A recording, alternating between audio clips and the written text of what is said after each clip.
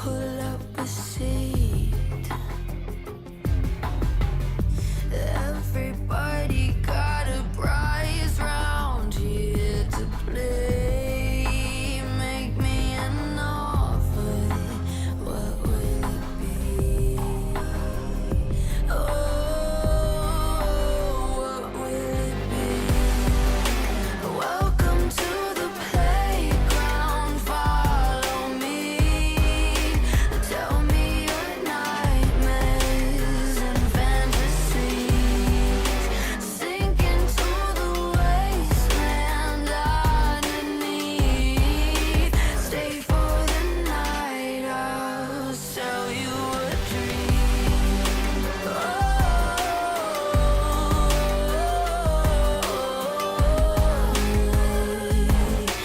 Welcome to the playground.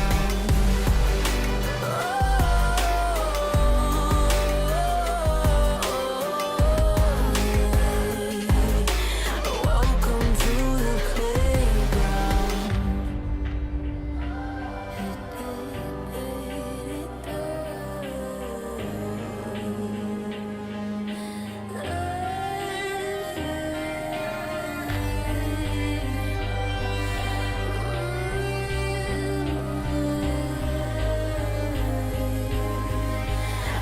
Welcome to the playground.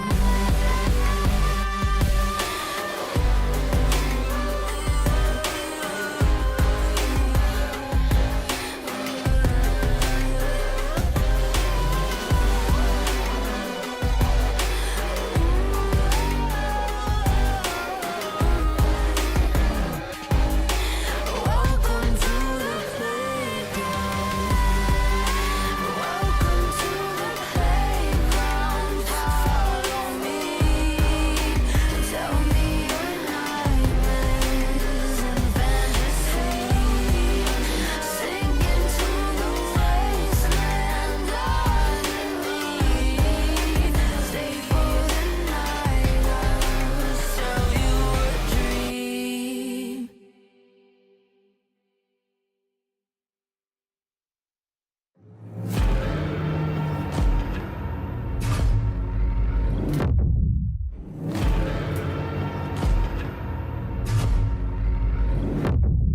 You walk along the edge of danger, and it will change you. Why would you let this voice set in your head? It is meant to destroy you. You summon storms, you play with nature. Now watch it hurt you. Why would you want to shape the world in your hands? You will never make it through.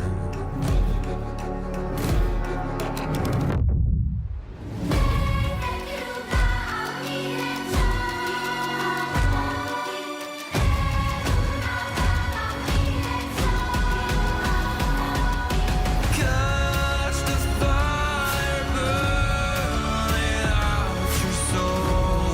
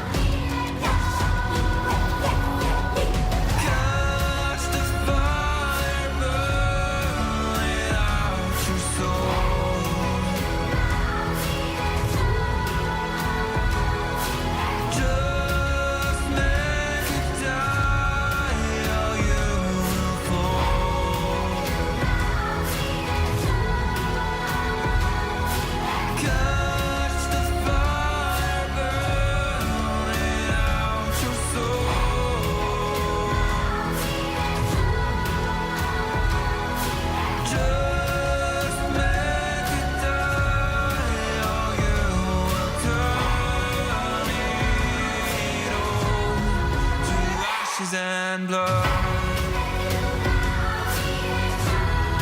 To ashes and blood. To ashes and blood.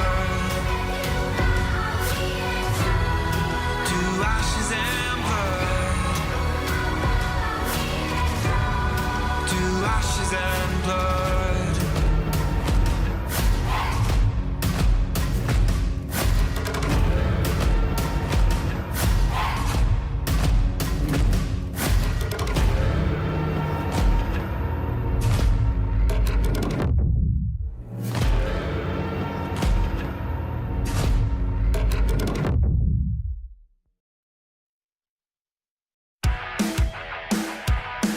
Hey, what? Hey, look up at the sky, it's just a starting line. Waltzing through the storm, feel the vibe align. Radiant rebels in the silent fray. In the pulse of dawn, we embrace the day. We find harmony in mayhem, finding our own beat. Eyes ablaze, we're laser focused. Dancing through the storm, we become the light.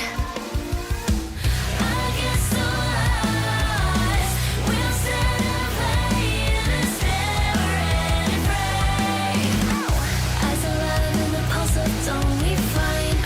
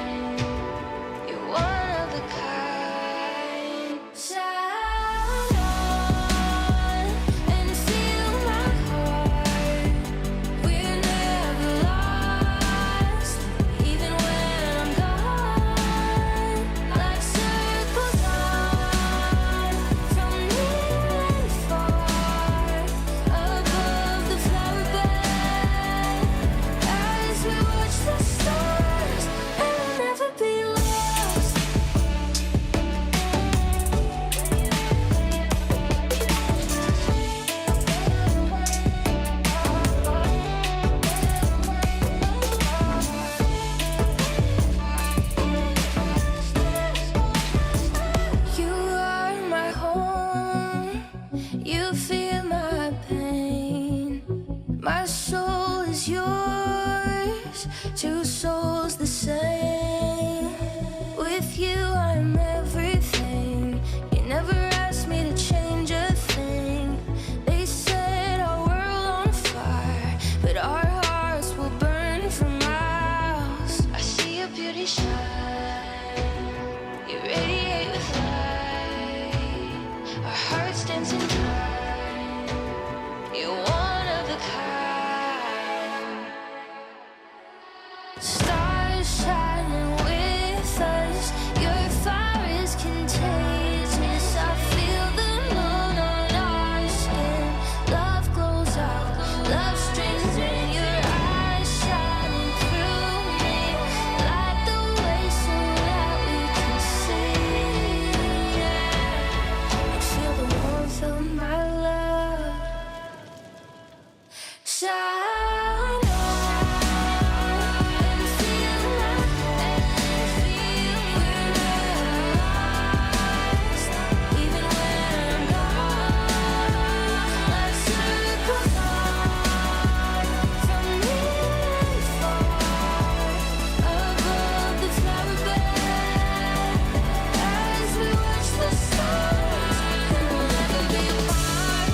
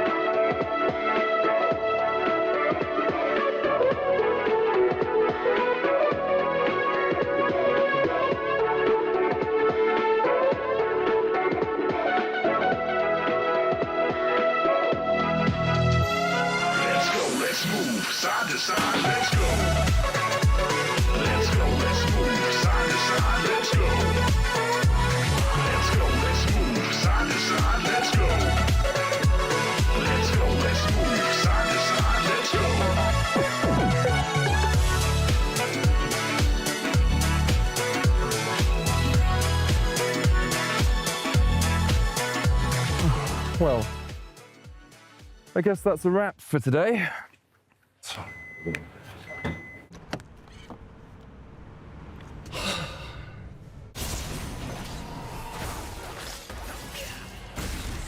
Seriously, medic? I thought we were going out for a ride.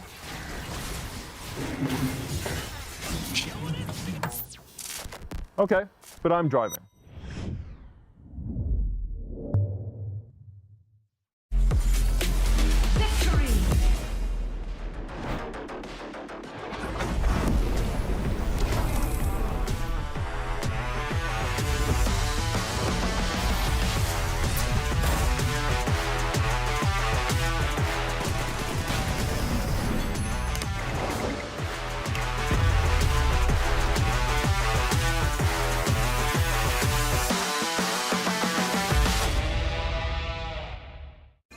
Now approaching the final pick, and what a ride it's been. A moment of hesitation, but we're getting closer to the game changer, and what a legendary journey we've been on. I mean, there's so many excellent options, but one of them has to be a perfect fit. Oh, they're about to lock in. Oh, what a pick! What a way to close things out. Book your next hotel stay in Madrid with Marriott Bonvoy. A check-in at every checkpoint.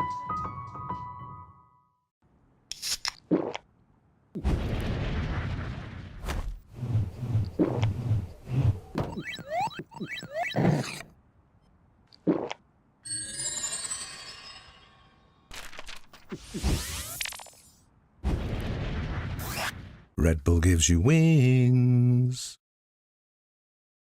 No, on to 5! What an ulti! What an incredible play there from... Oh, that was incredible! You love to see it. Right, yeah, let's really What get into... a move! He's just so good. I mean, the persistence, the patience to find the angle. You just don't see that from rookies. He's got it all. He's got the bad. Have a break. Have a Kit Kat. Ooh, that looks good. Do you want to maybe share a little bit? Yeah.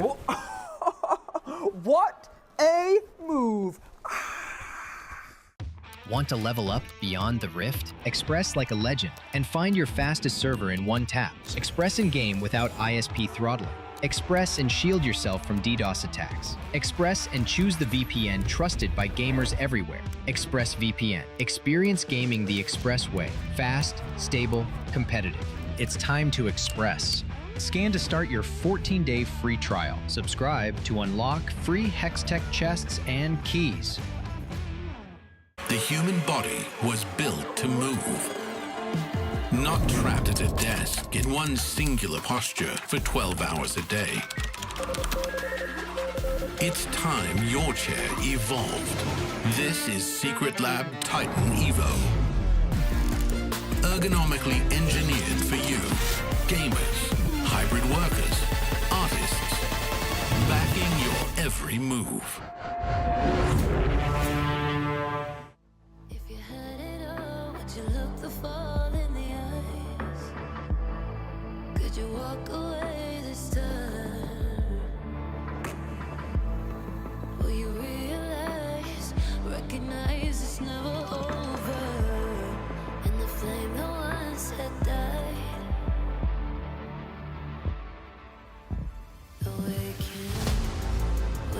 stars above, the days to come. Will you be enough? Will you walk away this time? Look to your left, to your right, leave the pain behind. 'Cause we all face the fires, and we stray from the light. Go leave the pain behind.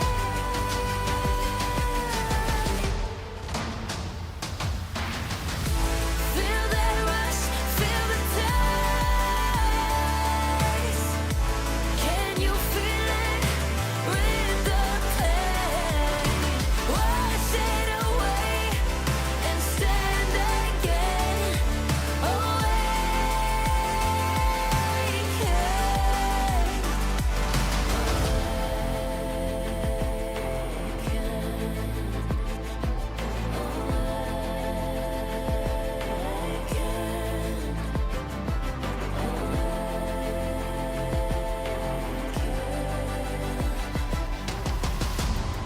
Will you turn and run from what's to come? Will you face it all?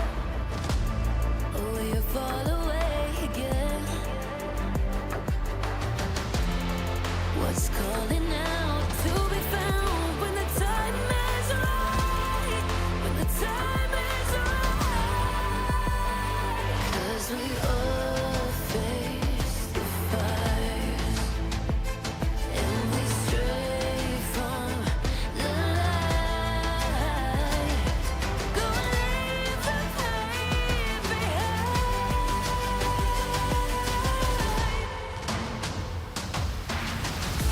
Feel that rush, feel the taste. Can you feel it? Rid the pain. Wash it away and stand again.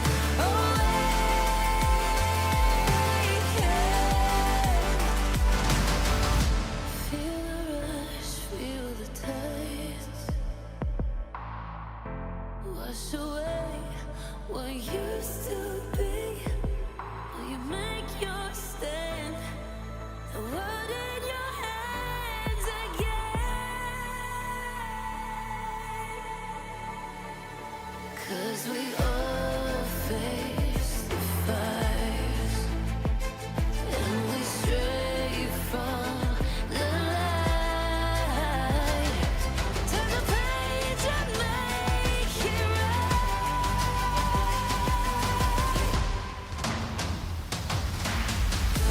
Feel that rush, feel the taste. Can you feel it? Rid the pain. Wash it away and stand again.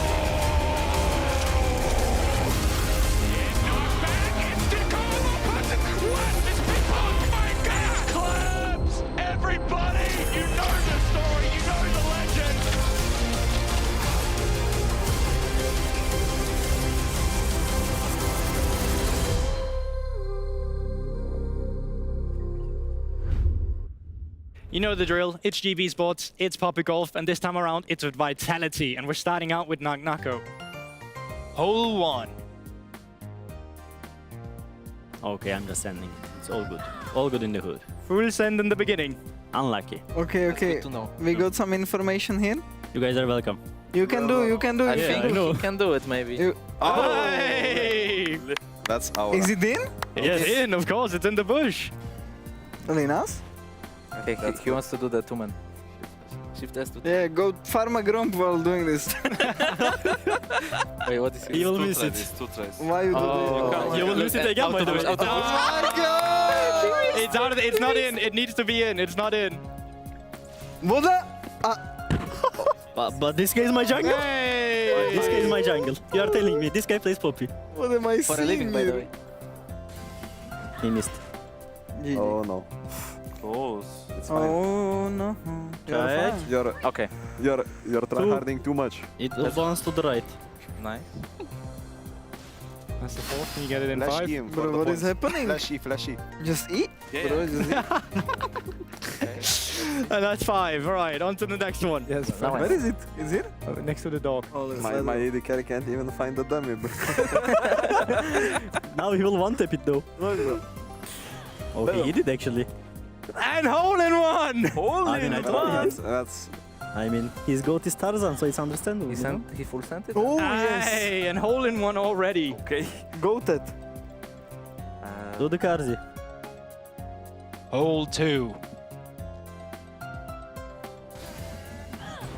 Holy. Oh no. Less than 4, it's like 3. Oh my god.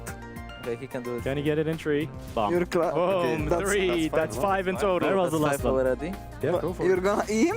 Oh. Okay, full send. Full And send. Whoa. Really good, really good. Yeah, kill the crab, bro, fast. Oh. I think it's too much now. Too much. Oh my god. On to the 3rd one. Fine.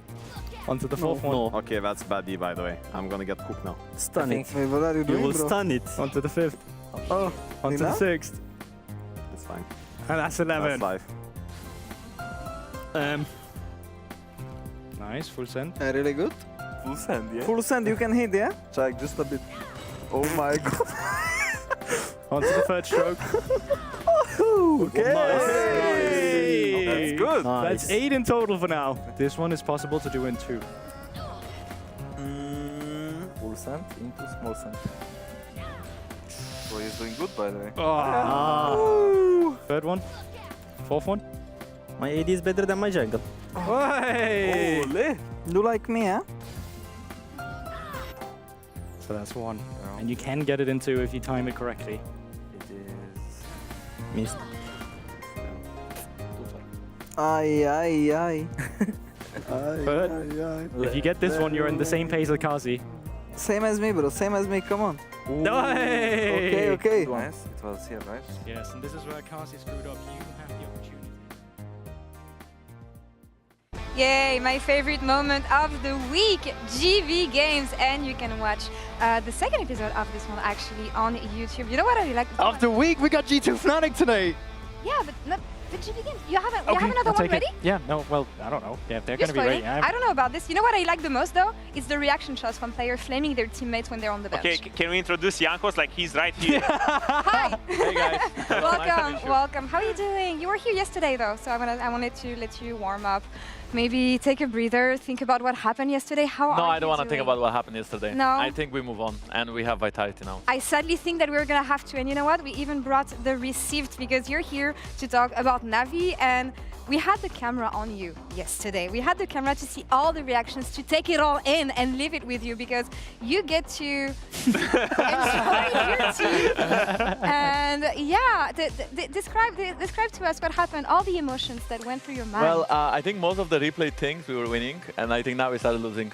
You can actually And now directly it's see when you completely study. cooked, Yeah. so... Oh, now you're coping, you're full coping, trying to It's fully explain how you're supposed to win. Guys, it's okay. It's a best of 3. I mean, but I get his reaction totally because watching the game yesterday, I was watching it at home, right, just being a viewer, and I was super excited for what I was seeing from Navi, right? It's just a shame that they didn't really win, but today, surely, today is No, I mean, is the today, win. okay, let's be realistic, okay? As a professional Navi coper, Right. Coper, Okay. all right. we played against Spring Champions that represented our region at multiple internationals before with mixed results, but they did. And we put on a fight. Wherever MKOI was in their best shape or not, that is irrelevant. They are still the Spring Champions, and we didn't have a Summer Champion yet. So they are still the current champions of LEC. Man, I like that cope. Man, this guy is so good at coping. It's insane. He's setting it so And well. you know, we are gonna face Vitality. Yeah. They are garbage.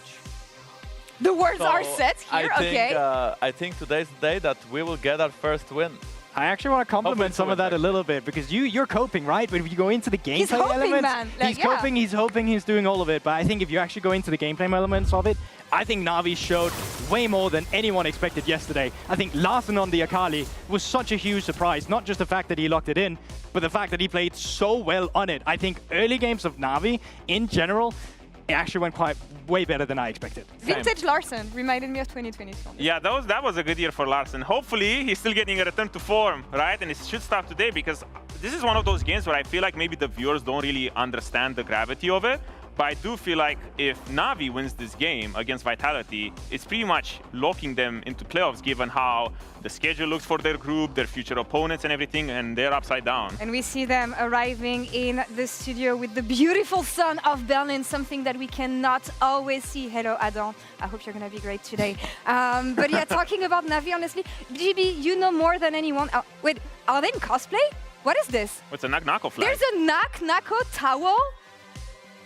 Okay, Vitality, I'm gonna need the merch. Let me buy that. But although you were talking about this, when you look at the standings right now, it's looking pretty dire for either team, actually, GB. What can we expect here? I mean, yeah, so so you just need to get fourth, and then you're locked in for the cross-play where you're playing against the other group, right? So as long as you're not fifth, you're good. And looking at Group A right now, you can clearly see that Vitality and Na'Vi, they're the one who's fighting for that bottom spot. They're the one who needs to go in for the fourth, so therefore that's just the most important matchup for them right now. But what is the importance of schedule here? Because Na'Vi, they've already played 2 games, 2 left. For Vitality, it's a different story though, and I feel like the worst is behind Na'Vi, should be, exactly. right? One victory can be enough, right? You're looking at Na'Vi. Today they're playing against Vitality. I'm not going to quote Jankos, but he had some opinions on them. And then they're playing against GX, which is quite a strong team.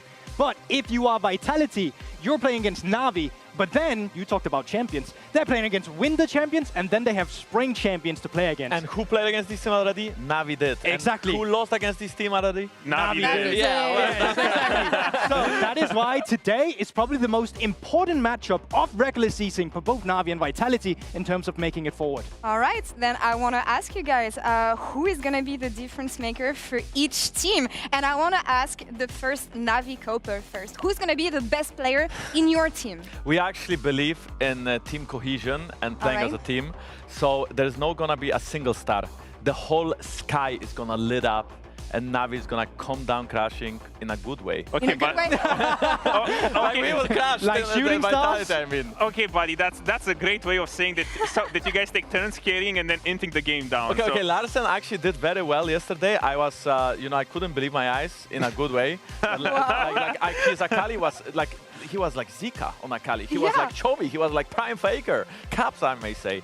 I don't know if he can like run it back today or not, but I feel like even everybody stepped up yesterday. We had a bad game too, and we still crawl our way back into the game because MKOI threw. So yeah, overall, I think the boys are confident in a good way, right? Like yesterday's lose gave a lot of confidence to our team, I think, because the games look much better against KC. The only thing I'm worried about is that Vitality didn't really play since week 1. And I don't know how Even much... in week 1, but yeah, we can talk about that later. Oh, they did. Oh, yeah, okay, yeah. So, oh, yeah, but anyway. Yeah, well, I didn't say that, but I did call them garbage, and they were in week 1, and I kind of agree with this, but with your statement. But anyways, I feel like they might have some hidden cards. And that's what I would be very cautious of. But that's the thing, who would be the hidden card of Vitality? Again, we saw them in week 1, that's ages ago. Anything can happen. It was probably the man we just saw earlier with Nak-Nako, because I feel like he is, for me, the clear standout, because Karzi right now, I feel like he's going through a slight slump where when I would think of him, I would always think that he's the psycho of the team. He's the guy who's going to pump out the damage. He's going to carry the team. But right now, Nak-Nako, the guy who had the most impact, arguably, in their first series against GX, if I'm not mistaken, he was stuck a little bit on tank duty, so I really need them to bring out a little bit more and empower this man right there. GB, do you agree on that? I mean, I agree. Nagnako to save the world. I agree, but the thing with Nagnako is right now, I think it's a tough meta for him to really be able to 1v9 as a top laner. Right now, you're just going for these weak-siders. So you're giving the AD carries to Hiva scalers, and then you get the Scions, you get the Cassantes. I think he did really well on those champions, but it's not enough that he only does well on those champions. We need Kasi to step it up, and I think Kasi is such an unknown factor, and I agree with Odo. I didn't see enough for him, but if they need to win today, he needs to step it up. Jankos, with the experience you have on and off the Rift, what is one advice that you would give Navi today against Vitality? Okay, well, I think against them, we just need a good front-to-back draft. And why do we need a good front-to-back draft? Because Europe, as LEC, as the region, the best way we play the game is like very standard League of Legends of playing the boring backline carries to the bot lane, playing the weak side top laners. Odo is the king of that, so he would know. And we are just playing for team fights. So I think that's probably the easiest way to win against a bad team. And I'm not calling Vitality a bad team because you are. Navi, Yeah, you are. Yeah, you are. Navi is not much better. I'm just saying, like, you know, if you are not fully like insane at what you do, just play front to back. It's just the easiest way of playing League of Legends. Just keep it easy, keep it simple, guys, and we're gonna see if Vitality does that. But for now, Shox is now standing by Chayak in a Marriott Bonvoy pre-game check-in. Welcome everyone to the Marriott Bonvoy pre-game check-in. I've got Chayak here with me. He's about to take on Navi. But Chayak, I want to talk a little bit about your year overall, because this is a very important match and it feels like everything is leading up to the postseason, obviously. So how do you feel you've developed as a mid laner throughout this year? I would say in the first split, I was a little bit lost, I would say. I was not really sure how I want to play, and obviously like the mid laners in LEC are much better than the players I used to play against in LFR or EMEA. So obviously I had to like overcome a lot of stuff, like from laning phase to like side lane management and stuff like that. So I think I improved a lot on this type of stuff, and okay, I didn't show it in the week 1 of this split yet, but hopefully I'm gonna show it today and onwards. Yeah, there's something you need to show on the Rift still, I believe you, after week 1, but it is an interesting system in that you don't actually have that many days where you can show yourself. So what would you feel in your development is like the most important thing you want to focus on, that you need to focus on to get the wins for Vitality from now on? I think the most important is to not make these foolish mistakes that I did in the week 1. Yeah. I think if I keep it simple, if I don't make those mistakes, I think we're going to be good. Yeah, is that something where you get a little bit too, maybe not nervous, but in the moment you're under stress, so you take decisions that you don't usually make? Or is it because you're used to doing things in solo queue where it actually doesn't matter that much? Yeah, I think the mistakes like are coming from maybe like playing too loose, I would say even. I wouldn't say it's stress. I think I just maybe was too loose, so I wasn't feeling like under pressure or anything, so I just went for plays and it didn't end up too well for me. It didn't. It's fun to watch, but it wasn't too good for you guys. So you're up versus Navi now, and Larssen, he showed a bit of his 2022 form yesterday. So are you now just shaking in your boots to face this new and improved Larssen? Oh yeah, obviously, like I'm scared to face Larssen. Yeah. Like he's so experienced player. He's a veteran, obviously, of our LEC scene, so I have to be really worried about him. I'm just joking. I think I'm going to shit on him. Okay. Thank you. That's a great final answer. Thank you so much, Chayak. We'll look forward to you, I can't say that word, but doing that on the Rift. Thank you very much. So let's go. I think if Chayak said shit stop, I think we can say shit stop. You know what? Big guns coming out from that man, and that's what we want to hear. We don't want to, oh, nice to see, I just hope the better man wins. No. Jack Spectra, I'd be asking the same of you if you were on that stage right now. We want to see some confidence. Yeah. Great to see it from Chayak. Pick someone in their bum. Yeah. In-game, obviously. In-game. I was going to say, I was going to turn around. I said, you know, I just obviously going to draw the line somewhere. But yeah, let's get some in-game assault and battery going. Yeah, some Bessa maybe, some Bessa ulti. Yeah, well, it's fine, but you know what? Close enough, but part of the same, you know, chain. I meant the public execution though. Oh yeah, that's good. Now, if you're wondering why we're hyping you up for Vitality Na'Vi, there's one simple reason, isn't it? Steaks. Steaks? We love steaks. Yeah. We eat meat here. I hope that's okay with you guys. The big reason is because in this best of 3 format where a single round robin can decide your season, Na'Vi and Vitality are kind of the same position that Heretics and SK were yesterday. Exactly, and it's just this series really defines if they can make it through to the next stage or if they get eliminated. Of course, neither team are like 100% eliminated, but it's kind of like, you know, we all kind of know. We know. That most likely this series is the one that really, really counts. And Na'Vi with a loss here would be 0-3. Vitality moved to 0-2. And as I said before, Vitality only played in week 1. They've been gone for a week. So let's see what they bring out of the hat on the new patch. 25-16 as we look towards those bans. And Jack, I just see, I'd say Santa, but seeing the Akali after yesterday feels like respect to Larson. Yeah, it's kind of like you're kind of backing off. You say you're going to stomp him, and then you're banning Akali in the first 3. But also, just in case.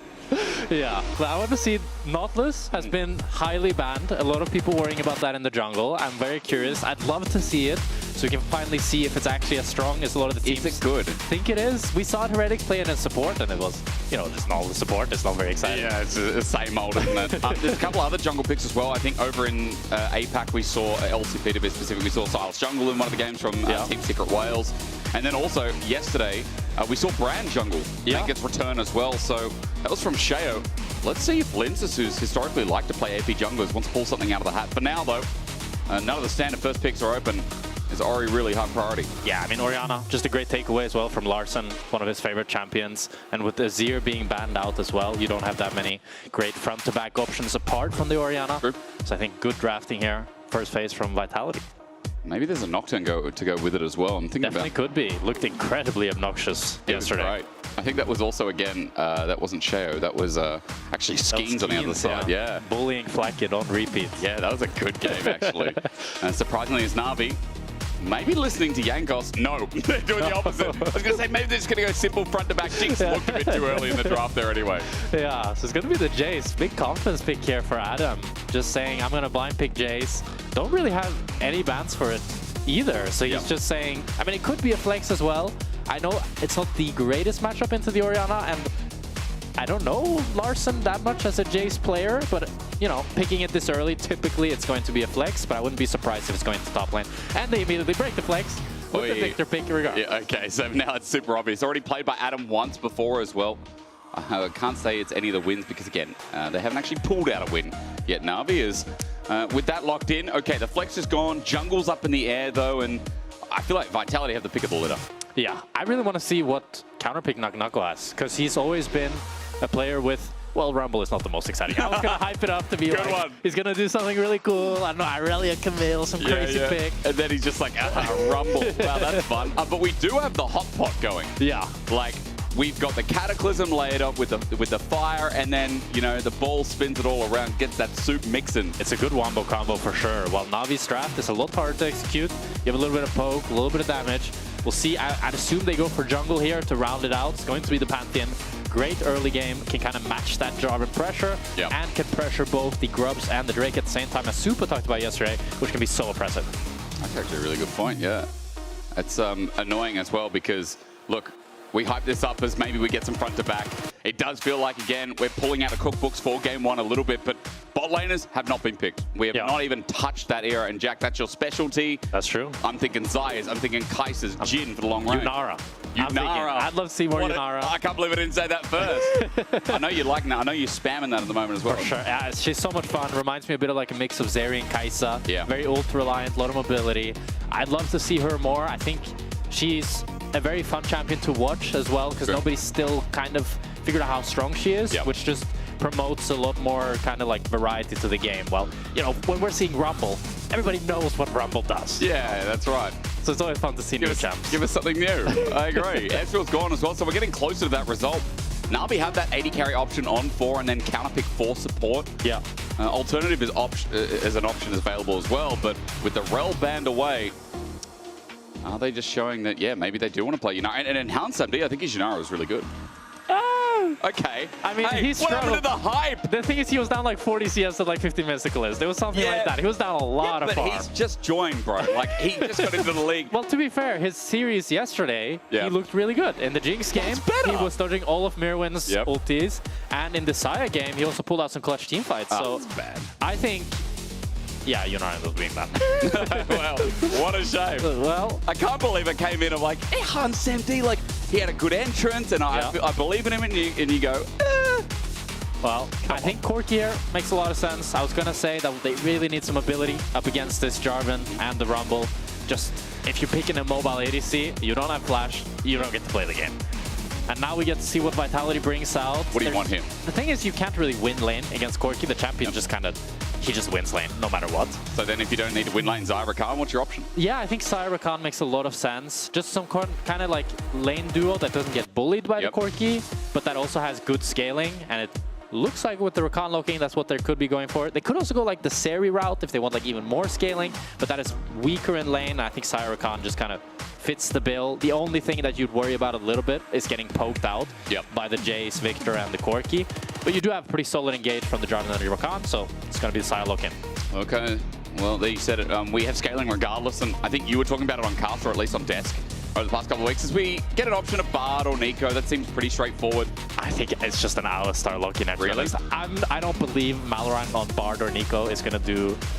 And his Alistar was pretty good. His Alistar was pretty good. I mean, it's like, I don't know, whenever I see autofilled supports. Autofilled? I think well, he's got an autofill, you know? This is roll now, this is him. Okay, roll swamp support. Yeah, there you go. When they try range supports, usually it doesn't look the best. Yep. And Bard is, I'd say, the hardest support in the game. So we'll see how he does. I think it was it Loopy yesterday on the Bard? Was pretty useless. Yeah.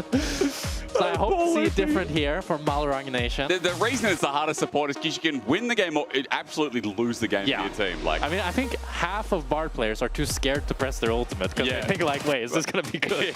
If I actually stop the fight here, is a good point. You're right. Okay, so cemented comp, Vitality on the other side. You already set out how they want to win this game, right? Like, there's a lot of awesome combos that are built around mid jungle, around top involved. Like, the comp speaks for itself. Yeah, I mean, for me, my worry is that Na'Vi has a comp that is also very effective. It's great poke, you have great range, but it requires discipline, it requires patience, and we haven't seen that from them. We've seen that they are good at pulling the trigger, but when they can't, I think someone's going to get caught, something's going to get wrong, and Vitality has such an easy composition to just punish. Hold up, hold that person. Yeah, we will... If Na'Vi wins, we will find that person before G2 Fnatic, and we will take them to the shop. We're not going to buy it for them. They're going to buy it. That's their deal. But that is a big, big deal. Na'Vi 0-2. If they win, not only do they get one jersey sale, but they get their first win on the board. There's a lot at stake now. It went from A-tier game to S-tier because of that person's sign. Vitality, guys, it's like they're back in the league. I mean, we've seen one best of series. And that best of series from Vitality was kind of sad. It was against GX. Yeah. I felt like Vitality were kind of meh. Yeah, they didn't look the most inspiring for sure. Oh dear. Fighting here already. Now, we didn't even curse it. We just kind of contracted Vitality would start off that rough. Lince is just going to have to... I mean, it's 45 seconds in. Yeah. He's going to lose vision because of it, but not the end of the world. For sure not the end of the world. They do get the ward at his blue buff. Carsey might get chunked here a little bit, but he's going to be fine. And I want to see more from Fleshy. I want to see more from Carsey. I've been hearing rumors that Carsey's rejuvenated, that he's finally back in form and playing great. And we did not... Wait, Carsey, what are we... Dude, you've got to stop talking. You've just got to stop. Well, Carsey starts the lane down 200 HP, not the greatest. But they are going to get the ward here with the sweeper, which doesn't really matter anymore because you don't get the XP. But it does mean that you deny them. It is still 5 gold. It is 5 gold, but it's more about just denying the fact that they don't have one ward now in your jungle. Yep. But Fleshy here might get chunked. Or 10, sorry. There's Malorang. You're right. He's just going to stand in the brush, wait, and... That's a good early game aggression from Malorang so far. Getting the chunk on enemy jungler, and now on Carsey as well. Plus, it's kind of an annoying lane, right? Like Corki and Bard seems to me like a very heavy lane bully. I think that was one of my big criticisms yesterday of Loopy was the fact that when you pick Bard into Rakan, yes, you are scaling and you're happy as the Bard, but you also really want to try to get some early lane lead, especially when you're paired up with the Corki. So I'm looking at this bot lane. I want to see stunts like that. I want to see trades like this, where you're just slowly pestering the enemy bot lane and just annoying them to make their life really hell. I feel like as well, maybe that's why Lince's pathing down needs extra attention here to help Carsey and Fleshy get through the lane. You were saying, you know, we've heard a lot of good things from this bottom lane. The good thing I've heard is that finally these two get to meet back up from their LFL time. Now, if you don't know, of course, Easy Japan Core in 2025 recently made it to EMEA Masters Final. Sam D was on that roster, known as Han Sam D. Fleshy's always kind of been in the mix on Vitality B in the LFL as well. So these guys have like a recent history against each other in different organizations. Yeah, so it's been fun to see them playing up against each other and kind of transcending leagues and still playing up against each other. It's always fun to see. And it's also funny that we have Hansam D. Do you think we'll get Hansam B? Oh, yeah, what, a third player coming in? Yeah. Or maybe Hans Summer renames. And or what if Upset just renames the Hansam B? Like as a troll for one split? All 80 carries should rename to some version of Hansam A, B, C, D. Maybe it's equality. Maybe if Hansam D, you know, like if Navi's able to finish a little bit higher, he adds a new rank. Hansam C. If he gets into playoffs, every split that he gets better, he goes up the ranks. I like the sound of that. So it's Hansams because he gets S tier because he'll be the best in the league. Hansama wants a word. I don't know if it's not copyright, is it? I don't think I mean, so. you don't get copyright on a league name, but like, does Hansama message him and go, "Hey, bro, that's kind of messed up, bro." It's kind of simple. A little bit over the line. I mean, would you message? No, I'd be honored. Oh, Imagine you're playing in the league and a player joins and he's such a fan of you that he names himself after you. That is, yeah. That is actually, like aura. That is so cool. Yeah. Not just aura, that's just heartfelt, isn't it? Okay, Karsi and Fleshy here, all winning. It's a root, and Kazi, he's got his Conqueror, so he's not a lethal tempo gamer, but he still gets enough damage out. Meanwhile, the gank in top, but Lensis a little bit slow. Adam just backs off, and nothing happens in the end. Note the summoners in bot. It's one from Sam D, one from Malrang. Fleshy just burned his heal. That's about also an advantage, but Vitality comes out of the 2v2. Yeah, it looks like they're going to be able to crash in the wave here as well and maybe get a recall up. Overall, great laning phase thus far from Vitality. Able to kind of weather the storm of the early lane. Yeah. Get first recall. Now Navi will probably just hard push this wave. And maybe Vitality even looks for a swap here for the early grubs, which looks like they're going to go for. Very standard now that you swap around mana 4. So that you can set up for that grub fight, and also so you can kind of get out of this annoying laning phase and potentially even gank the Jace here or bully him. As top laners, did he care much about the swap? Like Jace and Rumble, I guess they're kind of semi-ranged, right? I mean, especially Rumble with Electro Harpoon. Yeah, I don't think either of them minds that much. It's just a way of abusing the fact that you have tempo. So now, for example, if they had gone to bot, they would just have caught the wave and then slow push that. Yeah. But now when they go to top instead, maybe they can abuse the fact to get another swap off and then constantly retain that tempo lead. Right. And just make it so that enemies always on the receiving side. Yeah, always being first two, that's important here. Small trade as Fleshy moves towards mid. Malrang's now here as well. Excuse me. Malrang's getting a lot of stuns. He is. I'll give him That's great. I'll give him that thus far. I think more than Loopy got in this whole game. I mean, again, I was surprised the other day when his Alistar was actually kind of insane. I think it was yesterday. And I feel like I said that before, and I feel like Malrang's support has actually been a nice surprise in a way. Now, they're not the greatest team, but hey, I mean, you got to start somewhere. And Malrang, for someone who's role swapped recently, who did it the end of last split as well on Rogue, it's been better than expected. Somebody's okay. Yeah, I think it's been better than expected. I'm not sure if I'm... Oh. Just some more damage there. Yeah. I'm not sure if I'm fully on the same hype train as you are. Bro, I came in today and you wanted to be hyped. You were I'm hyped, but I'm not hyped for Malrang on support, I think. Like, I thought Larson played amazing. I think Tiger's been playing really well, apart from the fact that he died right before Elder yesterday. Yeah, that Zyra game at the end, he was playing so well until he wasn't. Yeah. I think Adam is good. I think Hansandi is good. Malrang, for me, is more the question mark, the wild card that I'm not fully sold on yet. Okay. But we'll see. I mean, if he has a convincing bar performance here, he has a tough task ahead of him, trying to protect all these carries and deny some of this enemy engage. Yep. But at the same time, the Bard ult this game has crazy high value, but Hansandi might be in trouble. And he's going to get rooted up, but he flashes away before that happens. Good little cosmic binding, and Kazi takes a chunk from the Phosphorus Bomb. The root in the end doesn't do too much except help Kazi farm it out, but Fleshy's had some good engages as well, and both bot laners chunking low. Yeah, but that's huge. Now you have no flash on Hansam D. Linces about to hit level 6. Fighting for this grub. Grubs now, really difficult for Navi. All Jarvan needs is that Corki W to be removed. And Corki's so vulnerable, but Malrang is doing it. This is very nice. Yeah, it is. Very nice cancel here to make Vitality bot lane delayed on tempo. Wait, flash, Kazi forward, and the entrance in. How nice is that? Sunday dead. Malrang interrupted, but now with the Pantheon ult, Na'Vi needs something back. Fleshy's got no mana, so this just seems like a simple trade. Over to Tiger, that's nice, but hey, first blood over to Kazi is a good punish. Yeah, really nice aggressive play from Vitality. It's a good read by Tiger to be able to ulti in, at least make it 1-for-1. So we got some trading off in the mid lane. But now, next objective is those grubs spawning in 20 seconds.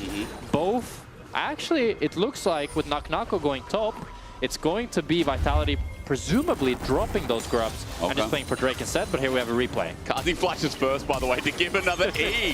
But Fletchy's smooth, actually. Yeah, very nice. And then Tiger doesn't want to try to commit for Carsey because he thinks maybe Jarvan can be behind. Carsey has the side ult, and it makes sense.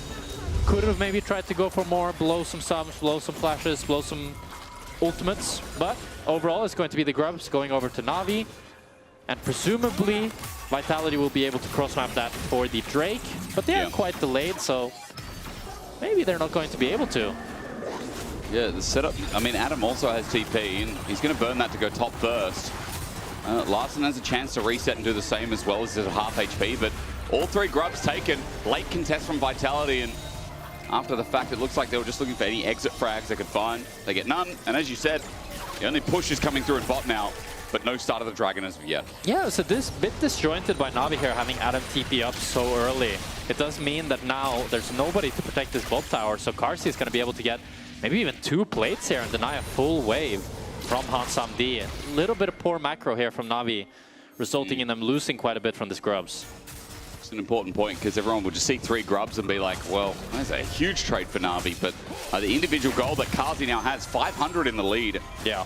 Well, Adam has the same. You got to be real that, like, this Xayah is a scaling element that we talked about in draft. Yeah. Kazi right now, thank you, observers, 3.5K topping the charts. And that is so nice when you see Yuntel picked up at 9.5 minutes. To be fair, though, this Adam lead is kind of like coming out of nowhere for me. I'm not sure how he's managed to achieve that. I think he got some bot plates while Nako was... It is at 3. Moving for the Herald. Or moving for the grubs. Must have gotten 2, you're right. I'm going to just treat it like, Jace with a lead, that's fine, but in this matchup. And especially when the CS is so equal as well. True.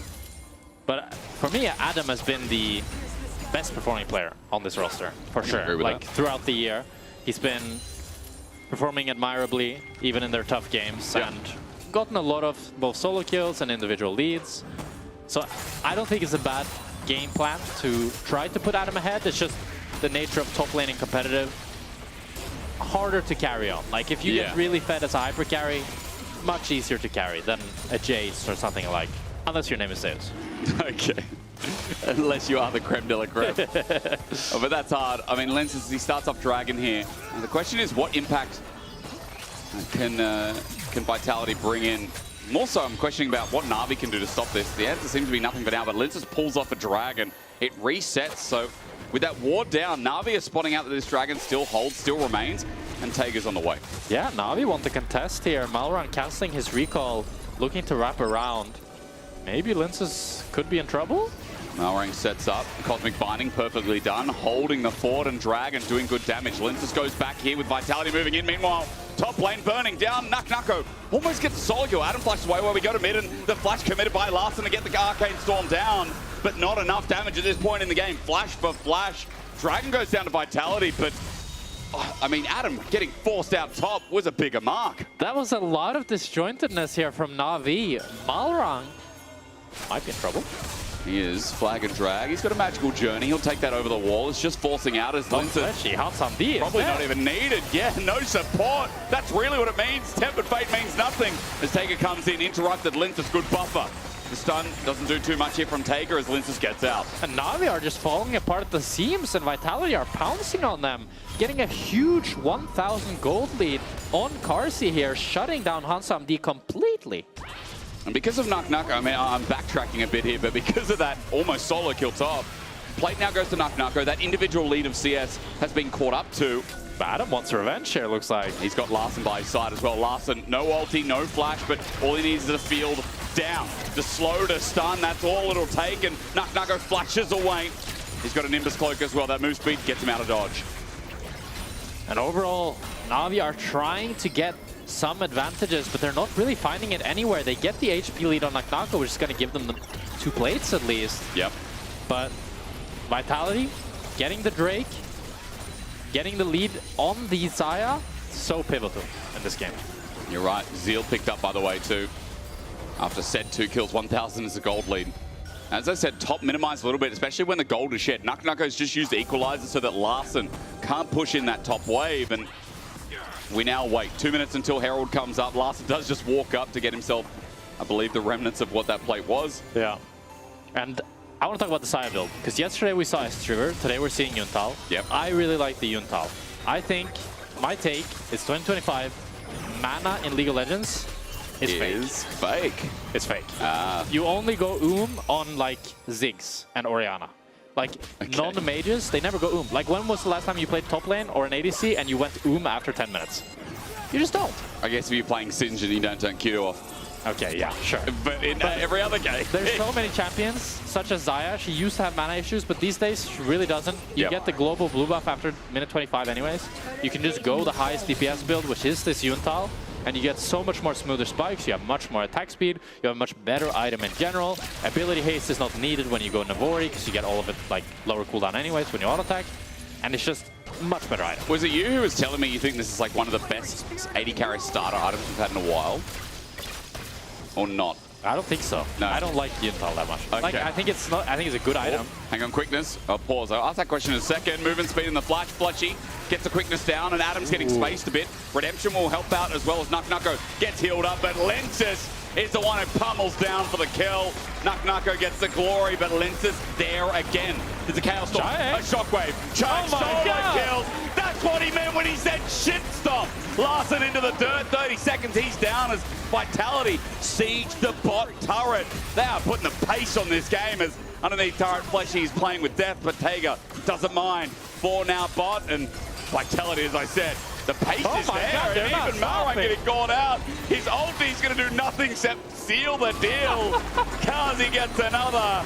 And Na'Vi are now getting stomped again. And Vitality are playing with the pace that we love them for. They're playing so fast. They're solo killing on top. They're fighting on bot. Fleshies everywhere. And Na'Vi are just looking outmaneuvered. And Chayak wasn't mucking around. I mean, he's got a rod of age. He's still got the solo kill. You hate to see the build, but you love to see the confidence out of the man. Well, which replay are we going to get is the question. Okay, we're going to get this bot player as Fleshy ults incredibly early, gets the movement speed, flash W's onto Adam, great spacing by Naknako to click back so that Adam can't Q EM away, and then he ends up falling down. Carsey moves all the way down to bot lane, which I suppose surprises Na'Vi as they think they can try to defend this bot tower. And then Malrang ends up face-checking towards the bush.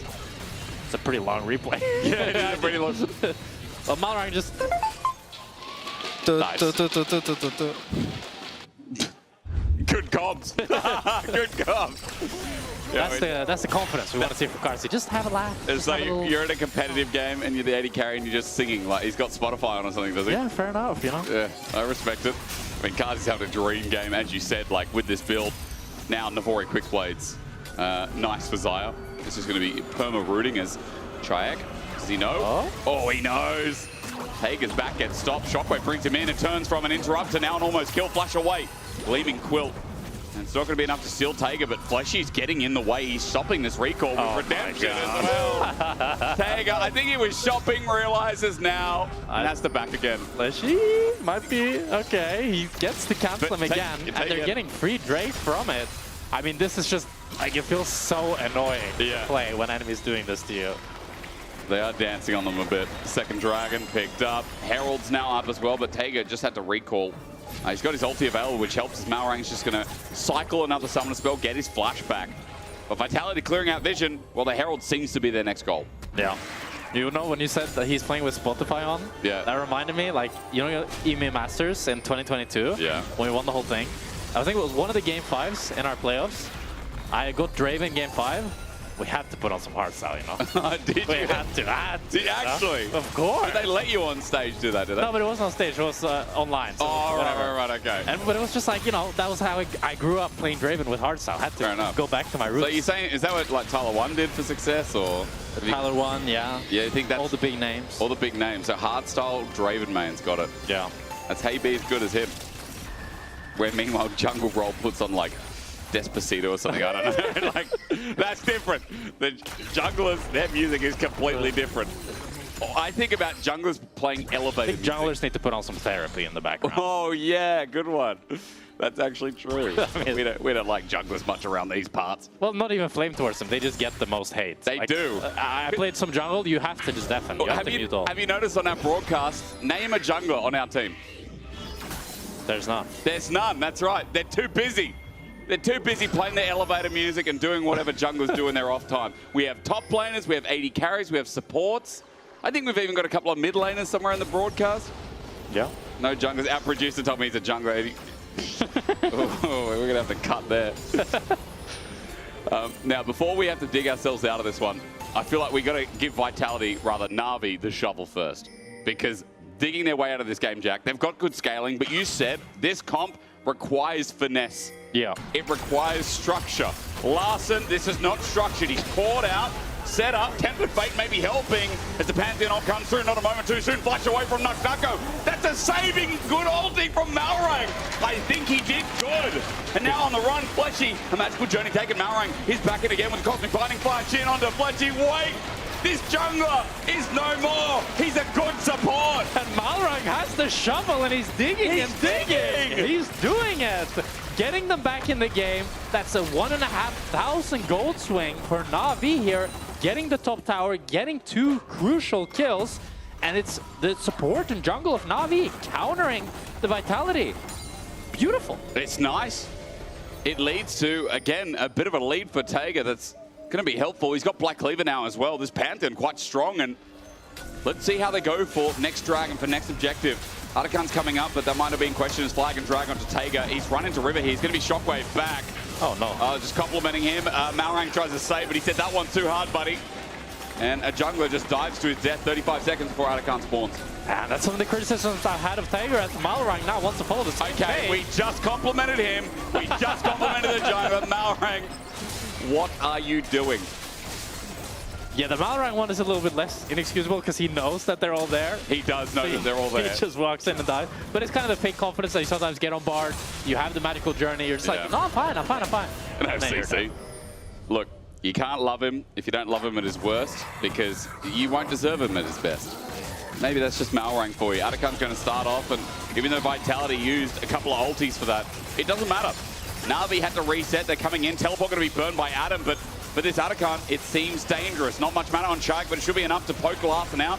There's the Arcane Storm. Fleshy puts down the Redemption. Adam's now in, but Atakan at 3k. Tempered Fate holds him in place. That Linces with it as well. The steal, maybe no, because there's no smite nearby. Larson's quickness out as Fleshy now disengages. Taiga now joining in as well. 5 members of Na'Vi, but they're late to the show. Atakan is now down, and Taiga can't catch Linces by his toe. And Vitality get away with everything here as Nuknuko is still just pushing top lane as well. Na'Vi overforce. They want to try to get something, but they can't. After having used the Tempered Fate to try to delay this Atakan, Tiger's still not in time. They can't get the steal. They don't have any tools to actually start the fight. And now Tiger might be in trouble again. Nuknuko. He doesn't have his second item. Oh, 14. But he is strong, yes. Could look to cheese. He wants to cancel. Hansam D has no turret here. He's not watching. He's going to Valkyrie away, and you're right, in the shop. Nuknuko's going to overheat, but Adam's there, Malrang's there. That saves the AD carry's life, but Hansam D a little bit slower to getting back and getting that Mana Moon. Yeah, he's window shopping there a little bit. Yeah, it's the second, third time in this game that a player has been. And the problem now is that third dragon is just going to go for free to Vitality here.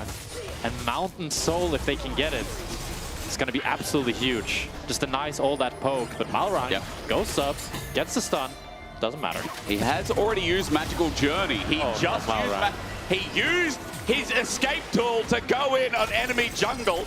He believed in Larson and Taiga, but they're busy in top wave. I mean, Do you love him at his worst? I still love him at his worst.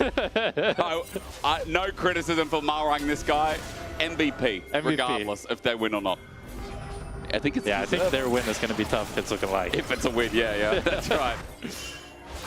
But you never know. Crazy things happen. In this region, anything's possible. Yeah, anything's possible. Ulting in. Like Tiger ulting in. Let's make it a 2v2. Fleshy, really good knockup though. Flash from Tiger. Gets back in onto Chayak with the Chaos Storm. Quickly silencing. He's too tanky. This Rakan is the helper of the year until Chayak died. Fleshy interrupted on the way out, but he still gets out. Nuck goes down, TP'd in. Equalizer down. Tiger burning and Chunk down. Good redemption. Nuck. He's run out of fuel, but hang on. Here's another one. Tempered Fate doesn't do much. Nuck gets Tiger on the back end. Start up. Cosmic Binding. Malrang is back, and he's back again.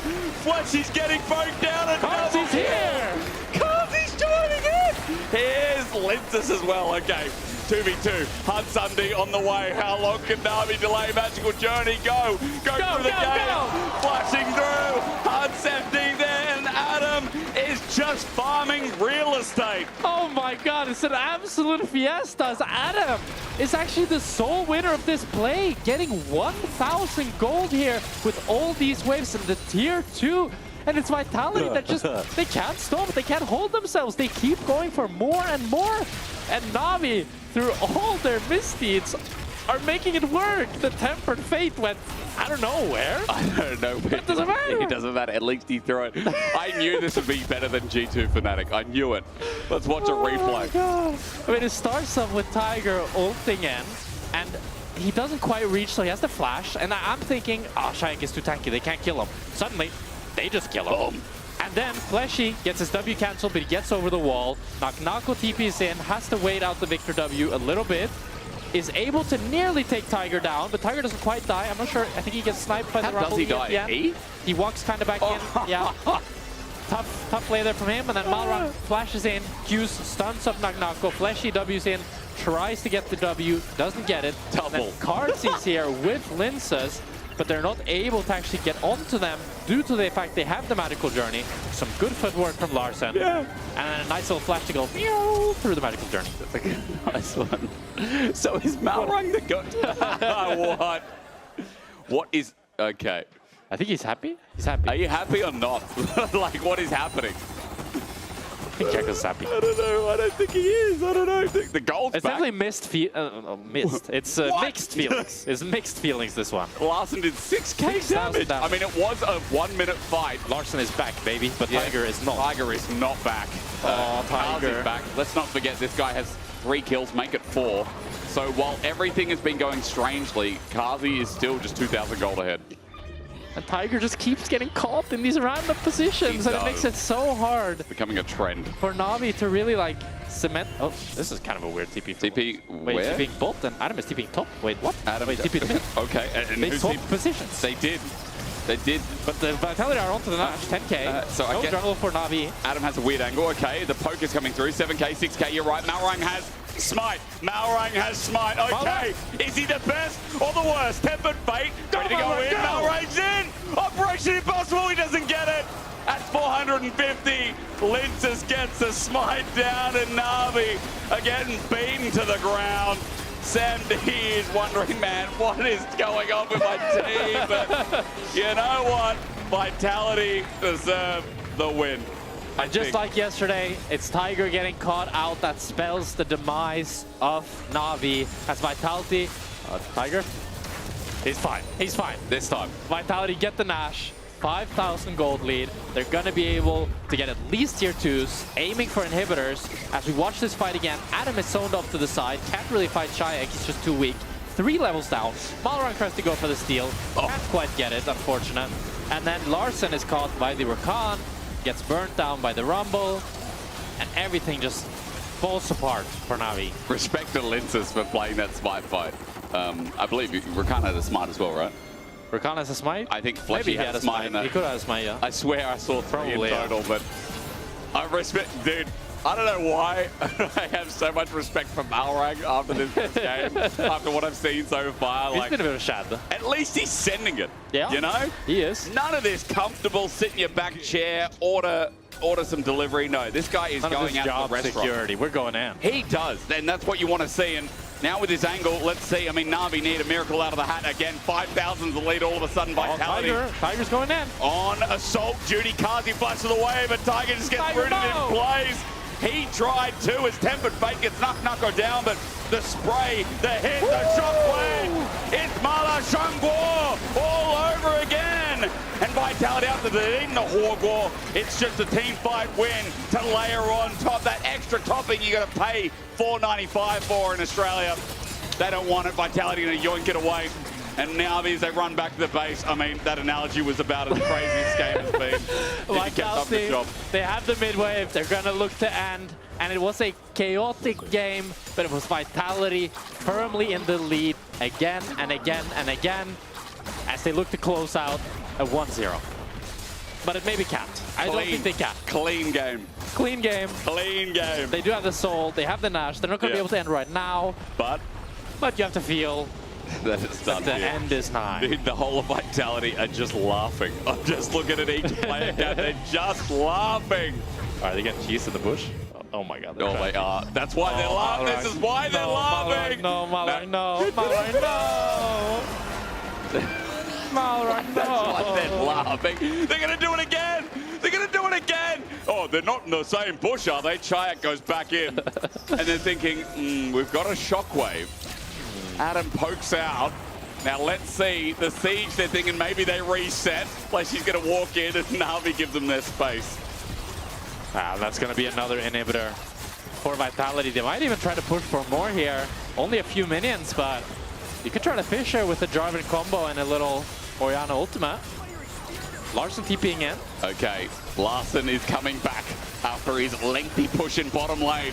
But the defense is hard. Tempered Fate comes out and Kazi brings a feather first and only gets taken. That means he's going to get rooted in at some point. Once again, we got the hot pot layered down. Knuckle perfectly syncs up with Lenses. And Vitality, it's not a clean game. It's not clean from anyone. But my lord, if you don't say that's entertaining, you are wrong. And that's what we want from Vitality. We don't want clean, we want chaos. We want entertainment. And that's what Carsey and the boys are giving us.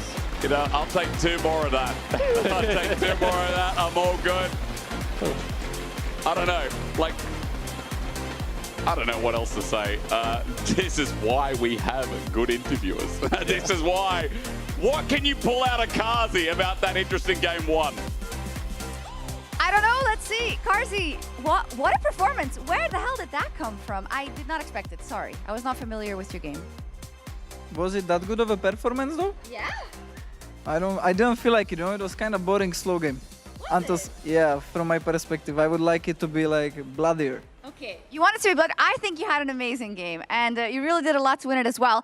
Chayak was telling me how he was going to do all kinds of things to Larson. He said that you guys were really embarrassed from your week 1 performance. So what is the keyword for game 2? Fighting.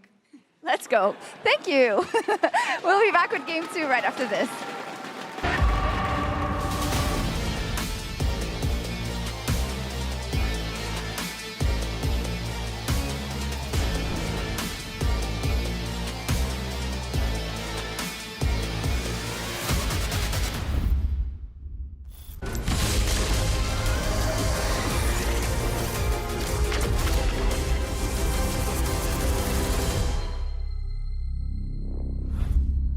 He doesn't like that. Look at him, he's a good boy, but he don't like that. Maybe we could play some A rounds or something like that. I mean, this is map, right? New towers, new objectives.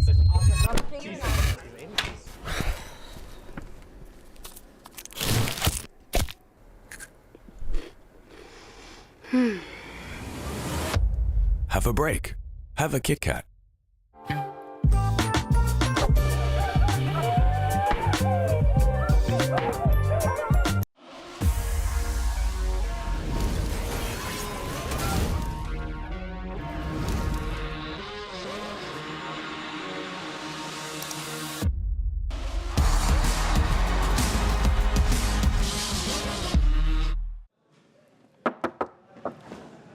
Join the WhatsApp. Join the WhatsApp?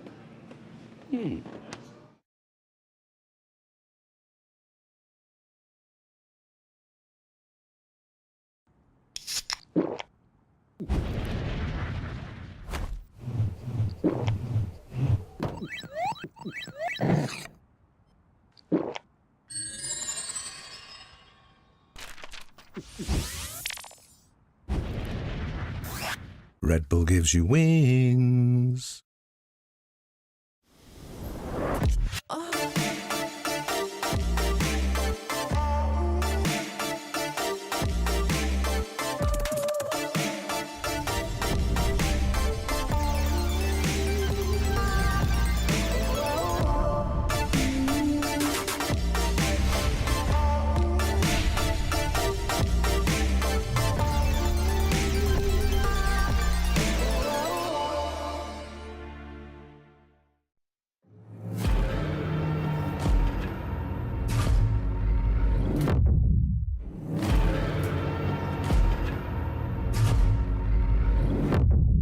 You walk along the edge of danger, and it will change you.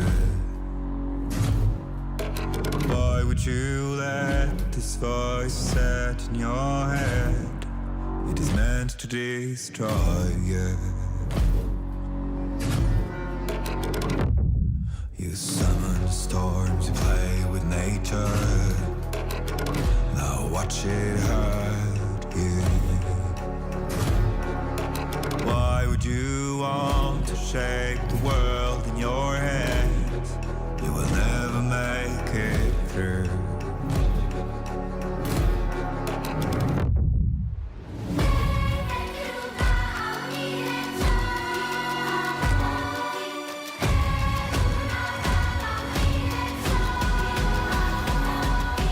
Catch the fire burning out your soul.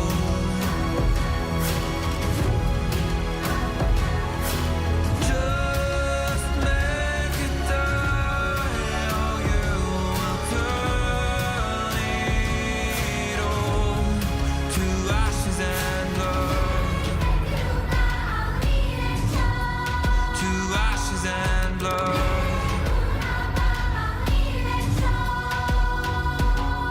You waste your life to gain power.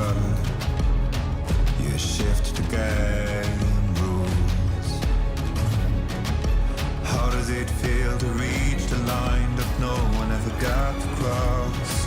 Does it make you a god now?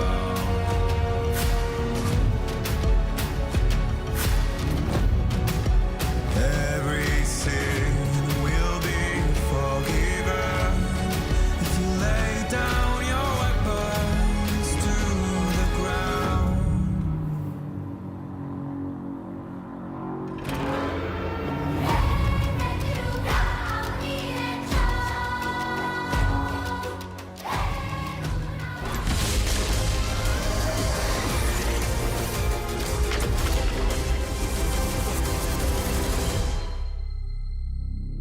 Knocker gets the glory, but Lince's there again. There's a chaos storm, a shockwave. Charge kill. That's what he meant when he said shit stop. They go really fight to death, I guess, fight to death. Try to kill Rakan. So you're going really big. I see. They're coming. Wait, I wanna kill Rakan. Has flash? I think mid is gone. Mid is gone. Nice. I'm coming, Victor. Korki, no flash as well. Look, Korki. I just hold this. No W, no flash. Nice. Good job. And that's a W in the back for the bees here who come back actually. You know what? We're gonna pretend that we didn't see anything in week one. This was the first game for Vitality and they crushed it. They finally come alive, and they come alive when it matters. It's so weird that this is only their second series of the regular season, and this might already be the series that matters the most for them in terms of advancing, and their gameplay here, all of them was just outperforming Na'Vi. It has been, because even in week one, I felt like they were going for this sort of standard team comps where, you know, they look to, you know, just have good team fight. And even though in this game, I felt like Na'Vi had the tools to out-rotate them and outmaneuver them on the map, it was Vitality who I felt like were getting most of their leads throughout the early and the mid game by just consistently out-macroing Na'Vi.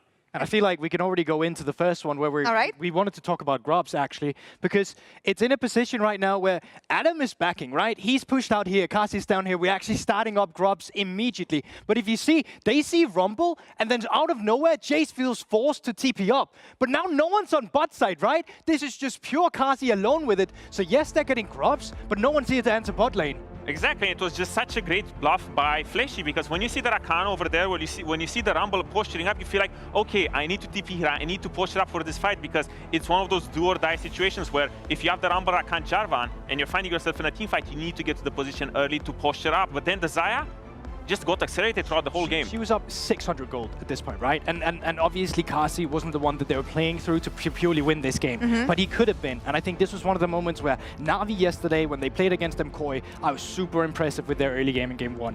That early game in this game looked nothing like yesterday, and they need to really just go backstage, figure out what that issue was, because if they're dropping the ball like this against Vitality again, it can potentially be their year over already from this series. And that's the thing, on Vitality, as you said, it's the second time we see them here, and I feel like more than convincing, I saw cohesion from the team. I saw a team that followed Jankos' advice actually, so drafted something easy to play, easy to execute, but it's not that easy to just get the advantage in the early game, but following up on that and keeping that, that's what I love. Absolutely, and it's everyone striking, it's all cylinders. Larsen gets solo kill after Marang's hovered him. That means support advantage on bot side, and then it's just Vitality moving forward. And it just shows the fragility of Navi's team comp, because I feel like they're just so pressured with the tools that they had that they need to kind of, pull the rabbit out of the hat and make some magic happen, but it just felt like it's just so hard, and they need a little bit more stability and more, point and click or typical standard team fighting where they can get their leads from. Yeah, and it was like, it's just individual mistakes, right? You're seeing a ton of them right here. It was a Larsen solo kill, then bot side dies down with Adam. Malrang walks into a bush. I mean, here, Tiger was just by himself, and it's the same thing afterwards. And that's the problem when you empower everyone on Na'Vi so much with the sort of picks they have. They all feel like they need to bring this sort of individual agency to the table, where they need to, find magical plays and create this through individual outplays, and not so much compared to Vitality, when all they need to do is just show up somewhere as 5. You have all the tools to pull the trigger and find fights. And that's the thing again here, right in this replay, you saw once again, Vitality, there were only 4 people at that Arakan. You already had Rumble pushing out topside, but it's Na'Vi again who's just overgrouping. Na'Vi, if they want to have any foot in this series, they need to be able to play the map way better than they've currently gone, because everything fell apart for them in this game. Absolutely, and we wanted to highlight one member of this Vitality lineup. He was not very impressed with his performance though, hearing him with shocks. I think it's just because the game got so slow-paced, because you just randomly won all of the trades that happen on the map every single time, so you didn't get into a traditional AD carry playstyle where the skirmishes actually mattered. Like, the kills came up before there really was a team fight, and then you just got the objective for free, and then they walked out. So it was great play by Vitality, but it's also really Na'Vi that's enabling this kind of thing that probably made it a bit boring for And that's Kasi. the thing, you know what, guys? It makes me really sad when I see what Na'Vi did in their first week, when I see what they managed to do against our LEC Spring Champions yesterday. I didn't see any of that today. We were talking about maybe he can be the saver for Na'Vi. I don't know, let's put Jankos in. Maybe not, because in that team you have a jungler that is also serving as a support. I have my eyes on Malrang here. Yeah, I mean, I absolutely love Malrang. I actually think he had, like, I don't know if I'm gonna propaganda it by Jake. I really love watching whatever he did. I loved watching him play again against MCOY yesterday. But I also want to agree with Janko's point, because Na'Vi needs to be a cohesive unit. All 5 members need to be a star. The problem is they're making too many individual mistakes. But at this level, if you want to advance, the sad reality is there's no room for these simple mistakes. You won't make it if they happen. I was talking to Adam yesterday about the fact that, guys, you had a great showing, but showing up tomorrow against Vitality is what matters. They only have one chance to do it today on the Rift. Again, where are we looking at here for Na'Vi to save their season? Honestly, I'm looking at the flip of the coin again, because it's the same. All right. Okay, so in the context of Na'Vi is just so inconsistent in the sense of how they get the leads and how they transition to the rest of the map. This was their off game. We have seen many times with different scenarios where they bring this sort of aggression and cohesion where they can take over the map. So for me, I still have faith. I'm looking at Adam, I'm looking at Tiger a little bit more, and I'm looking at Marang, so that they can bring these tools to the table with a little bit more reliability and stability. So the whole team, but maybe connected together. It's only 3 people. Yeah. It's only 3 people. Yeah, I mean, I agree with it. I really want to see Larsen perform as well. He gave me hope yesterday, but one game to give me hope is not enough. You need to prove to me that you can use this as a ramp up, as a stepping stone to really just, get yourself up there again. This second chase might be the last one, and it's going to be played on the blue side for Na'Vi. Let's see if they have what it takes to come back, or if Vitality is going to be able to close out this series in a clean way. Casters, what do you think? I think thinking is so important, and I think that Na'Vi need to really think about what their season looks like, because if they lose this, that's probably it. You know, 0-3, and then they've got Giant X, and that will be it. And Giant X are a very like mid-tier team in this Group A right now. That's the craziest way to just not answer. I think that thinking is important. I think that thinking is so important. Okay, you know? I think Vitality will take it. They look clean. Yeah. And they just look more cohesive with a more defined game plan. They do. And Malrang was, he giveth and he taketh, but he took a bit too much. It's not propaganda, GB. Like, listen. It's a bit propaganda. Yeah, look, the good plays were great. The bad plays were bad. Yeah. So take the best from it and just, you know. And he did more bad plays than good plays. Yeah, but. And normally we would say that's bad. But, like, the Shy didn't win a world championship by being consistent. No, but he did more good plays than bad plays. No, but his foundationalizing of his play, his bottom was down here, and I'm like pointing down the desk, but his high was like unbelievable. Like, and Malrang has shown that high? If anyone says that Zeus's peak is higher than the Shy's, they are banned. Like, no, don't ever. Dude, Zeus is insane and has been insane. The difference between the competition of the Shy and Zeus, like, we need them in their peak diverse, but that's never going to happen. It's unlucky. All we do have... Until IG gets Worlds and then Humble Life somehow get better than they currently are. I think it's more likely that Humble will get Worlds than IG, but we are in the draft here. Whoa, simmer down and go. They just need to be, what, they have 4 seeds from Korea. They just need to be top 4. Okay, look. They're the third best right now. IG, bro, the insult there was real. Don't be so mean. Okay, sorry. Well, Navi, where's my go. Yeah. Get back into the game. Yeah, you take me. Okay, first pick here from Navi. Let's see what they got. Vitality did the Orianna last game, and I think that really took away a lot from Larson. He's going to actually go towards the Rise. He did play it yesterday. Yep. Didn't love him on it. I'm going to be frank. I think... Let me check what his KDA was. He went... He was 1.1. Yeah, but what was his stat? He went 5 and 7. Okay. I mean, it actually was a good early game, now that I think about it. That was a really long 48-minute game. Oh, yeah. And it was a good start, but then he kind of got outscaled and struggled in the mid-game. And it's going to be Annie answered here, actually, by Chayek. So kind of matching utility with utility here, with both having strong carry junglers, Xin Sao on the side of Vitality and Wukong for Navi. I definitely prefer the Wukong side. I think Wukong is a much stronger champion and has much better scaling. But Navi getting the Sion as well feels really, really good for them. That champ, I love Sion right now. I think he's just so strong, so hard to kill. Yep. Good in swaps, good all round. A lot of lanes struggle to punish. I feel like Aatrox was the go-to of like, okay, Aatrox can also like kind of scale in the lane, but does fine into this tank. But let's see if Nuck wants to take it. And Bessa, another option, like what bruiser can we help set up? And a strong 80 option top for Nuck when you think about him being the playmaker. I definitely like the Mbessa. I think it's been kind of the best performance bruiser we've seen thus far. Has insane scaling, just does so much damage once you start getting some points into that ultimate, getting that armor penetration, and just has so good backline access. If you hit the ultimate, the enemy carry is just dead. Yeah, true.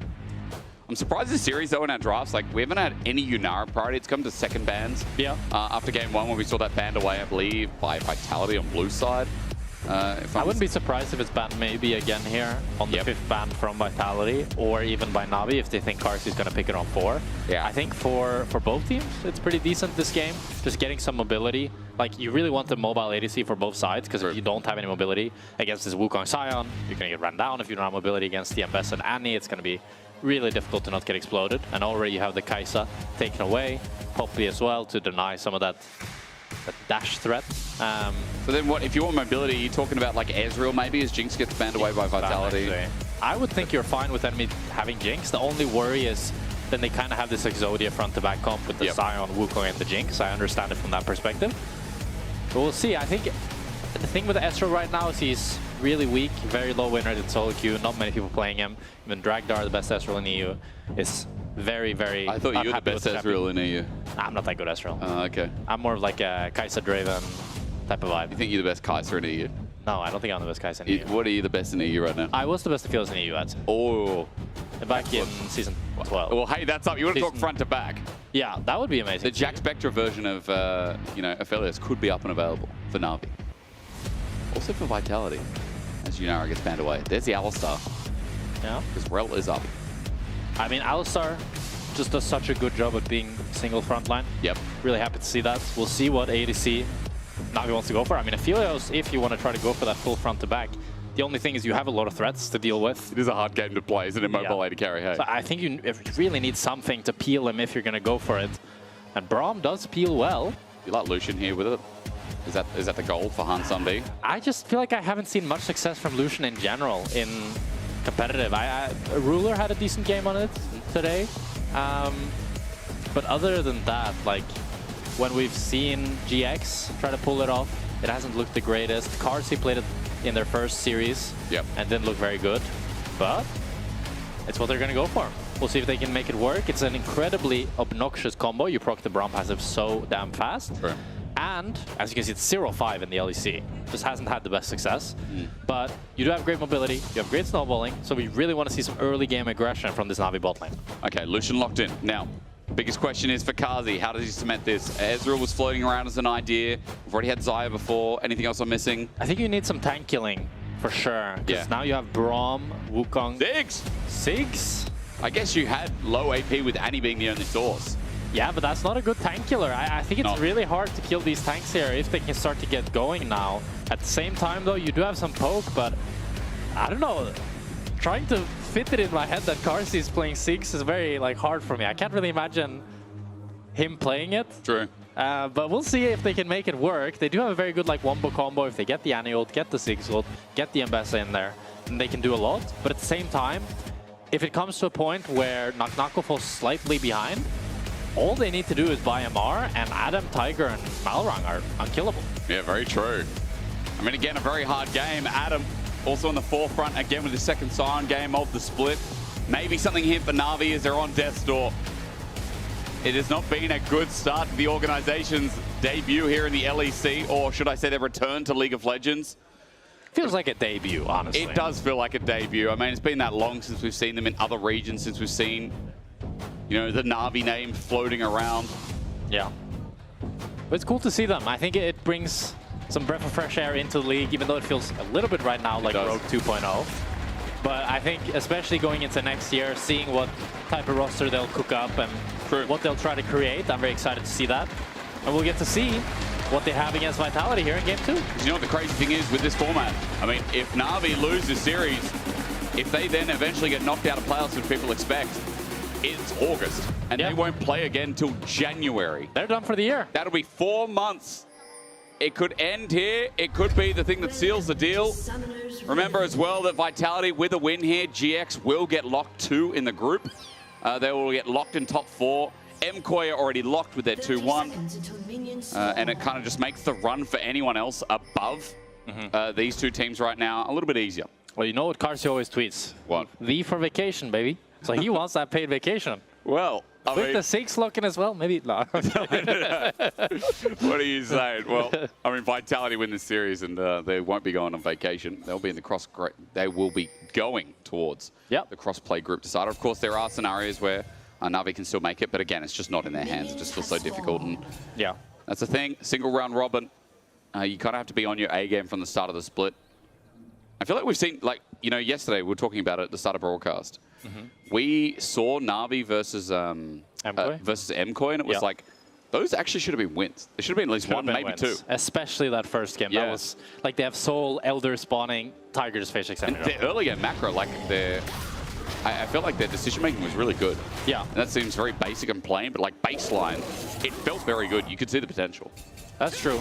I think you do have to throw a bit of criticism towards MKOI though, because last game, while it was close, it still looked Vitality favored all around. Yeah. And it looked like more of a stomp than what we saw from MKOI yesterday. True. And of course, they haven't had that much practice, coming in after a break, after a long, grueling schedule. At the same time, though, this is a very punishing format where you don't have time to rest and recuperate much. Very true, actually. And again, that's why, Ross is like KC to get the ball rolling early. They can just kind of smash through. Have already locked top 2. Yeah. And we're talking about the format because, this is a new format, and a lot of people won't understand that KC, because they're locked in top 2, in playoffs, they just have to win one best of 5, and they go to Worlds. Yeah. Because they'll guarantee minimum top 3. So it does feel pretty crazy. It is crazy, but that's all KC have to do. That's what you get, that's why getting a 3-0 start is really Really, really good. It's different for Fnatic in the other group because BDS and G2 are trailing, and we're not at the same stage, but still, just has to be said that getting that early start is really important. Anyway, yapping away, Jack. Yeah. It's a Ziggs game. You got to yap away. But the thing is, it's a Ziggs game, that's true, but we have some trades where nothing happens. Oh my god, there's a wall. Wow. I mean, yeah. I think bot lane is not going to be the key focal point in this game. I think the most important lane in this game, to be honest, is mid lane and top lane. Mid lane because they both have insane gank setup for their junglers. Both of them have point and click CC, so whenever the junglers start to want to interact with those lanes, a lot can happen. And also top lane just because it's such an easy win con for both sides. If Nako gets incredibly fed, it's so easy for the rest of Vitality to play because they can always rely on his damage to kill the tanks. While if Nako falls behind, suddenly, as I said earlier, you start stacking that MR, and the Annie and Ziggs are just not doing enough damage to get through this beefy front line. The problem is as well, is if that MR, like that, it's a domino effect, right? So if Nako doesn't get ahead, it's like, well then Kazi's life is hard. It's not just about him. Yeah. So like that you bring that up and how important top lane is. Push is already coming through, and as you expect, Nako has got the shove, but Adam's keeping up in CS. He's actually not that far behind, and the trades are going up. He is up. 2 CS. Wow, Big. Good trades here on Takarsi. Yeah, Lucian Brom, who would have guessed? Yeah. You really want to get more than just this, ideally. Yeah. I mean, the thing is, the Ziggs can take some bad trades, and as long as he gets that lost chapter, he gets the TP back and kind of avoid all of it. And it's really once he gets that lost chapter that Fleshy can become more unlocked, start roaming, and you get to see the classic just Ziggs kind of wave clearing. Are you digging Ziggs 80 carry these days? Because I know it popped up a little bit with the chat. Yeah, I know I it's hate boring. mages. Actually, I like Hwei. I think Hwei is like mage Aphelios. Yeah, but I like Hwei. Isn't he boring as well? No, like Hwei is cool because you always, like the same with the Aphelios, you always feel like you could have done something better. You could have used your spell smarter, and you feel like you're you feel like you're cool because you're playing like a complicated champion. But don't you think Ziggs is complicated or not? You just throw everything. I mean, Ziggs is just, I don't know, I don't like Ziggs. Ziggs is like annoying complicated. But like everything's a skill shot. Everything's a skill shot, but you just use it on minions most of the time. Yeah. And it's not as satisfying. It's a hard to hit skill shot, it's not satisfying. I don't know. I'm just trying to get the difference between Hwei and Ziggs because it's like... Because Hwei feels good to play and Ziggs doesn't feel good to play. I don't know, it's that simple. I just like Hwei, when you proc the passive, you feel so good. Yeah. And he has like good combos and stuff. Ziggs has one combo, which is like you W someone into your Q. Yep. But that's so hard, I can never do it. True. Like, it's so hard. I've never seen anybody do it. Well, because you got only Veigar V2 told me to do it, and he can do it, but nobody else can do it. Okay. I've never seen it. Like if we see Carzzy doing it this game, we gotta point it out and glaze him for it. Okay. So W into Q, yeah? Like you pop them you throw them into your own Q. Yeah. You can do it with the ulti as well. You know, but the ulti it's easier because ulti is very big. LCK caster Orcs, shout out to Orcs, who's probably actually, what time is it in Korea right now, do you know? They're 7 hours ahead, so that means it's like... It's definitely bedtime. Yeah. But for the gamers, probably not. He has an alternative account called Zogs, where he just plays Ziggs. He is the Ziggs aficionado. Oh. And he told me, he said, always land your Qs on the full. You know, don't let it bounce. Yeah, you don't, when it bounces, like everybody does just walk. Yeah, you just walk away. You have to just click on their heads. And he said, whenever someone charges you, you just press W on you, and it's a great escape. Disengage and escape. For now, we're not going to see any action with it because Na'Vi have control in bot, and that leads to Dragon. And this is going to be a soul pace early game, unless any of that action comes through from the Lucian Brom, or as you said, they're able to scale up, get MR, and just force some of these fights early. Actually, the Kobe combo is fun on Ziggs. Where you W yourself and they mid-air Q. Oh, yeah. That feels fun. That feels fun. I mean, that's the best part about Ziggs. It is slow and it can be boring, but like if you can farm, it just feels it's so satisfying as Ziggs, being able to farm and insta clear waves at like what, one and a bit item, you know? Yeah. Like level 9 Q.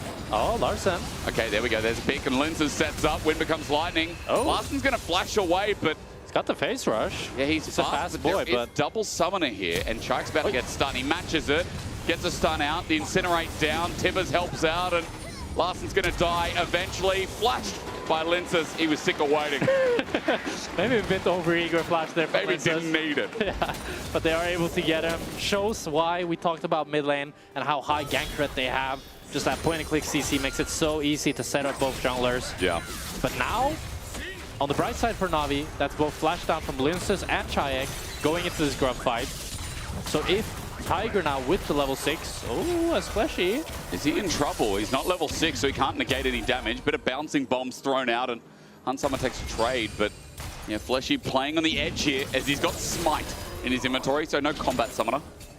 In his inventory? In his sorry, different game. He's got Smite on his game, on his PC. That's what he's playing. Have you Did you ever play Smite?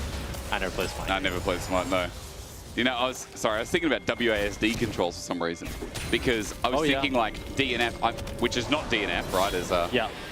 I'm not talking about the team guys, I'm talking about, you know, the numbers on your keyboard. No, I'm not talking about DNF. Oh. That would be interesting. When you have WASD, like I think it's your Q is on your right click. Oh. Like, you obviously can remap it, but if you have buttons on your mouse. But did you try WASD? No, I have not. I'm not that much of an influencer. I'm not that popular. But I'm looking forward to it. It's on PvE now, no? I don't think so, yeah. No, not yet. I'm not sure, maybe it is. Because everyone's talked about 80 carries, but as Chai gets a stun here and Malrang joins in, I do feel like it's going to level me up. Yeah. And that's what I really care. You know, maybe finally that's how I break into Diamond. WASD. But then people are going to be like, you couldn't do it without the buttons as that sign only went nowhere. Fletchy outplays it, sends Adam upwards, and then Alistair absolutely smirked on that monster. Fletchy, nicely done, but Adam kind of sent it. I think Adam might need some WASD after that one. He's looking a bit dizzy. Clicking right into enemy tower there as Fleshy sets up the insect nicely, getting that kill for Vitality. He really wanted the game to snowball. Yeah, he wanted to get some action. He was bored. He was bored. You know, sometimes, like, that was a term often we used in my ult. Speak of the devil. He's Kazi in trouble, flashes away from the ulti. There's Mega Inferno Bomb. Hansam D is low and Fleshy's back in, but remember, Bird flashed before, so Hex Flash can't do too much as Kazi builds his space and Hansam D's run out of juice. Okay, some nice trades here for Vitality. One of the terms we used in my old team was we would just say that somebody, like, they'll just get bored. Just wait, guys, he'll get bored, you know? Because, like, people do sometimes often just get bored. They just want to make something happen. Did you get bored? Did you? Sometimes. When I play, like, Callisto or something, sometimes I get bored. And you just like, I just want to go and let's just fight. I just want to fight, you know? Like, my champ's supposed to snowball. I should do something, and then things go bad, because they always go bad. Sion's not really in that basket, though. I don't think a Sion will go, man, I need a snowball. That's true. I really need to happen now. But when you play on a bad team, you often feel like you're just, like, slowly losing the game if you're not winning the game. I get the proactivity. Look, it's only 2 kills. Small godly for Vitality is cheeky little jungle bush moment from Linsus. He's on a control ward, so he's fine for now. He's going to walk down lane. Sneaking. I still think he hasn't been seen. No, he's still sneaking, and Fleshy can't get nearby. Na'Vi pulled back to their turret, and he fooled us even. He did fool us. Observers toggled the vision off. That they did. They very sneaky. Overall, though, Karsi sitting at completely equal CS. Yeah. With an Alistar into Braum, you have like double counter pick here for Na'Vi. They're very, very good here for Vitality. It's a dream. The only thing I will say is, like, Na'Vi probably happy they didn't give any grubs over to Vitality, because Ziggs with grubs is pretty repugnant, you know? For sure. That's repulsive, even one might say. Yeah, would say repulsive. I'm assuming repugnant is like... Is that even a word? Consistently pungent? Well, pungent's like a strong odor, right? So it's probably nothing to do with grubs. Repugnant is like, what, we do it again? Ulti late? Didn't he just have that culling? I swear that cooldown was like 40 seconds, but now it's down again as Linsus is top, and Hansam D and Malrang are really trying to get things cooking. Yeah, they keep trying to force, but they're not able to get anything. And now it's Vitality with full control of enemy jungle, forcing Tiger out, able to pick up the Grom. And they're kind of able to continue snowballing this gold lead a little bit more. So it sits at 1k right now, but you can see Naknako, 20 CS lead.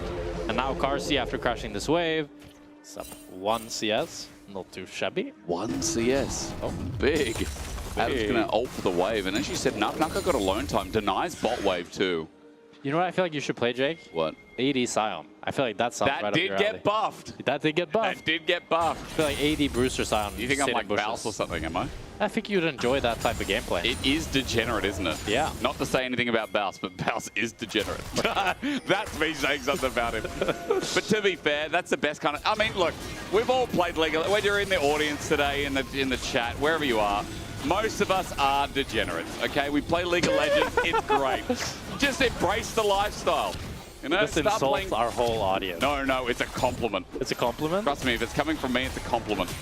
Okay. Look, play Singed. You all know it's good. It's fun at the moment, you know? That's where we belong.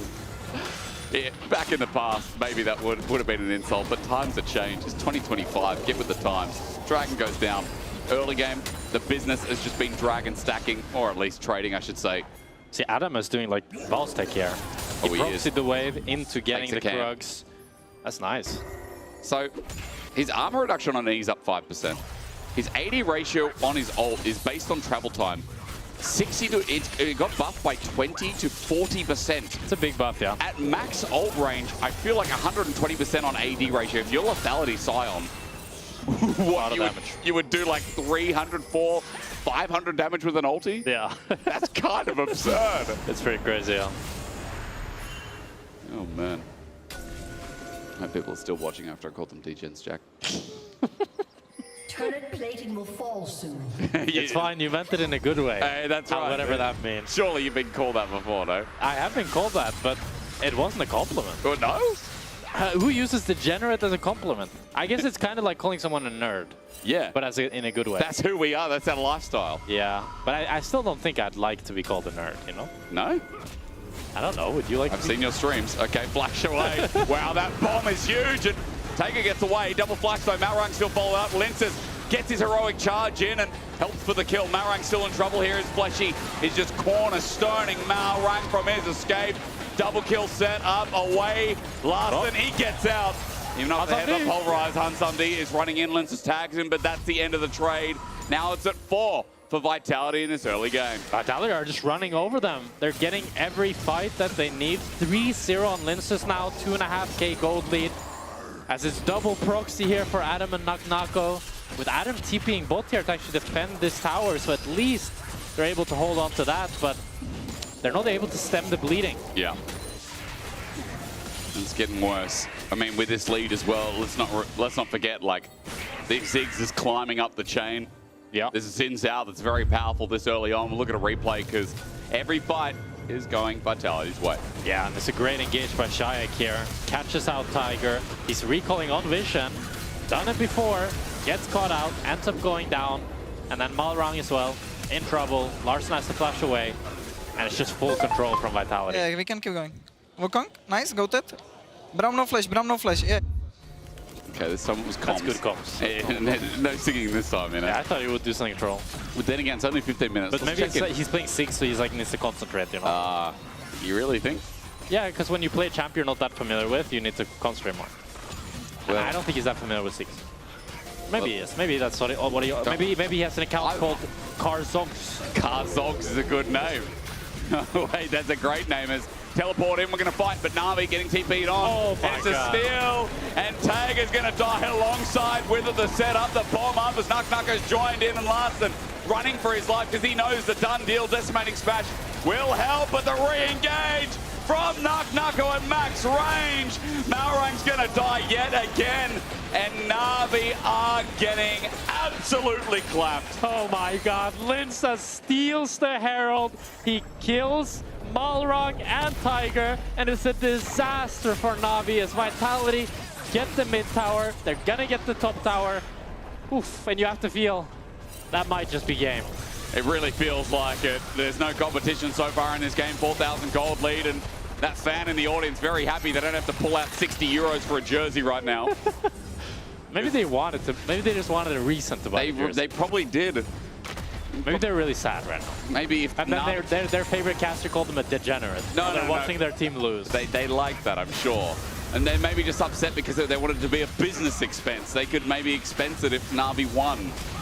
Oh, here we see Linces steals the Herald, kills Tiger, wraps around, gets on to Larson, but he's a bit too fast with the face rush. Linces continues to wrap around, gets onto Malrang with the help of Naknako, and it's just everything going wrong for Na'Vi. Everything. Even after Adam had a really good ult, his entrance into that fight was nice, but Fleshy interrupted Decimating Smash. And over the wall, I'm MJ in his prime. Really? Really? In his prime? As opposed to now. Okay. Naknako caught out here. There's an ulti from Adam. Flash away. Great count step gets Naknako to safety. MJ in his prime. I think he's gonna have to do a little bit. Thinking need to win a few titles. Yeah, well, no, I thought he meant Michael Jackson, like he's stepping over the wall. No, as opposed to Michael Jordan. I know the other one, but I thought It's the MJ in his basketball prime. guy. I know. No, I'm kidding. But I thought like, you know, because he got over the wall, he's gliding. Like moonwalking? Well, Michael Jackson did glide, you know? Yeah. That's what he did with the moonwalk. It's a bit of a reach for sure, but I get what you mean. Holding from Knock Knocko. I'm not sure if it's a reach. MJ could be either of those two, okay? For sure. Adam is dead. Who would say MJ in his prime? Well, because he's no longer with us, so but that's probably weird in his to prime. say. Yeah, but we have weird players, okay? We're not. I don't. Like you wouldn't say I'm people. Elvis right now in his prime. I would, because Elvis now is probably not doing that. You know. I guess. Maybe. Elvis in his prime, yeah.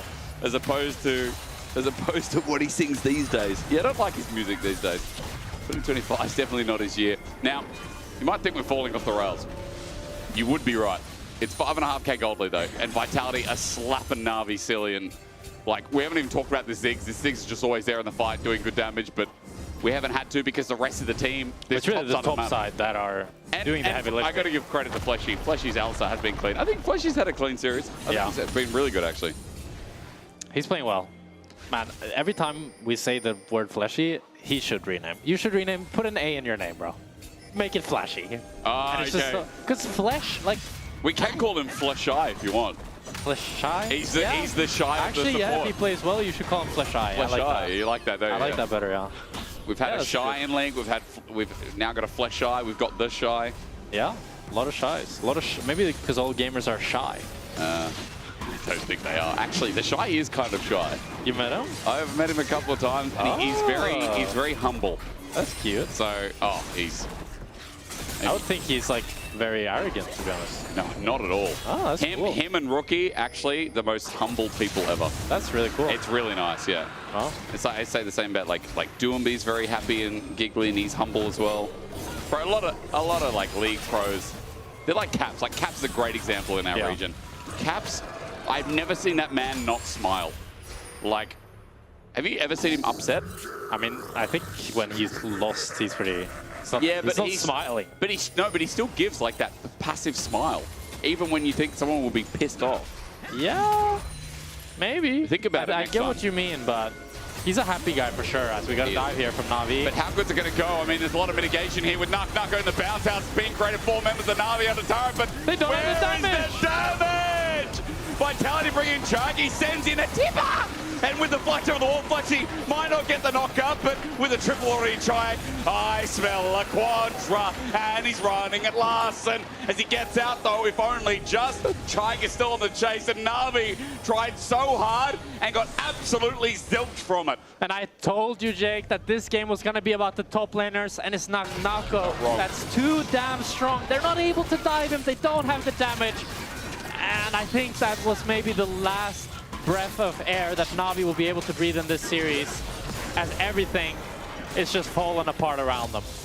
GX going to be happy with a win here as well. MKoi, I mean, they're going to be looking to be like, yeah, this is helping us out too, this dive. Yeah, I mean, you can just see Knock Knocko is jumping back and forth, and they try to auto him down, but his HP bar barely even moves. As then, finally, Shayak is able to TP in, Karsi arrives, and it's just doom for the rest of Na'Vi. Larson gets the face rush at least, so he gets out, but it doesn't really mean much, does it? Oh, yeah. I wasted my lights, you turned down the lights, I'm stuck in the night. What?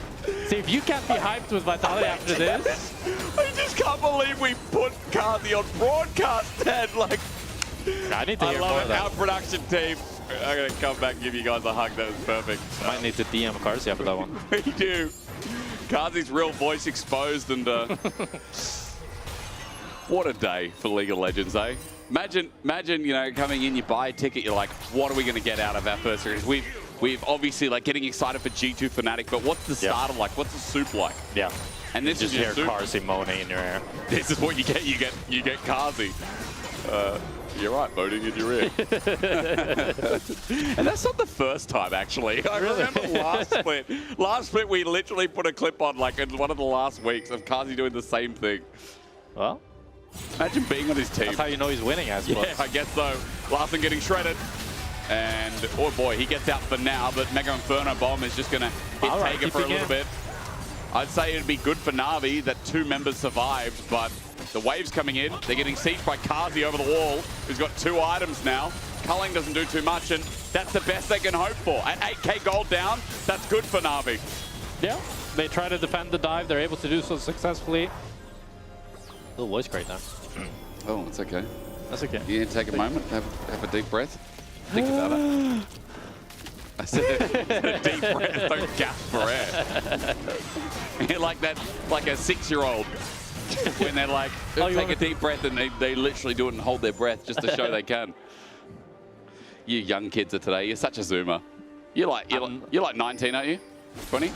Bro, I'm not 19 or 20. Do you think I'm that young? I don't know. You're super young, aren't you? I'm 24. I'm not that young. Still young. And see, the thing is, that's old. People call me Unk. Everybody calls me Unk. They shouldn't. But older people call me Unk. You know, like I played with the Rat, and he calls me Unk. I played with Kadril, he calls me Unk. It doesn't make sense. They're older than me. No, but Kadril is an Unk. Bro, that guy's 29. They're just projecting, I think. Yeah. Actually, no. You know, he says he's 29. He's probably hiding it like he hides most things. That guy's probably 34, 35. What does he hide? I mean, he hides the age. He pretends. He says, like he says, he's 182 centimeters. Fleshy, exhausted. Will this go anywhere? The question going to be answered. Trample's good on the Malrang.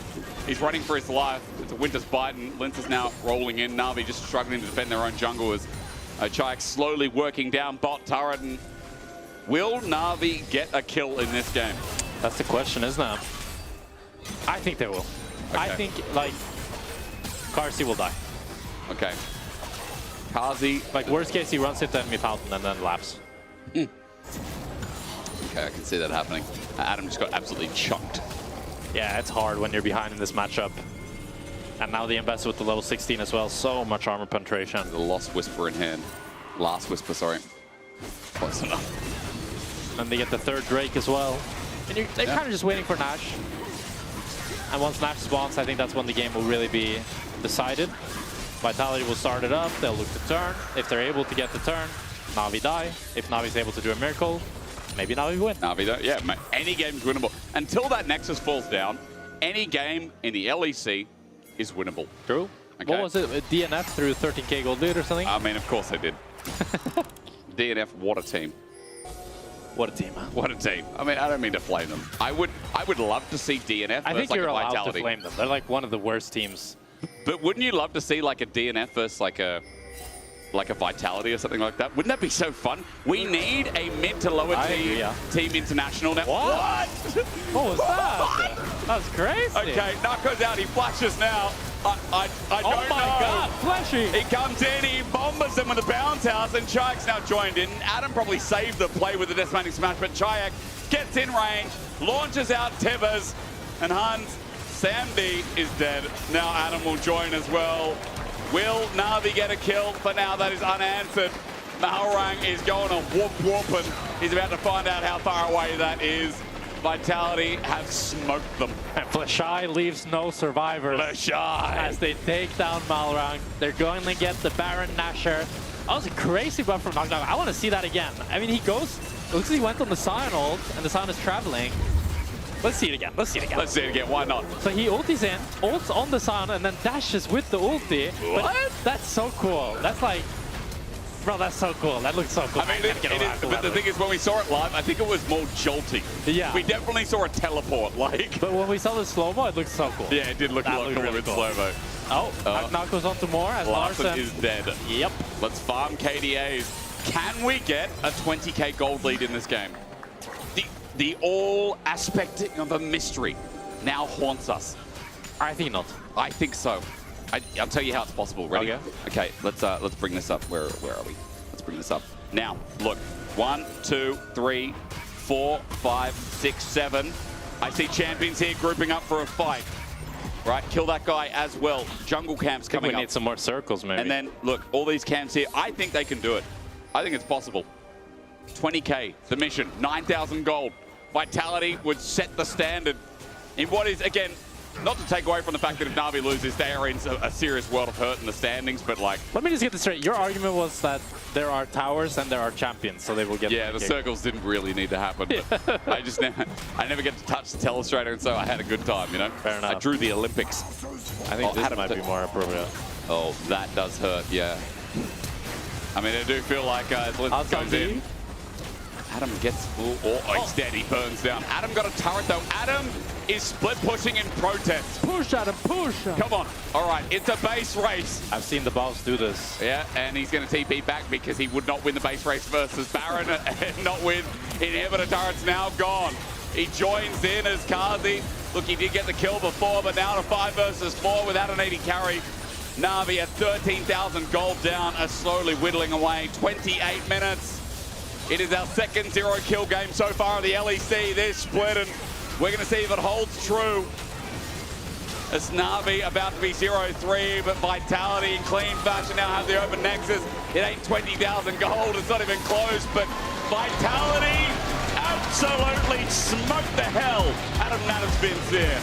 And they don't need 20,000 gold, Jake, as they close game 2 in an incredibly clean fashion and show that they are superior and that they're going to make it out of this group.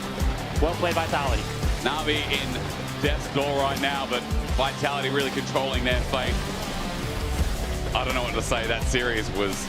It was a chaotic game 1, but then an incredibly one-sided game 2. Very one-sided game 2. Super easy to understand that Vitality, all that talk about what's been happening in scrims, what's been happening in the preseason. Definitely show the development. They're that confident. You can vote for your key player of the series, Linz's Chayak or Fleshy. Fleshy had an insane day, I will say that. Yeah.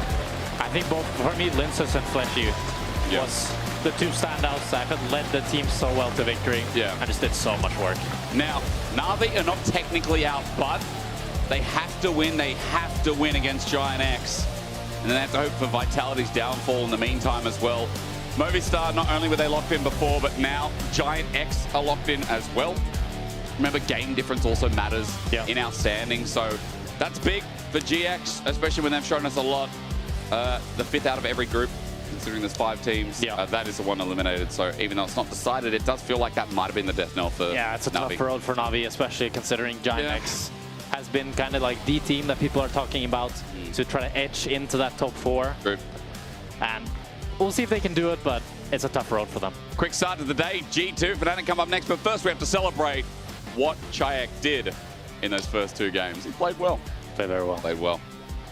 He did. He did in the Marriott Bonvoy postgame check-in. Congratulations, Chayak and Vitality on a very clean 2-0. Pretty clean, I'm going to say. Thank you. You did promise in the pregame interview that you were going to stomp Larssen. Is that how it played out, or was there more at play?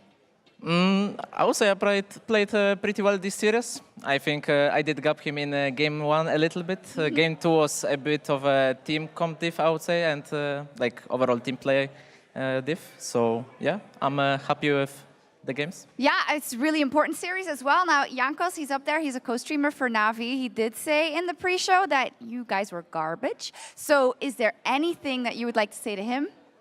I mean, I'm still here on the LEC stage, and you're there, buddy. Yikes! Well, finally, Chayak, oh, there he is. Oh my God. You said there was a lot that you wanted to improve on, specifically from your week 1. Kind of tell me what the main takeaways are from the team now that you took one huge step closer to the next round. I mean, I don't want to get too much into details since we play KC tomorrow. Yes. But I mean, we were doing basically like basic stuff that to make the game kind of simple, because I think we were overthinking a lot in the week 1. So yeah, I hope we showed it today. So yeah, I'm looking forward for tomorrow match. You did a certain thing to Larssen. What are you going to do to Vladdy then? The same. The same. Love it. Thank you so much. Congratulations, Thank you very much. We'll see them, of course, tomorrow versus KC as well. And we'll be right back after this break with the match of the week, G2 versus Fnatic.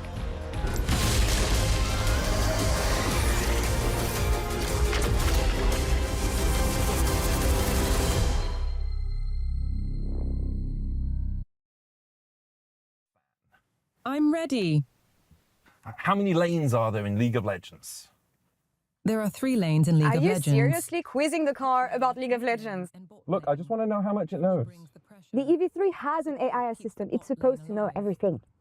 Okay then. Hey Kia, how do I get better at League of Legends? That will be challenging.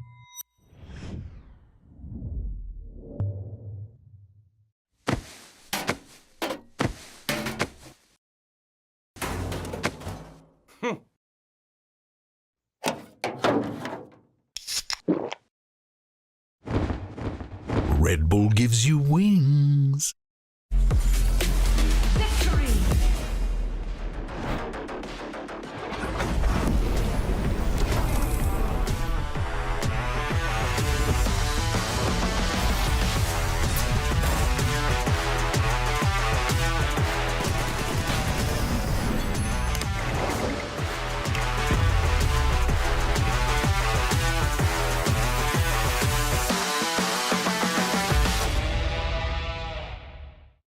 Want to level up beyond the Rift? Express like a legend and find your fastest server in one tap. Express in game without ISP throttling.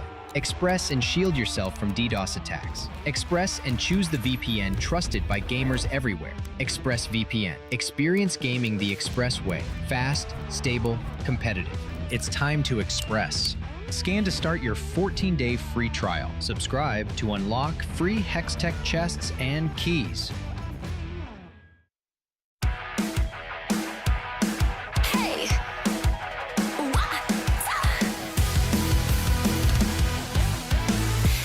Look up at the sky, it's just a starting line. Waltzing through the storm, feel the vibe align. Radiant rebels in the silent fray. In the pulse of dawn, we embrace the day.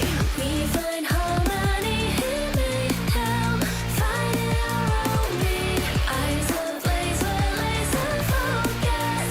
Dancing through the storm, we become the light. Against the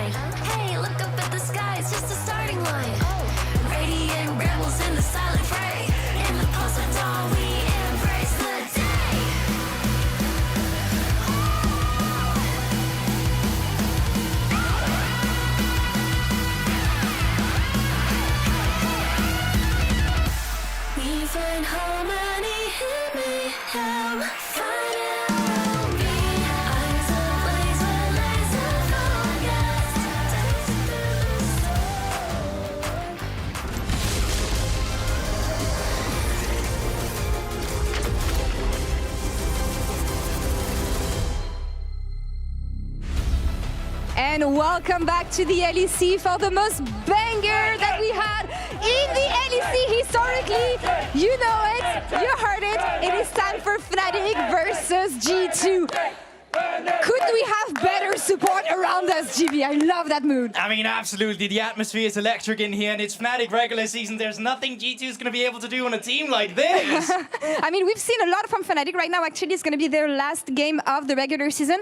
Fnatic is banging cool this summer. What have they been about? I mean, they've just been about ramping up in general. It started out with the easy opponents. Last time was against BDS. Kind of made a fool of them. This time around, it's the real test to achieve #1 in their group. But not only that, give the fans hope towards summer, towards the finals, towards the demons they've been struggling so long against to beat.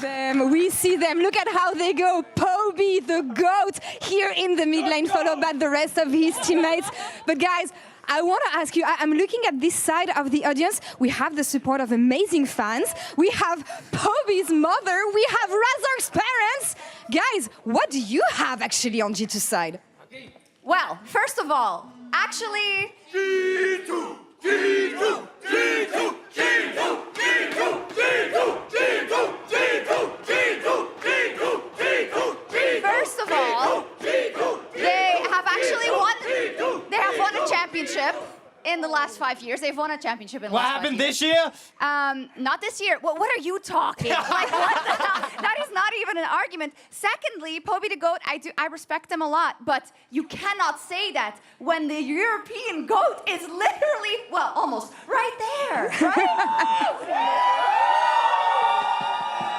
And honestly, to add to that, we are talking about G2 versus Fnatic, but that rivalry has been so long ago. It's been 6 or 7 years. And tell me, how many rivalries have G2 been part of since there has been G2 MKOI, G2 Rogue, G2 KC? G2 Rogue was not a rivalry. We always won, but they were there. Fnatic was never there, so now you're just part of G2's rivalry run, and they're about to start a new one. Fnatic is there this summer. It's regular season. That's all that matters right now. It's all that matters right now. Season, that was Fnatic. Yeah, and everyone in chat can vote, by the way, Caps or Poby in the chat right now. So we'll work this out. I do have to say... Wait, I have this here, actually. Do you get...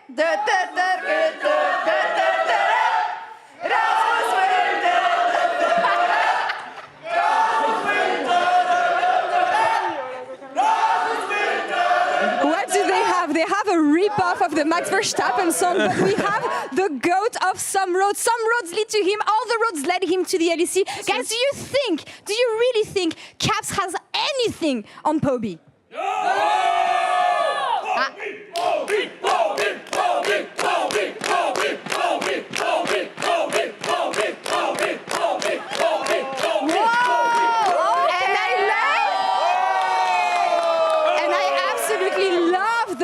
Here, 53% of the fans think that Poby is going to make the best of this matchup. He brought stability to Fnatic. He absolutely already brought stability to Fnatic. He's brought better vibes as well. I mean, even just recording content with Fnatic, seeing them together as a team, it feels like a unit that just feels more comfortable. And that also shows in the Rift, because if you're comfortable off the Rift and enough, you're going to be even better going into the game. Yeah. Hey, what's up, Oda? What's up?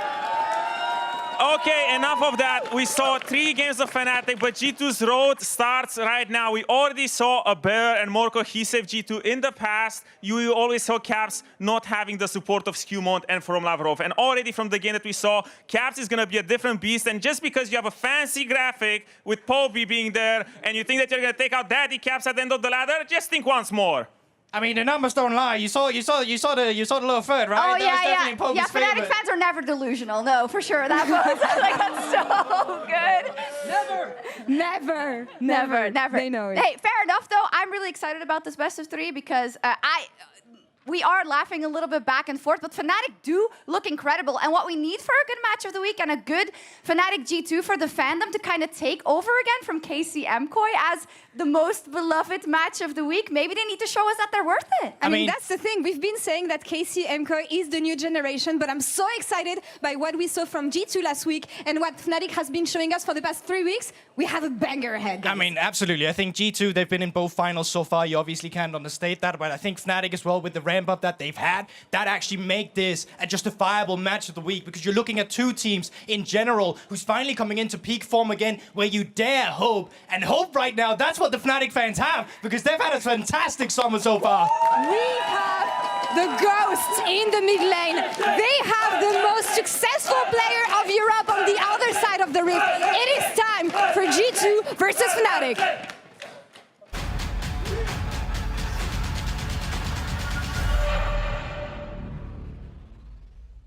G2 vs Fnatic, même en 2025, reste un match iconique en Europe. Ça reste le classico du LEC. C'est les deux structures qui ont fait les meilleures performances à l'international. C'est deux structures qui ont connu énormément de légendes du jeu qui sont passées, que ce soit chez Fnatic ou que ce soit chez les G2. C'est pour ça que Fnatic G2 restera probablement à jamais dans l'histoire de l'Europe l'une des plus grandes, si ce n'est la plus grande rivalité jamais connue entre deux structures. Upset dashing forward, and Cam still has a spear versus spear. Russell flashes in. Maintenant, c'est vrai que sur les années récentes, G2 domine largement les Fnatic et sont en train de juste les oblitérer. Et ça ne va pas changer pour ce dimanche pour plein de raisons, notamment parce que les G2 reviennent d'un très bon EWC. La MSI, on ne va pas en parler. Broken Bell de nouveau en forme. On a une botlane aussi de G2 qui est extrêmement solide.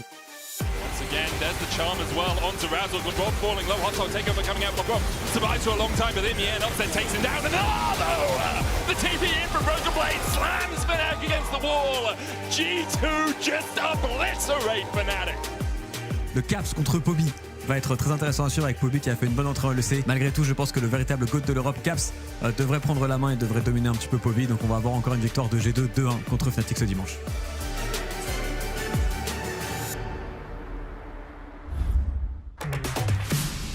And here we are getting into this historic matchup, the new chapter in Fnatic G2. Whatever the history is, honestly, it doesn't matter because these are just the two best teams on this side of the bracket, and we're ready to see some high-quality League of Legends. I think it also does a disservice to say that Fnatic has not leveled up over the course of the offseason as well. Poby has looked like an absolute beast coming in. He is the talking point for Fnatic, but I just love the way he's been synergizing some of the early skirmishes, working with Mickey, working with Razor, and I really think for G2, he's going to put a bit of fear in them. They're going to have to see if they're going to be able to match some of that early aggression and get control to make sure they can take this series. It's also such a comfortable schedule for G2. You take a break week 1, you show up week 2, you kind of kick the shit out of Team Heretics. We're swearing today. Jake started it, you can blame him. And now you show up for a huge matchup, whereas Fnatic have already kind of done their homework, right? They beat all the teams below them. And now, if you win here, undefeated in the group, #1, facing off in #2 in the other group, it's pretty smooth sailing. But for G2, it's like, if you win here, you're so comfortable for next week and for BDS tomorrow. But I also think for Fnatic, this kind of wants to be a statement series. Yeah. We've heard off of Zeph as well from MKOI saying, hey, look, there is a kind of top 3, and it's MKOI, KC, and G2. Fnatic are not in that conversation right now. If they can take down G2 here, definitely going to put a lot of faces and heads turned towards them coming in towards the playoff bracket. Yeah, and naturally we're going to talk a ton about the mid lane matchup. It's the #1 thing you talk about when it comes to winning a trophy in the LEC is, do you have a mid laner that can go toe-to-toe with Caps? Of course, no trophy on the line here, but a good test perhaps for what we will see in playoffs as we get into picks and bans. Already supports being targeted from the side of Fnatic. Have the Nico taken off the board, Poppy as well, of course, of Flex. 80 carries being removed from Upset's pool. And not surprising again, Fnatic, we know what they want to do this particular split. It's play around bot lane. Yeah, and it does make a lot of sense. The bot lane has been one of the top performers in their respective roles, but we're going to have to see how this goes because there's still a huge amount of power picks up and available. The Taliyah Pantheon available, Azir available, Nautilus, which has kind of crept into a lot of pick bans now with the changes. Yeah. So I'm curious as to what exactly the first pick is going to be here from Fnatic. Taking their time.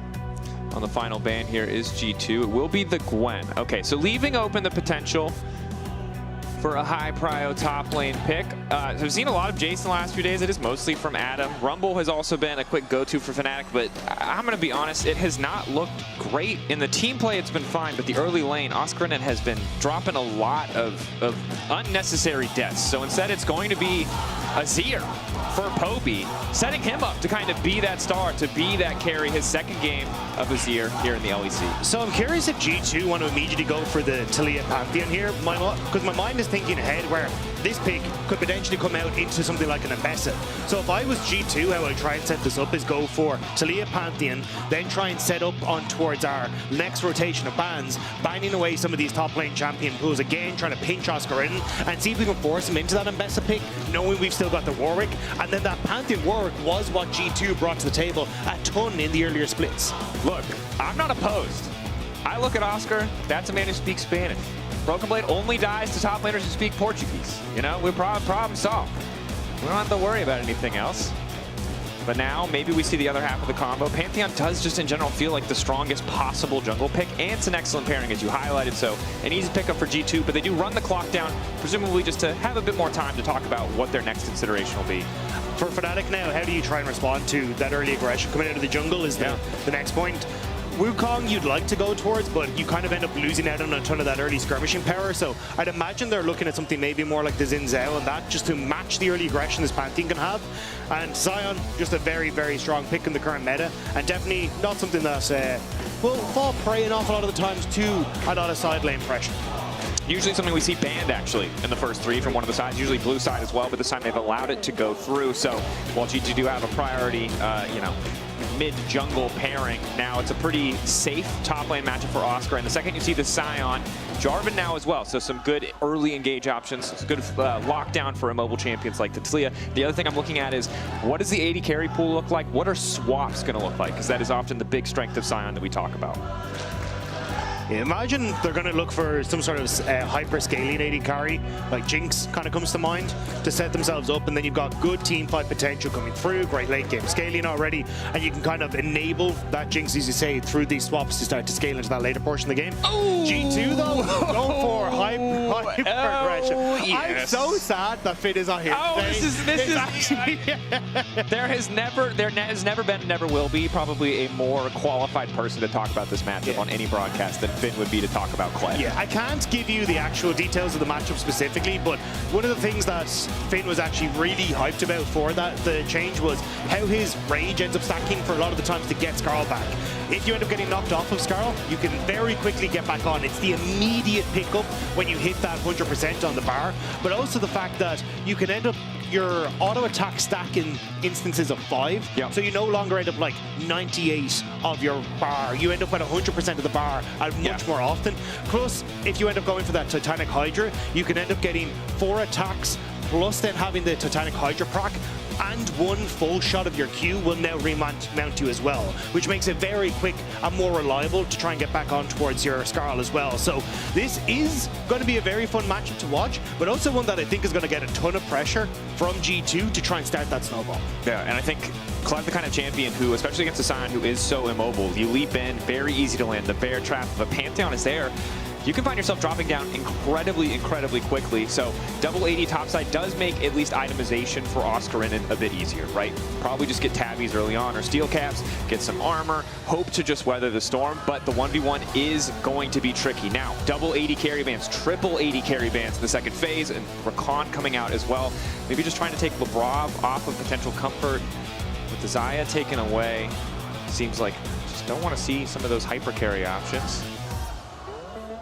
I think you're still relatively okay. I think for G2, I'd probably just try and take something like the Rel or something along these lines here, just to set up for big engage tools, and then you can always leave the counter pick for the AD carry, because here, I think you could still go for the Jinx as Fnatic.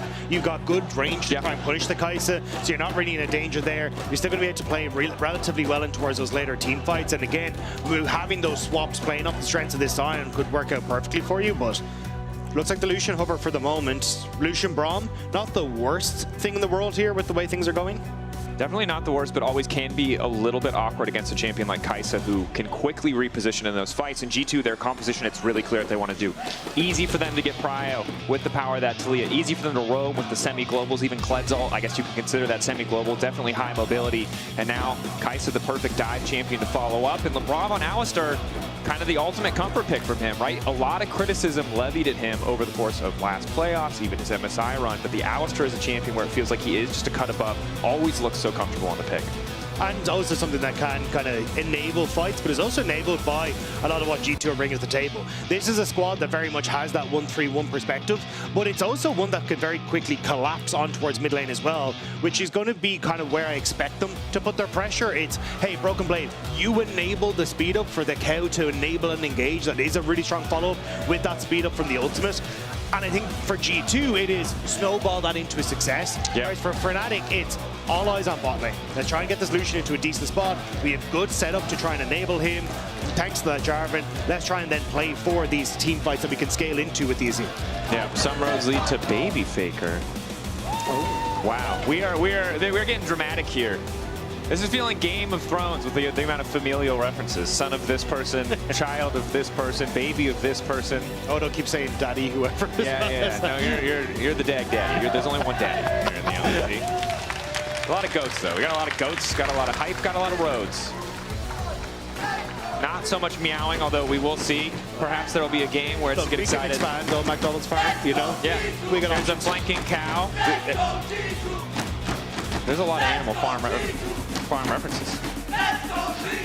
Didn't mean Animal Farm the book. That would get more complicated. That's where I was like, Either way, we're getting out to the rift where what is expected to be a big banger. Yeah, good job, Rob. Thank you. Get me back on track. Back out of the hole. Here we are. Folks, it's match of the week. If you're not here in the studio, you're missing out. Fnatic G2 fans, loud as hell, having a good time. We'll see who's feeling good after this game one, though. You highlighted it so well, Rob. Bot lane has been the strength in the early game for Fnatic. Poby has been stable, but it usually hasn't been about him early on.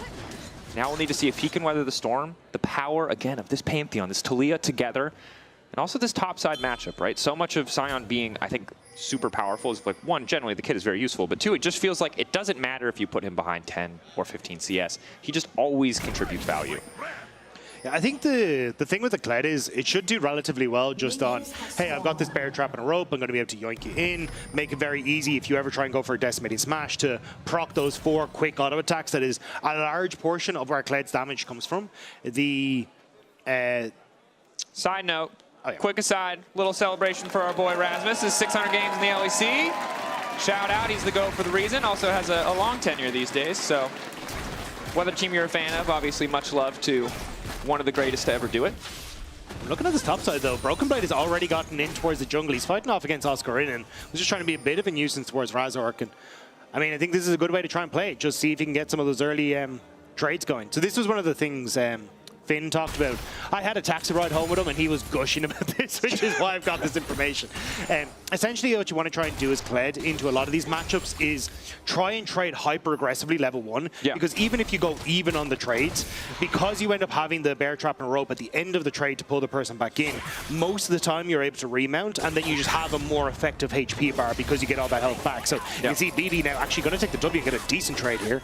I mean, massive chunk of damage. Even when he demounts, of course, I think one of the things that can make this matchup tricky is very often the champions that are good into Kled have multiple opportunities for kill pressure, right? You need to demount him, and then you need to be able to re-engage when he's demounted to finish the job. And Sion kind of gets like one shot, right? Once he has ulti, he can jump in, then you're going to get the demount, and you're kind of out of cooldowns. So it seems so easy for Broken Blade once you get out of these first few levels as well. Also keep my eyes on junglers, both moving down towards this bottom side. You've already got push for Upset and Mickey. Poby gonna get shoved in by Cap, so maybe a bit of a scuttle fight before our eyes, but I imagine more so just Raz are gonna need to sit down on this bottom side to make sure that this freeze doesn't happen here for Hansam and Labrov and they actually get this wave crash. Now, however, it's the calm period of the game. Thing I, love about League of Legends is when people start fist fighting, but you gotta respect that Broken Blade knows what I want, and he's gonna give it to me. Although this is not... Okay, that was a pretty nice backstep. This is actually how you want to play it. So watch, you're gonna get the remount here in just a second. Should get the, there you go. And then you just won the trade, right? Because you get all the health back on the spell. So maybe he's doing grand here. Doing pretty good. I wasn't quite sure how quickly he was gonna be able to remount there, but gets those last few hits. Auto attacks, which the W to be up and available, right? Makes it look pretty easy as Fnatic, unsurprisingly, taking control of the bottom side of the map. They already had Prio in the early levels. That's the power of the 2v2, of course, being able to counterpick against Hansama. It's also because Hansama and Labrov set up this really nice freeze on the bottom side, which is why I think actually Razor kind of needs to show his face, which he is going to do now. Oh, I thought he was going to do now to try and break it. They set it up as the wave didn't crash properly on the third wave. So it's just been nice for Hansama and Labrov. They're just fine now farming under this turret and not having that long lane that Upset and Mickey can chase them down in. Difficult, right? Whenever we talk about Lucian, I think people just think back to Lucian Nami days and think about, the electrocute burst damage. But obviously a champion who still, while he can be really strong in those short trades, would love to have that first item. Looks really strong once he gets just a little bit of gold under his belt. I permanently think of on the Cutie Pie whenever I see Braum and Lucian together. I remember. One of the OG combos is Labrov is diabolically overcommitted. They're now down to looking for the follow-up. Quick flash out, a bit extra movement speed means he's going to be all right. Stun on Hansama, good. But that's double sums down for Labrov in exchange for the heal of Fnatic. He's sticking around. Not sure what the Summoner Spellbook availability is like. That's heartbreaking for Hansam and Labrov. They'd already set up that wave so well. Get the freeze, slow push out. You're going to reset just in time for the grubs in the top side, and all was going to be smooth sailing. But now Labrov going that little bit too deep. You still end up in a position where you get to somewhat push the wave in, but you have way less control over that. Yeah, and they're going to be able to set up a freeze if they want it, slow stack if they want. It really is Fnatic in control of that wave state as double recalls are forced. Poby and Caps continuing to trade blows in the mid lane. Across the board, pretty even. Obviously down in sums pre-6 for an Alistar who doesn't have a defensive keystone can be really, really tricky. So Labrov will need to play carefully. The flip back from Caps is going to connect. Good upfront damage. Absolute fist fight here. Again, Caps' TP will be up sooner though, so as long as they just keep trading blows like this, Caps also ahead in pots. Hello, so Labrov. Starting to favor him. Labrov. Longhorn Alistar, the Hex Flash, interrupted by Razork, well timed. Caps waiting to throw some damage over the wall. Labrov might be in trouble. Nice back step on the pull, but Razork has to be careful not to overstay.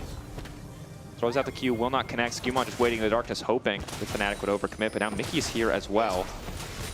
So Mickey moving mid to try and match the support roam, guarantee that Poby can crash this, reset, and be completely safe. And you've also got Fnatic moving down towards this bottom side as well. Fnatic shoved out that bot lane, didn't get the full crash, and Hansama went to match. So now Fnatic want to try and match again with Razork coming in behind Hansama. Razork. Not going to commit the flash, but good damage onto Hansama. Mickey will commit his, however, as now Labrov is getting things kicked off. Won't do too much here. Fnatic pulling away, just trying to crash the wave. Gives them an opportunity for a reset or for a Drake take. Mid lane relatively even, but bot, of course, will be a little bit delayed from the side of G2. For now, though, it just looks like the crab. Neither side able to get a big enough advantage, and neither side really wants to try to trade something else on the rest of the map. Although it has to be said, we looked away from top for a little bit. Never mind, we can't talk about top. Upsets in the game, I forgot, that's my bad. We have to talk about bot lane. There is a steady CS advantage building for Broken Blade on the top side. Oscar currently getting run down in lane based on what I'm seeing on the mini-map. And Razork trying to kick things off with the ulti. Hansama has to flash out to safety, but they want to keep things going. Labrov taken out. First blood for Fnatic. Just keep on hitting that bot lane till it works, and it damn well works. Fnatic set that up so well. Poby got the honey fruit, so he has the health of the mana to push out Caps. They get the mana advantage in the mid lane. Now you look at the bot side, they got that control already. So great, we can invade, shove Skewmon off, and then look for the play in the bottom lane. Really well orchestrated by Fnatic. Yeah, and for Fnatic, this has to feel so good because, again, so many...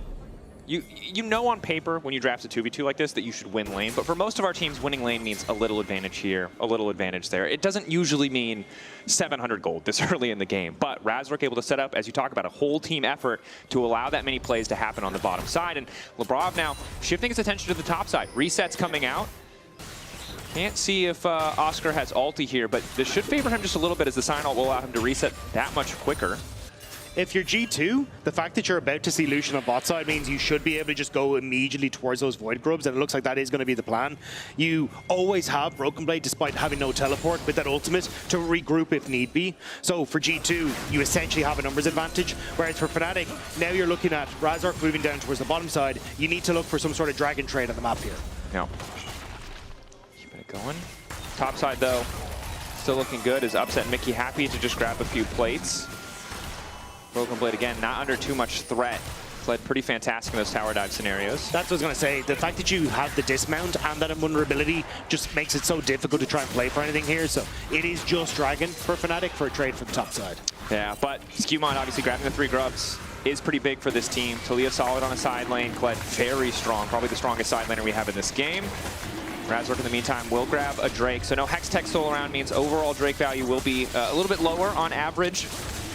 However, we'll see what the role is going to be. So no Hextech, no Ocean. Perhaps an Infernal would be pretty good for this team. I was laughing at G2 there because you could see both Caps and Labrov were starting to hint to going in towards River, and you had the Pantheon ult, and immediately Upset and Mickey were like, we're coming to Dragon just in case. We're going to make sure all swimming. But I think that says a lot of it where Fnatic's mindset is coming into this. It's, hey, we're going to start moving around the map now, but we have to be hyper aware of both where Kled is and Pantheon and Talia at all points in time. And that can make the map very scary to try and play around, especially for a champion like Lucian, who wants to play hyper aggressive on these waves. Yeah. You just don't know where all these extra parts of G2 are. And I think that's the thing about the G2 composition, is as long as the goal is within touching distance, I'm not really worried for them just because of what you talked about. All it takes is one member of Fnatic to overstep, to make a mistake in the mid game for this G2 composition to take full control. Poby, though, pushing back, does manage to interrupt. The flip back still connects. LeBron not sure if he wants it.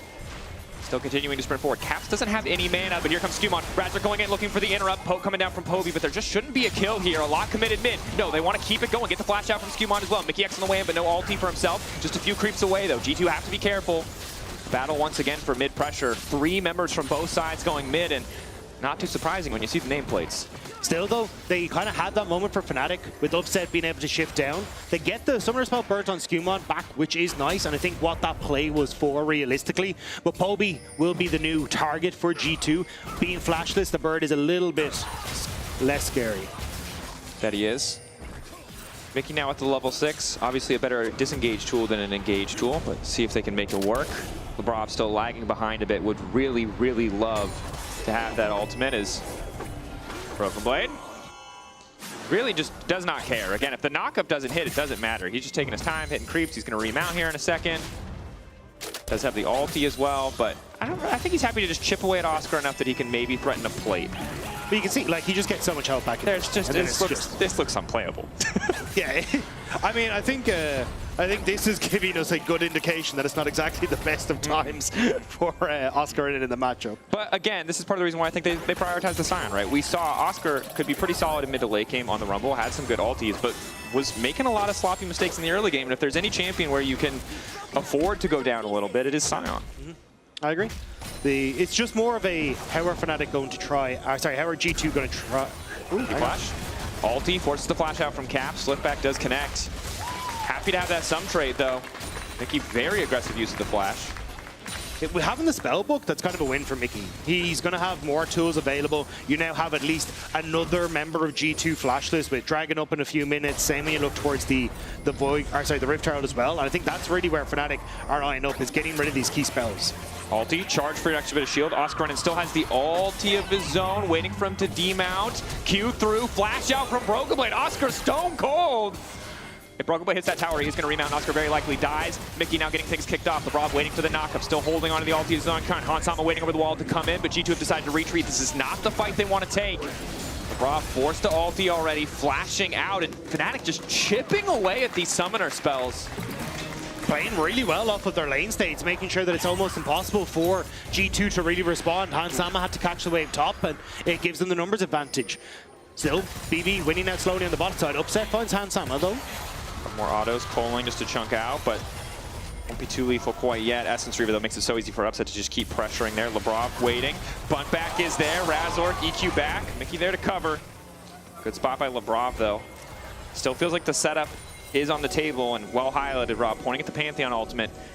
Skewmon can just come over, can look to convert, so instead Fnatic walking away from the lanes, turning their attention toward the red buff, just denying some of these smaller resources. G2 know this is going down thanks to that ward, and Lebrov starting to come across. Hansama resetting though. I think it's just the smite steal they're looking for. You get it? Managed to find it. Skewmon waiting. Lebrov going in now, though they have the man advantage. That's the power of Hansama coming over the wall alongside Lebrov. It's a quick 2 kills for G2. They hit him with a thumbs up Alpaca. Upset had gone back to lane. He thought the job was done. They thought they were going to get out, but G2 collapsed well, using that vision to snuff out everything Fnatic was going for. Again, we talked about it. One mistake was all it took for G2 to start to wrest control back in this game. I thought it was going to be on a sideline. Instead, it's in G2's jungle. And Razork gets the smite here, but it's the fact that you have Kaisa who can ult into this play changes everything. Upset as well, started to move back towards lane. I think he was spotted in that ward in the pixel brush as well. So G2 just knew it was only going to be 2 members, and they lined up perfectly for Lebrov's combo. And it's got to be frustrating too, right? Because the initial setup felt good. They just over-committed to the play. It took too long. They had chunked Hansama out to start it. It did not matter. The positioning, the angle made it so simple for him to just ult in, clean up that kill. And what was once, 700 starting to build towards an 800 gold lead for Upset, now shrinking down to 300. We said this 2v2 is what you have to be scared of. Well, initially that was the case. Now, I don't think G2 are too concerned at this moment. Also, just to do our breaking news top lane input. Titanic Hydra for Broken Blade as well, which is super nice for the Kled. This just means that you're very quickly able to get those auto attacks off, get the W's passive damage down, but also again, when you get knocked off of Skarl, this 4 hits of your W plus a Titanic Hydra proc and a shotgun will immediately get you back on Skarl. So this is where you start to be able to trade way more aggressively in the matchup and making things a little bit more difficult for Oscarinin than they already have been. Yeah, and hopefully keep the wave pressure up as well, right? Oscarinin already has the Bomb Cinder, is stacking a decent bit of armor. See if a Black Cleaver comes through. Obviously double, essentially triple AD threats on the side of G2. We'll see how much AP Hansama opts for. So could be a good luck. It's also just the fact, at least from Broken Blade, you have health scaling now in the kit for Kled, which just makes going for something like that Black Cleaver as well just super, super nice. Yeah, just generally it feels a pretty good, good item, right? If you're not a jungler, you don't need to build Sundered Sky, then Black Cleaver's always a solid choice as LeBron. Finds a quick knockback. You get the cooldown out of Mickey, that's the Unbreakable, but he's still getting chunked away.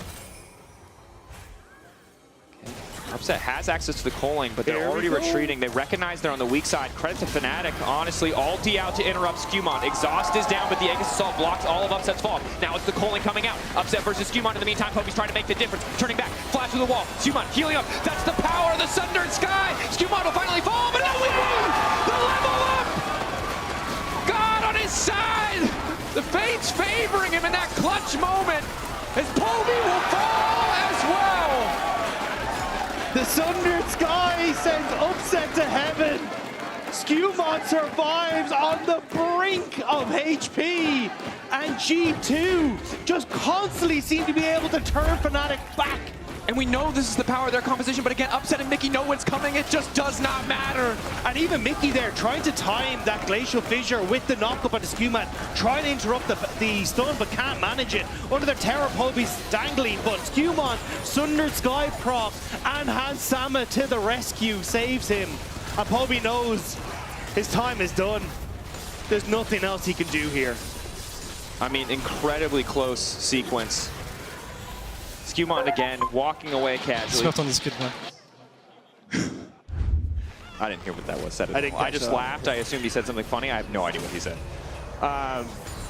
So I would say that things went from pretty good for Fnatic to ruh-roh. And this is obviously a hugely important game. And they do have tools as we go later. Poby on the Azir, the long range of the Lucian culling. But when the Kai'Sa comp starts getting ahead, you might just never get the chance to set up. Especially for a composition like G2's that wants to be able to push insides. You're looking at Caps already in that position, looking towards that top side.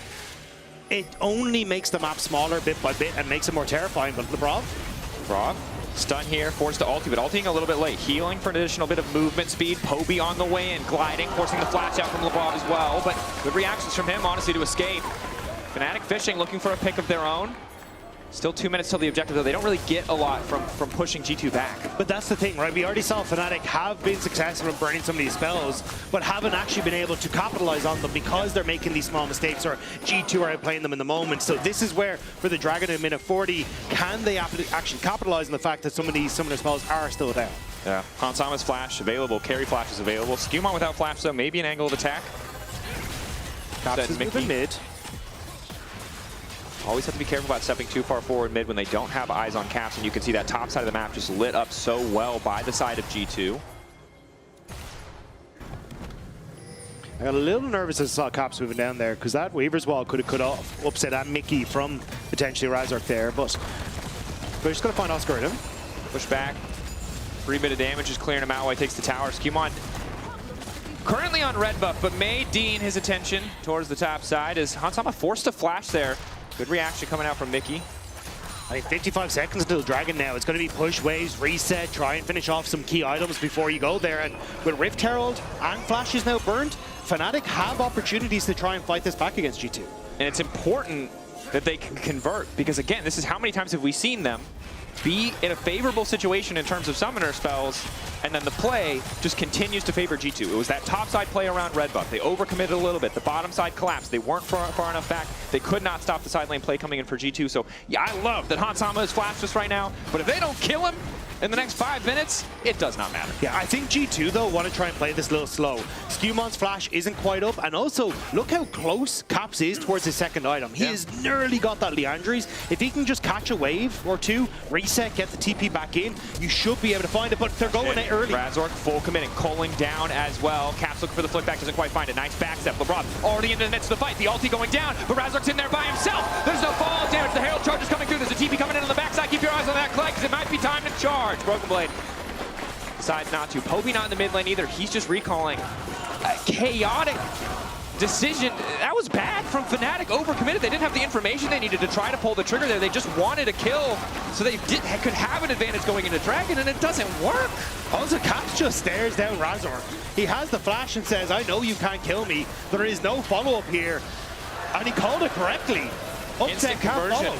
And again, this is the power of the Kai'Sa, right? 2-item Kai'Sa just obliterates this Otacon. Mickey's going to see it's happening, but there's nobody here. OBTP top. The topside counterplay is a single tower. And now Mickey might just give his life, flashing over, hoping maybe to find the smite. It's not going to happen. Desperation already showing. Yeah, might as well, I guess, but that is a massive gold swing. It's 3K on top of 10 extra flowers, all the extra XP. Broken Blade was already pulling ahead in XP, and now he's a full level up. Again, though, we're seeing, hey, key summoner's felt burned. We have our target. Fnatic not playing towards it. And G2 are just standing there with a big miss, saying, yeah, we'll catch. Just go. If you throw, we'll take it. And it's been every single time Fnatic have gone for that little overextension. And G2 have been so good at punishing it. And now, G2, 33K in the lead. They have 2 dragons to their name. You're starting to see second items completed across the board. G2 are hitting their stride, and I just don't know if Fnatic are going to be able to hold on to these side lanes well enough to keep G2 in check. No, it's an excellent point, and I think obviously we talk about Poby versus Caps, right? And this was the first pick of the year, and Poby's doing well in terms of individual goal. But the other matchup we have to talk about is jungle, because Razork has been a powerhouse in so many of these games, but this game, Scumon has just had way more impact. And the Jarvan pick not working out. Again, the cost of this Azir first pick is conceding that Taliyah Pantheon combo, and it's not looking like it was the right choice. And you can see there is a thought process from Fnatic about how they want to try and play it with Razork. We saw some of those early plays of burn these summoner spells, and I think that's what Fnatic have been doing well, but it's just being patient enough afterwards to actually try and capitalize on those that have been the mistakes. And then with Scumon, he has that ultimate. He's been playing really well around side lanes. You have 2 very good lanes. Actually, to be honest, even with Kai'Sa, you have every lane you can play around. Ulti on Labrov. Trying to get the ulti cooldown out from him. They'll get the cleanse instead. Labrov, stone cold patience off to the side. Broken Blade fighting with Oscarinin. Down in the jungle. Broken Blade just tries to keep up that side lane pressure. Fnatic hoping to force the fight here. Pushing forward with a lot of confidence. One of the big tools they have, 2 items available on Upset. Obviously can't start to glide through these fights, but hasn't really been in a position to do so. Hard for him to stay at a safe range against this composition without the use of the ultimate. Fnatic also couldn't go over aggressive there because of the positioning from Broken Blade. Oscarinin was trying to match him to make sure the no Kled ultimate could come in behind them and completely pincer them. So Fnatic kind of, even though they got Labrov low, couldn't capitalize on it fully. And then G2, they get to reset. They're using the TP from Labrov to get back out into the map, get some deep vision down, and enable that topside push for Caps that little bit more. Now G2 kind of as expected, taking control of side lanes and taking their sweet time, right? Doesn't really feel like they're under the gun, under any kind of pressure here from this Fnatic composition. Upset can try to take mid control, right? That's kind of one of the strengths of the calling on Lucian in the mid game, is you should just be able to get free mid push when you want it, but he's pretty far behind in gold. And again, the semi-global threat of this composition makes it pretty dangerous to walk anywhere, even your own jungle. Mickey barely able to escape, forced to use double sums here, but will walk away. Good heal usage just to make sure that he could sidestep the flick back, but still G2 getting the tools that they need out. And a lot of pings on towards his top side, trying to protect any sort of play towards Caps. See a bit of uncertainty. Trying to cover for Poby as well as Mickey, but remember, Labrov teleported in, placed a lot of deep vision. So G2 have almost perfect information here. Instead, just looking to collapse on his Cumon, getting a decent chunk down. Slide back from Poby, catches him out, and they immediately descend on this Azir. It's a 3-man pushback, but it doesn't matter. Keep your eyes on Upset. He's all the damage remaining. Exodus all from Scumon blocks so damn much. Another flick from Caps. And in the meantime, Oscar's just getting solo bullet on the bottom side. It's absolute devastation. destruction. Carnage everywhere on the map, and G2 are standing proud on top of the bodies of Fnatic. There was just nothing they could do. You called it. The Aegis from Skewmont blocked so much damage. There was nothing they could do. And G2 fans going absolutely ballistic, and you can understand why. Fnatic, that was your first pick, that was your Azir. It was supposed to make a play, but you're sending 3 members forward into Fnatic. You're already in a body bag. Yeah, they're going on to LeBron, who's going to be fine. And then, as you say, the immediate engage on the Poby, he's separated thanks to a great wall from Caps. And honestly, the shove in doesn't work out at all. Skewmon just ends up being able to block a ton of damage. You're not getting that knock-up with Razork on towards Caps. Upset can't get on towards key targets either. Says it all right there. Yeah, and they feel good. Look at that smile on Dylan Falco's face. That's a he knows they're clapping him sort of look.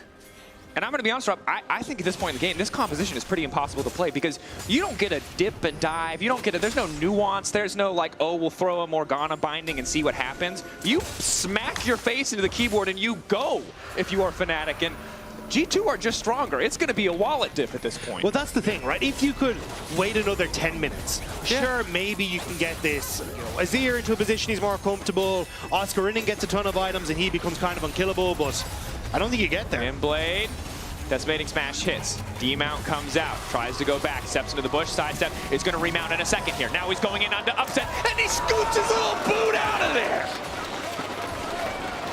That's illegal. That should not be allowed. No, it should not. Upset did the best, like, just the bowl with the flag and just took it out of the way. And he just he was going. like, I'm fighting for my life right now. And he's like, wait a minute, how's this guy getting away? And now Broken Blade has Overlords on top of that. Okay. Well. Yeah, again, I think like if Fnatic had a bajillion more years, they'd be good. G2 though, you've got Soul in 4 minutes. Wait. They've got a potential Baron here. Hold on, we'll wait to They're see kind of if just sitting around. Even just baiting Fnatic into this, I think, is good. You can start to cut people off. You've got Caps in a really good spot for a Weaver's Wall. Going in full commit onto Skewmon. Lockdown is there. Broken Blade now looking for the re-engage. Poby off to the side. Isolated. Caps coming in over the wall. The Azir finally backstepping, but doesn't have a lot of room to play. Now it's G2's turn to re-engage. Mickey backstepping already. Caps looking for the look back. Only connecting onto Poby. Hansama waiting, knowing he has to be careful with this cooldown. Broken Blade continues the retreat and just continues to hit people on the way. Flash up from Upset. Broken Blade likely to fall. Is he going to get the rebound? Are you kidding me? What the hell is this? Skarl finds his courage in the clutch moment. And Fnatic. Oh, there's just not enough courage in the world for this team. That's the changes right there, baby! Broken Blade on sub 100 HP gets remounted, gets the kills, and skedaddles on back towards the Baron. I don't even... What is this? Where's Finn and or Azael to explain why is this allowed? Is Finn available? Can we get a call in? Can we call free? Because I don't know about this one, folks. I don't know how I feel about that. I think G2 fans feel great about They it. feel fantastic. My God. See, what you would think watching this team fight is that all this stuff over here matters. And you would be wrong, dear audience. It's this man. It's this man and this man alone.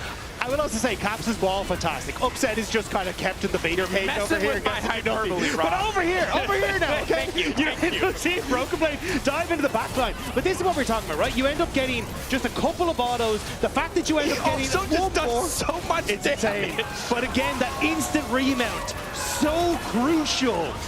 Broken Blade highlighted it perfectly. And G2 get to chase down these members. And we've heard of the match of the week. Look, Broken Blade had a bounce back at EWC. We heard he was in form, but he got solo killed against Carlson. So I was skeptical. But Broken Blade versus Fnatic appears to be a different beast. This man is, I mean, it is certainly a team effort. We'll see if he makes it out of this one. I don't think they're going to try anymore, is my honest opinion. And I don't think they should. You just...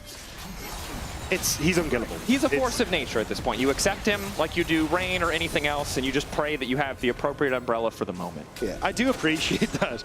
Kled just screaming at Skarl is now a force of nature. I feel like it is befitting to the craziness of. I mean, that's Sergeant Major General whatever. That is the weirdest lore of all time, by the way. Yeah, it's great. I'm not gonna. Don't read into it. I'm not gonna read into it. I would just check what laws or litigations were passed around that time, and maybe ask yourself if anything was legalized adjacent to that Champions release. G2 keep the pressure up on the bottom side of the map. And again, early game. Fnatic found a couple ins, but G2 have just been cleaner across the board. 2 deaths for G2. Both of them Labrov, who's been playing incredibly aggressively. Broken Blade. He's going to rebound. Is he? No, he's limited. That was the limit. That was the limit. Skewmon now running as well. That's a big upsie. It shouldn't cost them too much, but it'll be a decent amount of gold back in the favor of Fnatic. When you're 10k ahead, though, I don't know if it matters if Skewmon dies. This is a little bit of hope for Fnatic, I won't lie, but Razzler needs to get the hell out because 1 Q will kill him. GA? They get the barrier, too. Wow, okay. That's 30 seconds until Mountain Soul as well. So Fnatic getting some, honestly, pretty key picks here. You held on to that top inhibitor, which is huge, so you can just clear out that wave as upset and then join the rest of your team. Skewmon has ult to get there. I suppose Broken Blade has the TP as well, but Fnatic should be able to set up first in the objective. I will say, though, this is, if you're a G2 fan, an incredibly validating start to the series. Because, again, coming into this against Heretics, it was 1 death apiece. Okay, it was 1 death apiece. And now we're at like 2, 2, and 3. But if you look at like Fnatic, it's like a gajillion on the opposite side. Yeah. So this is about the most dominant thing you could hope for, and it's looking damn good. Fnatic, though, determined to hold the objective. Mickey now retreating as I desperately try to pull down the meme graphic. It's gone. We continue with the fight. Oscar not going to be able to make it out alive. So they get the Drake, but they're going to lose 1. Caps wants a little bit more for blood. Not on the right side of the wall, however. Mickey, good sidestep. I don't think he gets out of here, though. Where's he going to go? Unbreakable. Looking breakable. Knocked back. Exhaust gone. Razork running. G2 might just try to push through the bot lane and end the game right here. Yeah, he needed the power of friendship to try and get out of that, and Caps just threw a rocket instead. So now G2 moving in onto the bottom side. There's nothing in their way. They have no tank. They have no support. Pulling maybe to clear the way. Labrov just makes the combo happen. Hanzama now going in. Nice pushback from Poby, though. Keeps things going, but Labrov still damn tanky. And here comes Skewmon. Fletchin makes it look easy. Razork, but he dies in the process. Leaps face first into a pile of rocks, and it does not work out. Fnatic sent back to the drawing board. Blue side, their plan, their strategy did not favor them. G2 finding the collapses, the angles, the fights. Engage after engage in this game 1. One final fight for G2, but no doubt they're going to click this one. It's a 10k gold lead. Fnatic slaughtered where they stand, dropped in their own base. G2 dominant game 1. That was a statement from G2. Fnatic, couple of whoopsies here and there, but G2 were just insane. That they were. Some roads lead to Poby. We just have to hope the road isn't labeled losing to G2. We'll find out when we get back after the break. Don't go anywhere.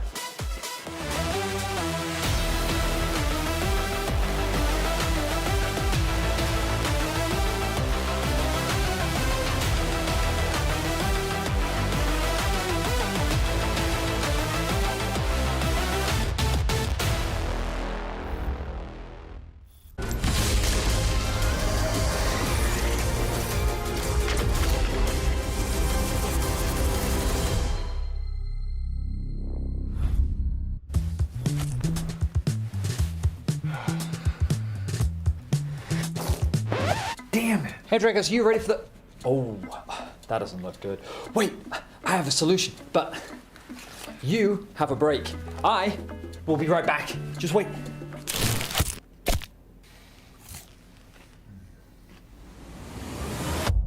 Have a break. Have a Kit Kat.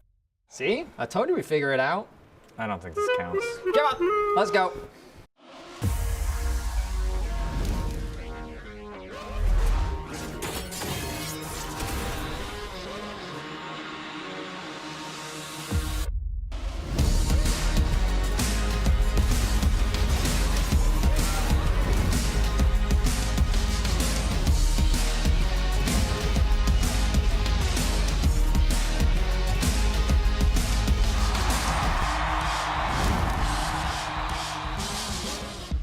Hey Jake, have you joined the WhatsApp?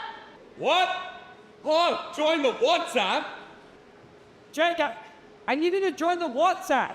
I already joined the WhatsApp. Like ask me, I joined the WhatsApp. Have you joined the WhatsApp?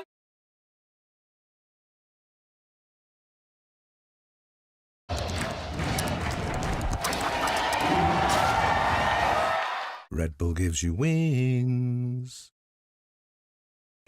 now approaching the final pick, and what a ride it's been. A moment of hesitation, but we're getting closer to the game changer, and what a legendary journey we've been on. I mean, there's so many excellent options, but one of them has to be a perfect fit. Oh, they're about to lock in.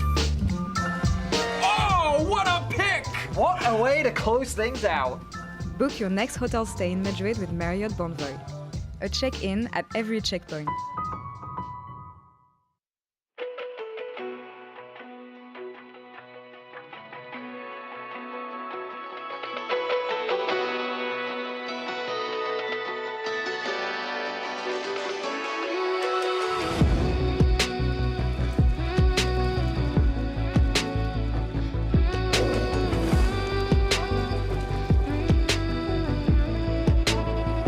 When darkness falls, you are my light.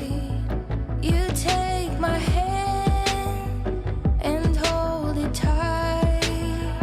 You are my home, I know it now. Don't let me go, we're safe and sound. I see your beauty shine, you radiate with light. Our hearts dancing time, you're one of a kind. Shine on and feel my heart. We're never lost, even when I'm gone. Like circles on, from near and far, above the flower bed. As we watch the stars, and we'll never be lost.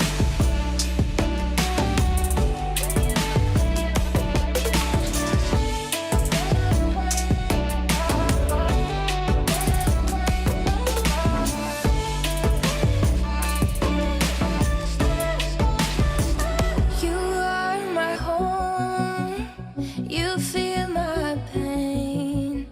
My soul is yours, two souls the same. With you I'm everything, you never asked me to change a thing. They set our world on fire, but our hearts will burn for miles. I see your beauty shine, you radiate with light. Our hearts dance in time, you're one of a kind. Stars shine.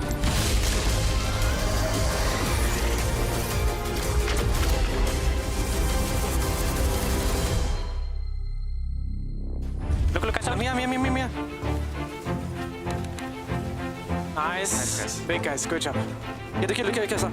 I see us coming. Good job. Lance, Mason, go bots. Catch mid. Kill him.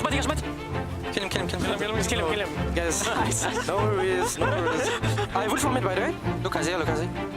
He's stunned. Nice. I'm on me. I see la vie. Yeah. Javan, Luciano flash. Javan. Yeah, Javan. The most successful team in Europe send their regards to the Ghost Fnatic falls here against G2 Sports. And Guy, I think we got a sneak peek of what we're going to talk about during this segment, because that All-Star XXL performance from Brew Up. I mean, if you talk about what we see later on into the game, absolutely. I think he's having some insane engages on that Alistar. I think it's great follow-up, but I really think, for me, this game was so much about that bot lane, especially because it didn't really go G2's in their favor in the beginning at all. Exactly. We saw the typical Fnatic precision in the early game where I think Lavrov is making a little bit of misplays, and it leads up later on to the lead that Fnatic finds, because Upset and Mickey, ever since they've been together for throughout this whole year, it's always been about the bot lane for Fnatic. They get so many leads through them. Yeah, we saw this in Fnatic series against BDS as well, right? They're just so good at playing through this bot side. Razork was playing the Jarvan there as well. This is exactly what they did there. And I thought to myself, okay, we're going to see the exact same thing we saw back then. Upset is going to take over on this Lucian. They've just shown Hansama away from an entire wave. The Lucian has gotten a kill. He's getting plates. Surely he's in a position where he's going to take over this game. And you know what's a rare sight that we see in this game? No, what are we seeing?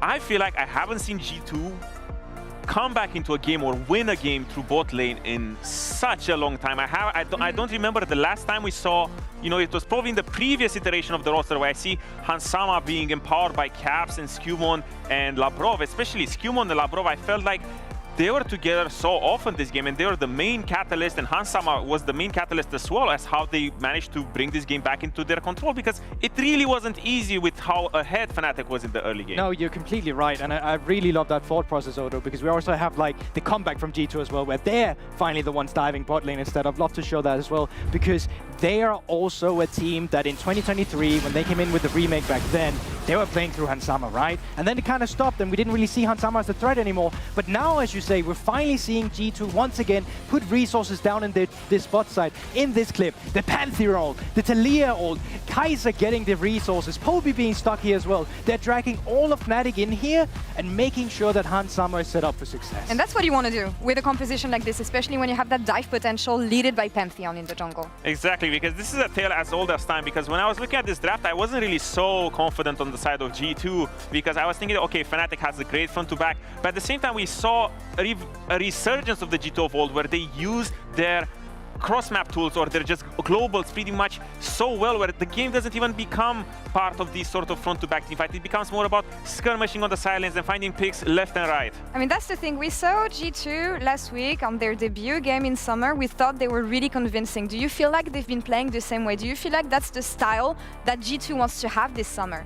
I would say so, because I don't really think that it was so much about the globals this game. I just felt like we're seeing Skewmon and Labrov finally being able to do what G2 needs them to do. Handshake together, walk through caps or walk through hands and get leads for their team. Yeah, and I think this is what that's going to be about, right? I think it's about Razork and Skewmon finding out how do they play through their bot lane as well, because you can clearly see, right, the laning phase did go in Opset's favor, but if you actually look at the rest of the game, it's Hansama who's taking over. And I think whatever jungler can have that influence on the mid lane that can then become the bot lane instead, they're probably going to have an easier time. And I think in a different world, Fnatic would have played cleaner through their bot lane. They made mistakes when they got their lead. It's almost like they got desperate. It felt like they felt like their lead wasn't big enough, so they started making mistakes with it, and that allowed G2 to come back. And that's unlike the Fnatic that we've seen so far in summer, so maybe the biggest challenge they have yet? How do they readjust from that? How do they readjust? Well, I really think that early game, when I think about these two teams where they go head-to-head and how they clash, I do feel like Fnatic is the better early game team, but at the same time, G2 has this tenacity. They have this resilience when it comes to mid-game that makes it really hard for them. So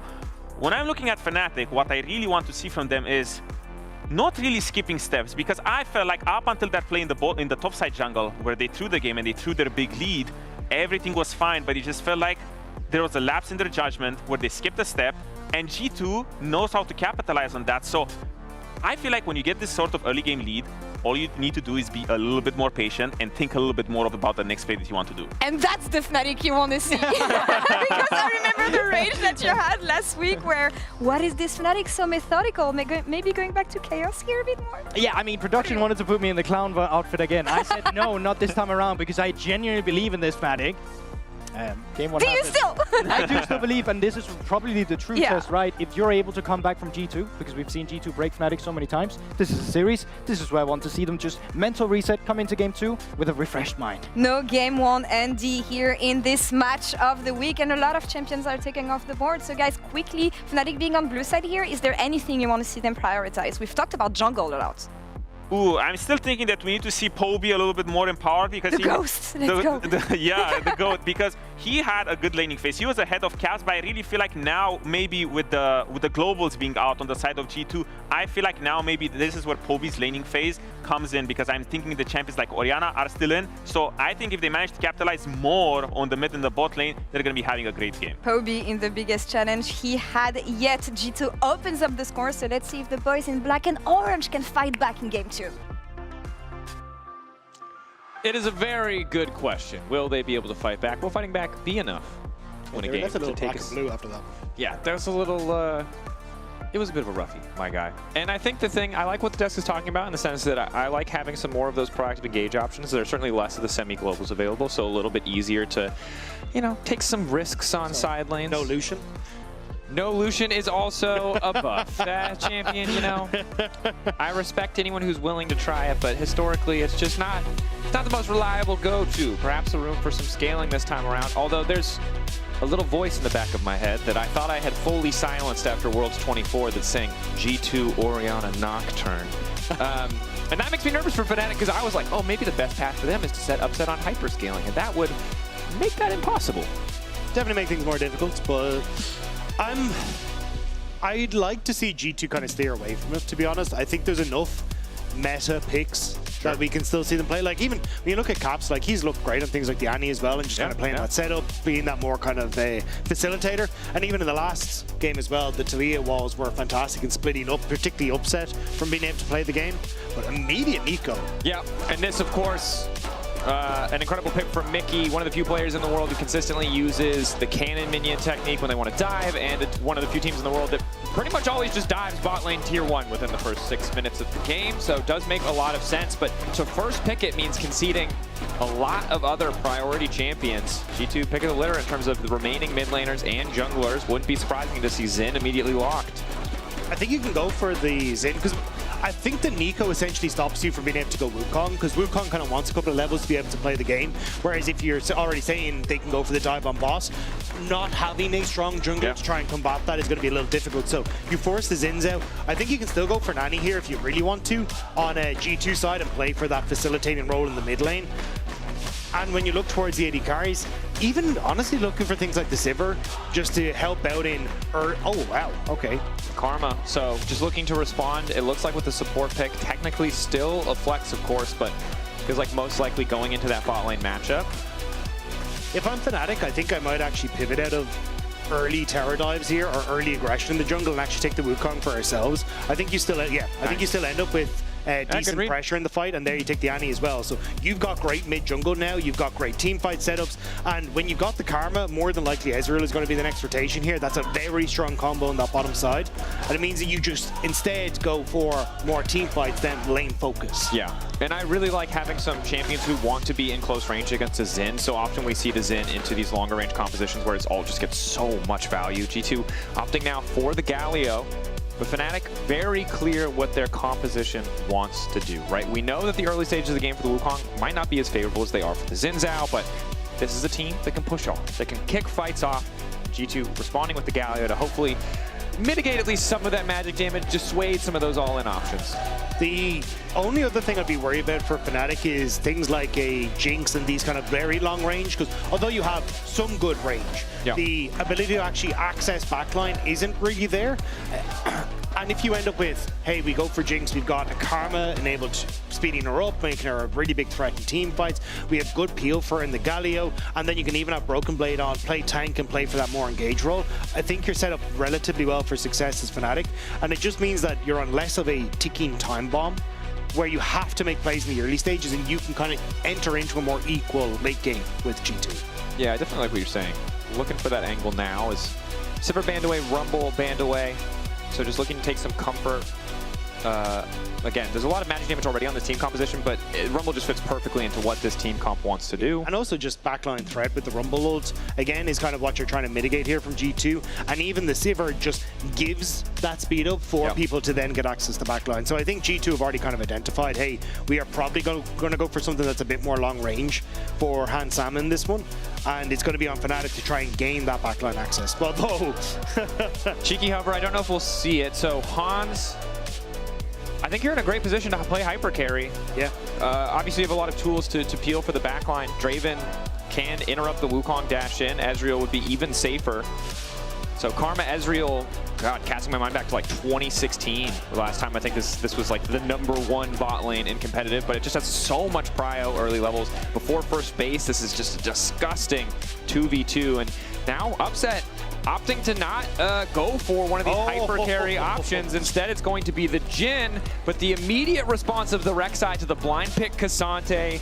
The return of Rek'Sai top here in the LEC. Yeah, so she did end up getting changed coming on towards this patch. Her E got some nice little buffs where she does a lot more damage off it. So I'm excited to see now how this is going to pan out in towards the top side. Fnatic did end up missing a ban on that last one, so it's not just a bug.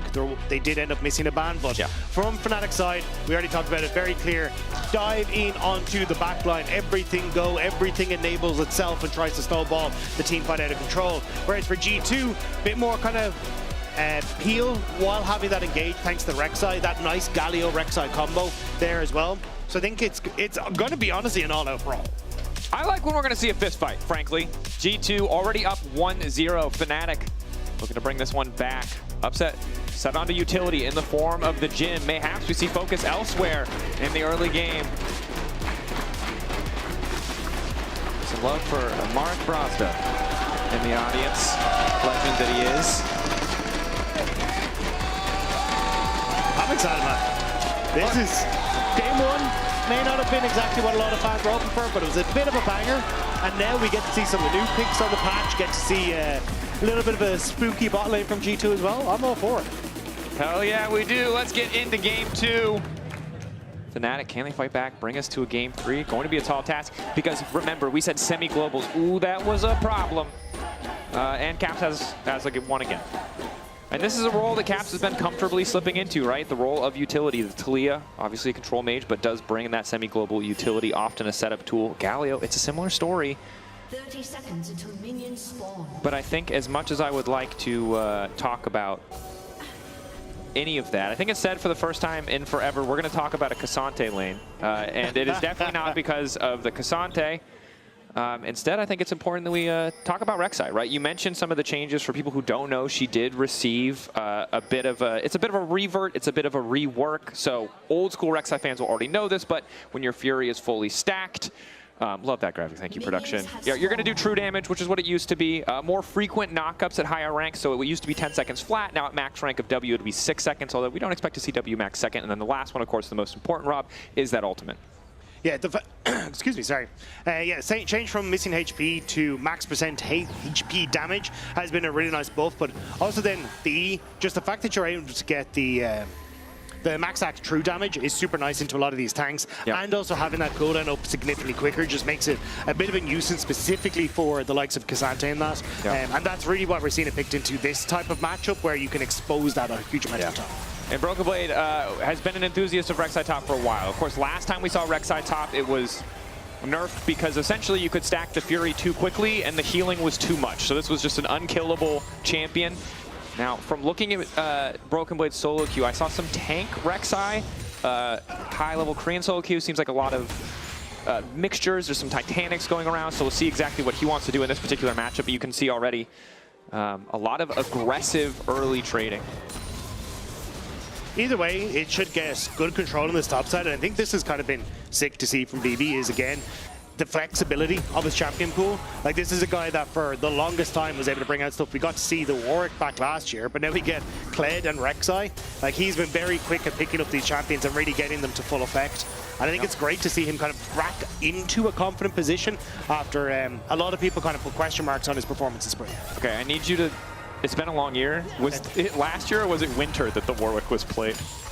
I think he played in winter as well, didn't he? No, we know he played it in winter. I just couldn't remember if it was also last year. My perception of time is slipping away. I'm pretty sure he did both. A year of League of Legends. I'm gonna trust you on that one. I'm not too worried about it. I was just curious, you know? It's like, what day is it, Cap?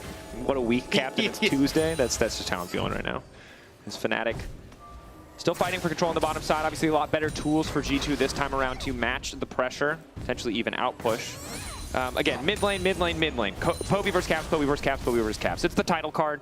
It's the big fight. It's everything we wanted to see. Except for in game one, it wasn't anything we wanted to see because they didn't do anything. They did nothing. And that's fine. I think it overall favored G2 because they're the ones who were content. And Poby, despite the fact that he has the superior scaling comp or scaling champ, wasn't able to do much. So we see a bit of trading here, although see how far Razork actually wants to take this. Skewmon does just dash out to safety. But this game, with a Galio and an Annie, I think mid lane going to be a lot more of a focus. Yeah, I think it was just the ability for Fnatic to try and play around their bottom lane was snuffed out by G2 really, really well, which meant that we never really got that focus on mid. But Rob locked up. A lot of immediate CC. Extra healing coming up from the Karma Flash for the wall. Razor just finds a quick kill. Razork was having none of that immediately following that flash over the wall, and LeBron just caught out in a weird place. Yeah, that was incredibly awkward. Of course, you know, a small mistake that is going to have a big ripple effect is accelerating the Wukong early is pretty devastating. Again, level 6 for Razork, the big goal for him to get there. And yeah, LeBron, a few unfortunate deaths in the previous game, but ultimately always in favor of a kind of a greater good for the team. This one, which just was bad. Wasn't any kind of good. It's also the fact you end up losing control on this bottom side. Upset gets a nice reset timer. He's going to be in a better spot. You don't get to dictate the pace of the game as much. And that's a lot of the reason why you kind of pick this Ezreal. Karma is for lane dominance. If you end up dying early, you're just not going to be able to show that as much. It's definitely true. And also being flashless on a ranged support like this, especially one that lacks immediate hard CC, could be really terrifying as Razork already, you know, approaching level 5, can start to look towards the bottom lane at level 6. Karma shielding, Karma healing, not too bad, but Brav's not going to need to play flawlessly until those sums are back up. It also puts a lot of pressure on towards Skewmond, because this was kind of where you wanted to go for the Zinzao, as we talked about, to have a bit more of that early pressure. Now already down a kill in respect of Razork makes it a bit more difficult for you to have impact. I think he can still try and play around Poby, especially actually now that he's just TP back into lane. Maybe there's an angle to try and make something happen, but if you end up matching Razork and you overextend as Skewmon in the trade with the early Sheen picked up for Razork, it can make it a bit more difficult. Definitely not where you want to be, right? Love to get that early acceleration for the Zen, love to get those early ganks. Sunder Sky ahead of schedule can often just be a massive game changer, especially in the first few skirmishes where champions really just don't have the damage to finish those kills. Mickey's still fishing for plays, of course, on the top side. We checked in on Broken Blade and Oscar. Unsurprisingly, Broken Blade is winning the war of attrition. The healing coming in from the Fury. Oscar and not really enough damage to threaten. Also, of course, mana reliant, which Rek'Sai isn't. So the joy of Rek'Sai top is back. Meanwhile, in the mid lane, Poby just going to leverage the Bear to get push over Caps. Neither of them, of course, with access to the TP. So this could put Caps pretty far down. Does opt to stick around. Mickey pretending to be a minion, catching out LeBron. LeBron thought it was fake, but it was real long upset. Finds the kill. Oh, that is not the start G2 we're looking for. Wait a second. Caps, Poby, Caps. He's living, he's fine. Not even close. Oscar needs to be careful though. That's 15% max HP damage on Broken Blade's ultimate. And he was certainly getting below that level. But still, Fnatic, this is better. From what we saw in the last game was them burning summoner spells, not being able to capitalize. Now they're burning more summoner spells after capitalizing. Continuing to capitalize, but the early levels were good in the previous game as well. Remember, we saw it on the desk. There was a lead for the bot lane 2v2. This game we expected to be harder for Fnatic to find that lead, but again, LeBron caught out 2 times back-to-back. It's a devastating start for G2. We'll see if Broken Blade maybe can make the difference on the top side. Or if G2 can find an angle on a play. Their team play overall in the previous game felt much more together, as we see an invade on the top side, ready to potentially dive Oscar here. Razork's read this. He's so close to level 6. Would love to be able to pick up his wolves to try and help out. We're going to go for BB. Going under tower. Has a lot of tunnels to just try and escape. And oh, he's just going to laugh it off. Honestly, though, that alleviated so much pressure for Fnatic, who still are moving in towards this top side. They rotate the upside of Mickey up here. Obviously, Void Grubs is up and available, but it denies Skewmon from being able to steal away some of these camps and denies a potential dive on towards Oscar Innan. So good protection from Fnatic. And now G2, with the TP from Broken Blade to the bottom side, I think are just going to completely forego any sort of contest on towards the Void Grubs. Yeah. And you can see now, it's a lot harder for G2 to just take full control in the context of the 2v2. LeBron forced a sidestep, but also the early death giving Upset quick access to the swiftness boots, which just makes so much of the poke harder to land. Mickey messing with LeBron, I think it's safe to say. Successful in one of his mind games so far, and Broken Blade beginning the proxy. Perhaps just a march to the mid lane. There is good vision from G2 to spot out exactly where Razork is. Knew he's going towards mid, Caps backs off. Now Poby, a little bit of pressure, but you can hear the thumper. No. No sandworms today. But G2 have access. Priority in the mid lane. The uncertainty of where Broken Blade is means they'll at least grab 1 grub. Sticking around for more is a bit of a risky proposition. Mickey only level 5. Lack of sweeper is hurting Fnatic here. They haven't cleared out any of the vision G2 placed. Also, Broken Blade giving them a bit of extra free vision with the Tremor Sense. Mickey now forced back. They do at least get the reset. Han Sama. Okay, Mickey Heal for the movement speed to try and sidestep, and now G2 just turned right back. Oscar trying to fight Broken Blade, but again, this is a... He's a... okay. Knock up. True damage. Walks away. Well, in the Battle of Aura, I think we know who came out on top there. But also in the battle for Void Grubs, G2 just played it really well. They got the vision down early. There was actually no sweeper available on Mickey or Razork, so couldn't clear any of it out. And G2 just used that information and freebies roam towards mid to just get full control. Really well played on by G2 on organizing that map state. Yeah, and again, we've got Broken Blade on a side lane who is going to be a tough threat to deal with. And Caps as well with the potential to collapse there means G2, they don't have the same formula for success they had in the previous game. It's not quite as easy as it was with all those CC sources and Hansama and Kai'Sa. But the path starts to feel a little bit clearer for them as LeBrob find a snare under Razork. Not afraid to continue posturing forward. Good sidestep on the Deadly Flourish. G2 looking to secure double objectives. Again, Broken Blade has been such a powerful pressure point for the team. It really has just been that battle of attrition as Poby and Caps ready to trade blows once again. Poby getting the CC down, but won't stop Caps from getting an empowered auto off. The base damages on the Galio absolutely absurd and make it very difficult. BB getting a good trade. Oscar misses the W, so BB won't get knocked underneath the turret. You can see Oscar just constantly try and get that flick back or some knock back towards the turret so we can go for the all out, but it's just not happening. Yeah, Broken Blade really just, again, it's still two tanky champions fighting, right? So it may not look impactful, I think, to the average player, but Broken Blade getting away with murder in so many of these circumstances. Oscar, it's so difficult for him. He wants to trade, but every time you do, you give Broken Blade Fury, and now he might just try to go all out, but Broken Blade already backing off. We'll just go right back under the ground and start healing up once again. The knock up to deny Oscar and trying to get the all out over the wall as well, so again, this is kind of just going to stick like this. Oscar going to slowly be whittled down. I'm looking more towards this top side of the map again, where we're seeing a congregation of people on towards this top half. I assumed G2 were going to look for the Dragon take, but it may actually just be trying to get more vision and more pressure down, see if they can get an early Poby summoner spell, or even push him out of the lane and look for more of these plates. Yeah. Caps has been getting very aggressive on the Poby, even in an even lane state. It seems like that is the point where G2 want to attack. And again, in the previous game when he was on Azir, it worked out so well for them in these fights. It's like Broken Blade. Yeah, that's the true damage. Yeah, the Broken Blade has to be a little careful when he uses the ultimate because it does place you behind the Cassante who can then immediately all out. So if you're close to tower, it can be a little dangerous, but top end. Also, the immediate, Omni Vamp that comes through. You really got to do the math right here. Is Upset, nice fourth shot, good damage back, heal back from LeBrob. Sidestep from Upset is good. Again, early investment in Swifties. Really valuable there.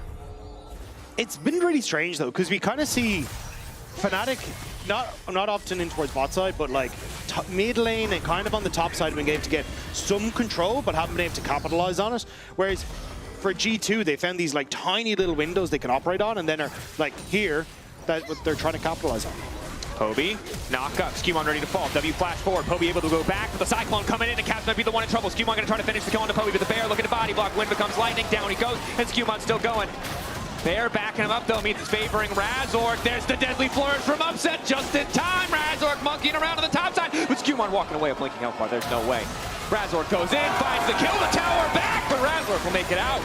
Great turnaround from Fnatic. We're just saying, G2 are trying to find these moments and small windows they can play on. Poby was pushing in topside. They wanted to get the kill, but Razork there to cover. And that Deadly Flourish from downtown seals the deal. Again, great call from Razork to just sit in this bush and wait. Poby gets the ultimate off crucially as well to set up then for Razork to kill out Caps. And he buys so much time here. Nearly end up getting that rotation off to get another stun, but Razork with the angry Tibbers and that Deadly Flourish can take down Skewmon. Yep. Felt a little bit close there. Skewmon surviving on a blinking HP bar, turned back right as the damage came in, hoping to poke Razork down enough the tower shot finish the job. It didn't. So as a result, Fnatic happy to grab those kills, putting them a little bit further behind as G2 ready once again to take control of the bottom side of the map, try to secure themselves a Drake. There's no ultimate on Razork, and he's really where a lot of this goal difference is. 3 kills on towards the Wukong. He is massive, but there's just no real way for him to take these fights when you've got 2 mid-jungle key ultimates down. Yeah, difficult, right? They do get the kills topside, but doesn't transition into the objective. Now the TP down from Oscar. Razork wandering in. Broken Blade still in the area. Mickey forced out in mid lane. Broken Blade keeping it, I think it was a going. misclick. That might have been a misclick. Wrong tunnel. Now he's running. The curtains have been called. The footwork is fancy. He's schmoving. The TP! Is he out? Yes, he is! Well, credit to BB for escaping that situation that was totally and entirely his own fault. But you know what? It's been a while since you played Rexa. You kind of forget where the tunnels are. You know, it's easy misclick. Honest mistake. Yeah. That's Caps gets a tower in the meantime. Whoa. Okay. That was a sequence of play. BB still up in gold. Because you can see the call from G2 was, oh, they've TP'd Oscar in down, we'll just go for the top tier one. Yep. And then BB was like, that sounds great, I'm going in. Oh, wait. Might not have been intentional. Oscar in and going all out. He's not going to yield, but he might have to pretty soon here. Caps good sidestep. Oscar now in trouble, flashing back. Q3 ready to go. All of G2 retreating because they see Poby on the way. Pull back on a Skewmont is good, but it's not. I can't tell which one's Mickey. This is the worst part about being a caster. What if they're both Mickey? They might all be Mickey. I don't know. Anyway, there's either Mickey and or Razork on the top side in this case. It was actually Razork. Maybe that's a new GB games that we need. Yeah. There's 3 characters that walk forward and you have to pick really quickly which one's actually Nico. But there's no way to tell. Exactly. It's like the where's the ball hit. It's like the where's the ball. We're just going to scam them. We're going to be like, all right. Yeah, I don't know how I feel if that's the most ethical choice. But look, if the pros are down, and they won't be, we'll make them do it. Either way, that's the joy. So Poby gonna get Prey Secret out there, and again, Broken Blade just continues to be annoying. I think that is the. I'm just gonna say, when Broken Blade is being annoying, that's peak Broken Blade. Zac top lane, Warwick top lane, Kled top lane. Like, if this man is just pushing and autoing a tower once every 30 seconds, he's a happy man. You're in a tough position. And the tough part for Fnatic is even though they got a decent number of kills, Razork is really far ahead. The gold is still dead even. But also, he's just able to do so much because there's a ton of control on this bottom side of the map. You've got wards littered everywhere that just spot out if anyone's coming. Plus, he's got the tremor sense for anyone who's trying to bypass those wards. It is incredibly difficult to make anything happen against BB. Yeah. And he's just going to tunnel out to safety. This time, no misclicks. We'll just walk away. G2 looking for a trap. All right. There's a lot of sounds going. There's a lot of, I can't tell which one is the one spamming the emotes. It's either Mickey or Razork, but Mickey's now been caught out, flashback, ulti, blocking up Skewman. But now it's Caps on the way and looking to save the day as Razork just spins his way the hell out of there, but it's TP. Oh no, going in, that was, oh God, Poby, that was not it. Hansama now on the chase. Ulti not available, doesn't need it. Razork caught out as well, flashing, trying desperately to make it away. That was, yeah. In honor of Kobe, that TP sucked. That was real bad. That was not. That was bad. Less than ideal. That was not it. Again, kind of been what we've been saying for Fnatic. It's, hey, you have some ideas that are working, and then it comes to a mid-game, and you overextend, there's no communication, somebody's getting caught out, and this time it might be LeBron, but it may be turning around. They have no prio, mid or bot. Fnatic still fighting to defend their bot side jungle. G2 slowly start to pull ahead once again. So despite the fact that Fnatic are up in kills, it just hasn't mattered. But sure, they're up in kills, but the gold is in favor of G2. They've gotten that top tower, they've gotten bot tower, they're opening up the map well, they're actually playing for a lot of their advantages, even when it looks at the CS numbers as well. It's been G2 dictating a lot of when the interaction happens, which is not what you want for Fnatic. Yeah. Now Skewmon sitting pretty comfortably. Sundered Sky, a hard man to kill. Upset one of those long-range AD carries we were talking about earlier, right? If Razork can't finish the job, it's hard for anyone else to do it outside of maybe Oscar Rinnan. Poby getting one shot does also hurt. Falling behind a bit in gold. But if he can land that multi-man Tibbers as he starts to approach mid, maybe this is the angle. Flash, ready. Hansama cleanse and flash, but Labrov, no sums. He starts to play towards the bottom side of the map, and good game sense there as he could have lost his life. There's just nice ward setups again from G2. You got one here, just here at the top of your screen. There we go. There you go. That That one. But there's also just down over here another ward that's just teetering in there. That makes it very, very difficult for anyone on Fnatic to actually congregate on mid wave, especially as you got the speed up from LeBron. Hansama has that escape. You have to find some creative way to actually get in behind them. Can be a bit tricky. Fnatic grouping. Will finally drop the Herald. Last game they weren't able to break mid. Only managed to find the charge. This time might be a bit different. Oscarinen. Just waiting, hoping the full 5 stack is enough. They're conceding a bit of pressure on the bottom side, but they should be able to break down mid tier 1. I think good recognition from Fnatic on what makes them strong in the context of the game. It's not your skirmish power, it's the team fight, but it does mean giving up at least a little bit of pressure on bottom, maybe an entire wave, as Broken Blade happy to push in and simply use the tunnels to walk away, and now can even use the Tremor Sense for just free information. Spots Oscarinen knows that someone has to catch that wave on bot, and this is what G2 were actually playing for was, oh, well, we're going to now catch mid wave, and we get to enter into river as you have to go and defend the waves that we pushed in on top and bot, and then we get Dragon, right? So even though Fnatic got the mid tower, G2 still played the long game, understanding that the waves are actually the more important part, so Dragon goes across. Yeah. Excellent position there, now tying up 1-1. Next objective will result in defeats. Either side desperately needs it, but will certainly be a nice to have. All right, Alacon, chill. Damn. Nobody asked, and this man's just up there shouting. Fair enough. Oscarinen feeling a little bit better in 1v1 as Razork thinks he may have found a LeBron again. LeBron with no sums. They know the timing on the flash, just a few seconds. They really try to make it happen, but again, Razork's ult not getting them a kill. Just getting the heal, I actually think it's trading down. That's what I was going to say, but like, look where you are on the map. You've got Poby only coming out of base. You already had the push and the move from Galio here. You've got Ezreal push and move here. Why are we looking for plays here for that? It just stinks of desperation and weird moments to try and look for these plays. They're just not playing off their wave states. And we mentioned before, like, if you burn those sums, you need to be able to capitalize. But again, if you come into the next fight without a Wukong ultimate, nobody cares about the heal. And you didn't get the kill, so the flash being down doesn't matter as much. And it's a difficult situation where Razork has that big range of threat, right? But Poby and Mickey really need angles. They don't have those big dashes. We don't even have a proto belt yet from Mickey. And so if Upset is in position, it's just Razork by himself. And the Wukong is good, but the damage, it's not that high. But it's also the fact that you are now way less of a threat as Razork's for Atakan or getting wave states, and G2 just call your bluff. And again, this is just going to be a massive swing. It's going to be feats, it's going to be a giant influx of flowers and XP. Mickey standing still, playing with the Tremor Sense here as they walk away. And for the second game, it's just G2 walking in and taking it.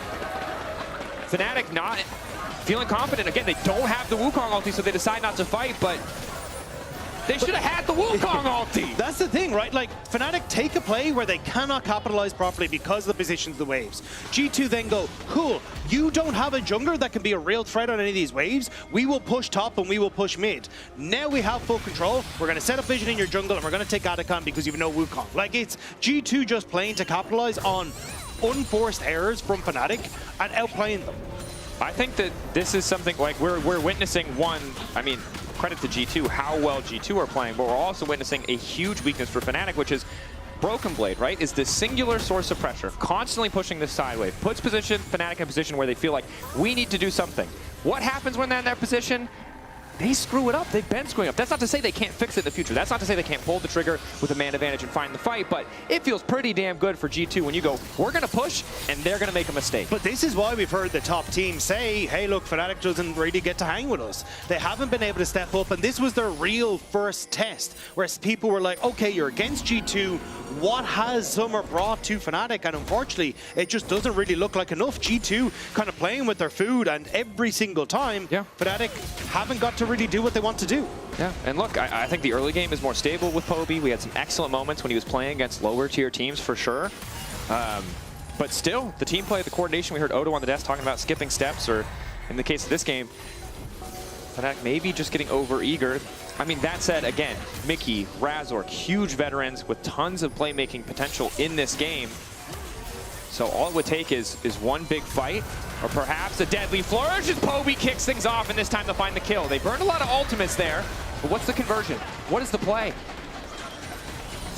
Good kill, keeping the gold close. Massive for the team overall. Broken Blade waiting off to the side, but again, like, you've a minute now until this next dragon. and you now have no flash on Poby. Like, yes, it was nice to get a pick, but the pick doesn't really amount to anything, although Caps, yeah, phase rush out. Yep. So, Skewmon still stepping up here. Now going to ulti. Ulti coming from Hansama. Backstep from Razork. Skewmon still going. This man does not care.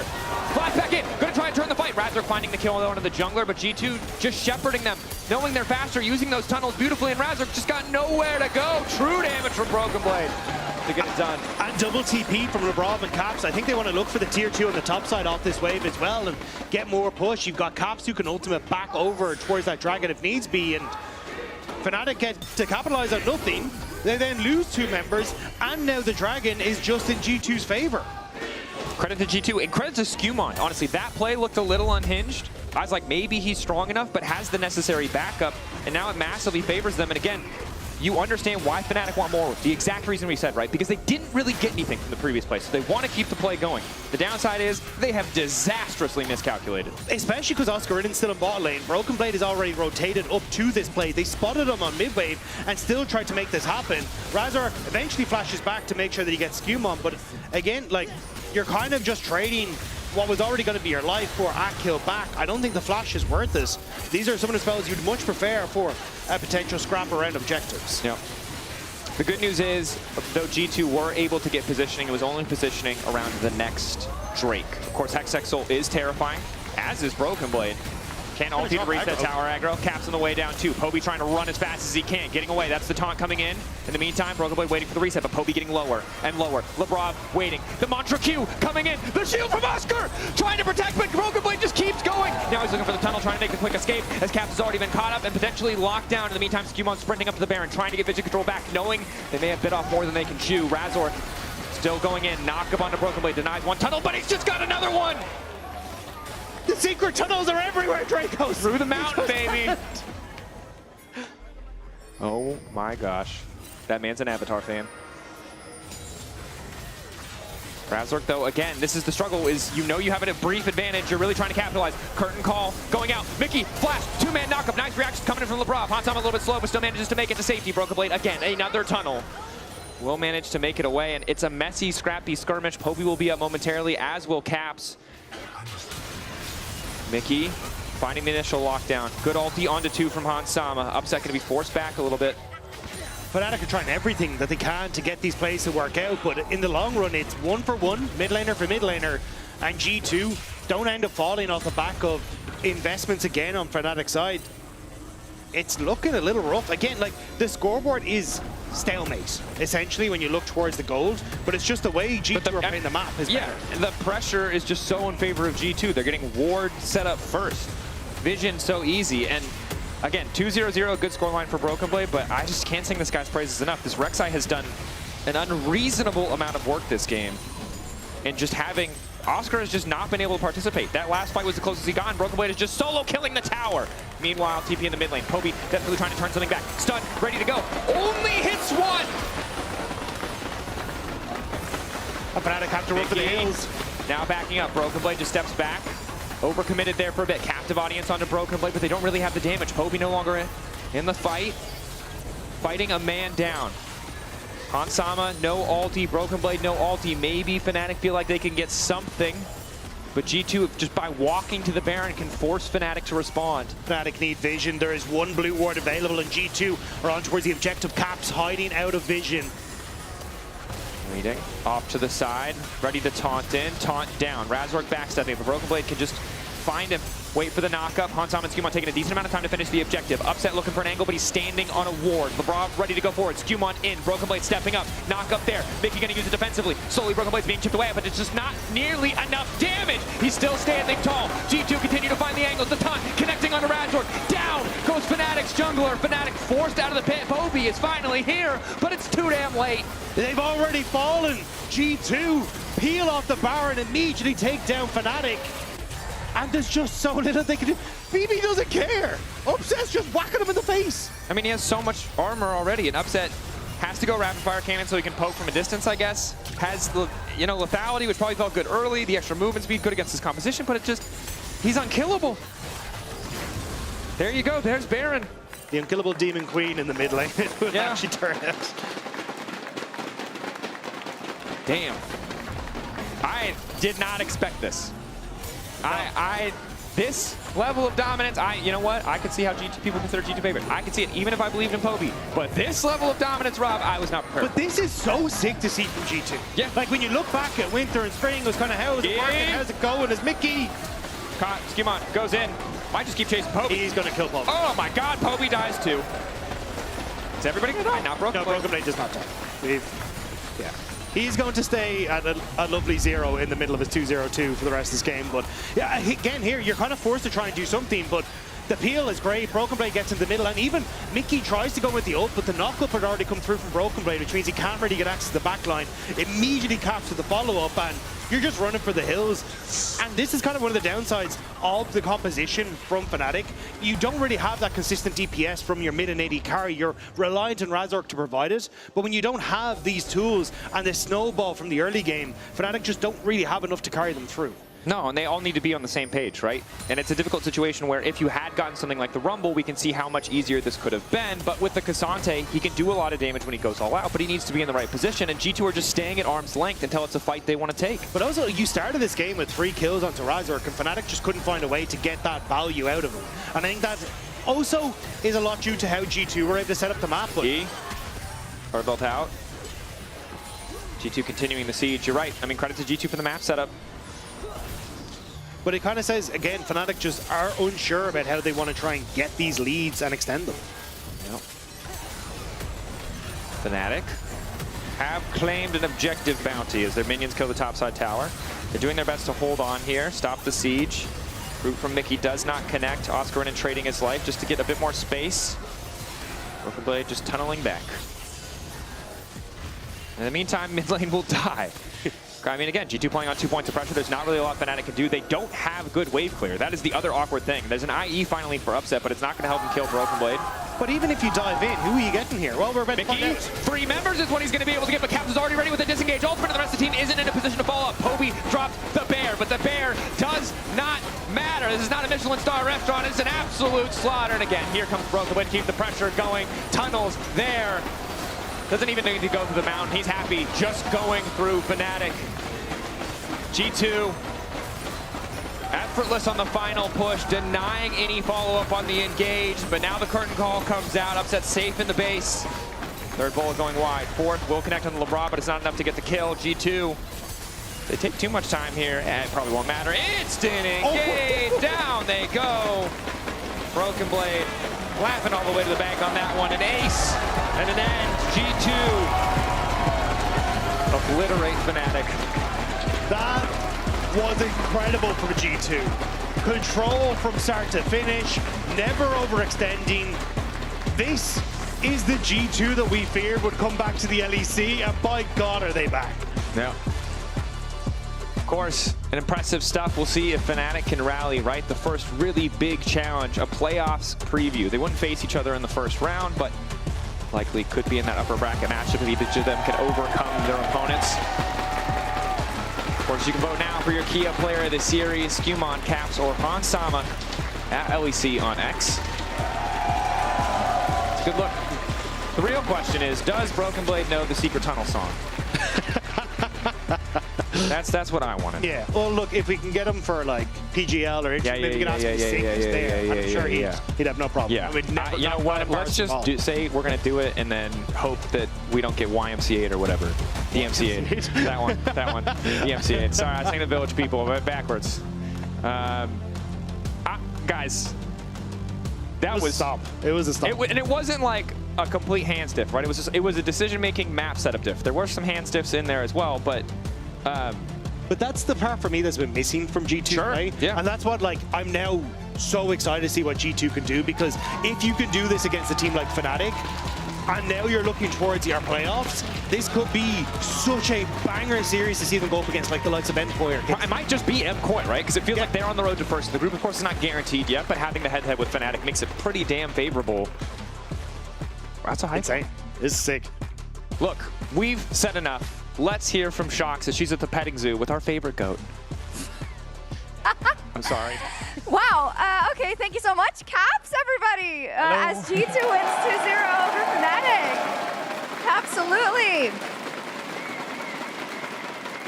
Caps, I have to ask you about the matchup versus Poby. I know the Fnatic fans are looking forward to it, and it's, of course, a big test for him as well. So what did you think?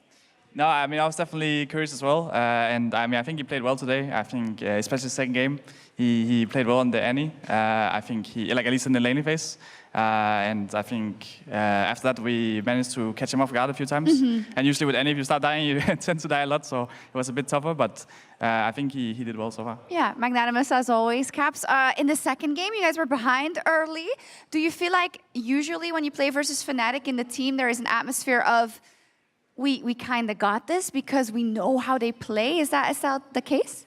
Yeah, I mean, definitely. I think we wanted to show because they picked our group, right? Yeah. There was only us in the group and they picked us, so we wanted to show them that even if they get a little bit of a lead, we still got them. I love it. I heard from one of our wonderful stage managers that you were in a great mood this morning. You're always in a good mood, but you were even in a better mood. You really wanted to get on the Rift. Why was that? I mean, I'm not sure exactly why. I think definitely playing against Fnatic is always fun. I love this matchup. It's a fun one, and now with a new player as well, it makes it even more exciting. And also we have a lot of things to prove after a week MSI, so and some not the best performances in the last finals, but we're stepping it up and we're going all the way this time. So nice, I love to hear it. I love to see it. Also bringing out the Rek'Sai, is that kind of a part of your identity that you want to build on a little bit more? Because that is always something when you haven't been in the most successful forms of this lineup. It was that you could bring out these new picks, that you could be very creative. Yeah, I mean, the Rex at top, I mean, we had it a lot last year, I think it was, or maybe it was the year before, but it's definitely one of VPs can be very strong on it, so he showed up again today. It can be very hard to kill, and it was hard for them to deal with it, for sure. I saw it. I was reminded of the Vayne moment, because I saw a TikTok about it. I think some other people did as well. It's kind of trending again, and that made me think about all the crazy things that you have played in the past. Now, I see you picking a Galio in the second game. I see you picking a lot of utility for your team, but where is that wild side of Caps, where we can like see him on something insane? Even Larson played a Kali, for God's sake. Yeah, I mean, definitely a lot of people asking for the Vayne. We will see if it ever ends up coming out. It does sound like people want it, so let's see if we can find a draft somewhere. Yeah, they do. Any final notes about, well, all the G2 fans that are here every single week and the fact that you had a wonderful performance with your team? Well, thank you. I mean, definitely a big shout out to all the fans for supporting us. It feels amazing to go on stage and see so many of you guys, and we're gonna make you guys proud this time. Thank you. Love it. Thank you very much, Cass. We're going to kick it over to PGL. We've got Laura, we've got Skewmon, Aroma. Wow, it's a baguette fest over there. It's a baguette fest, yeah, that's one way of saying it. Let's call it la PGL en français. Welcome, sir. Sir, how are you doing?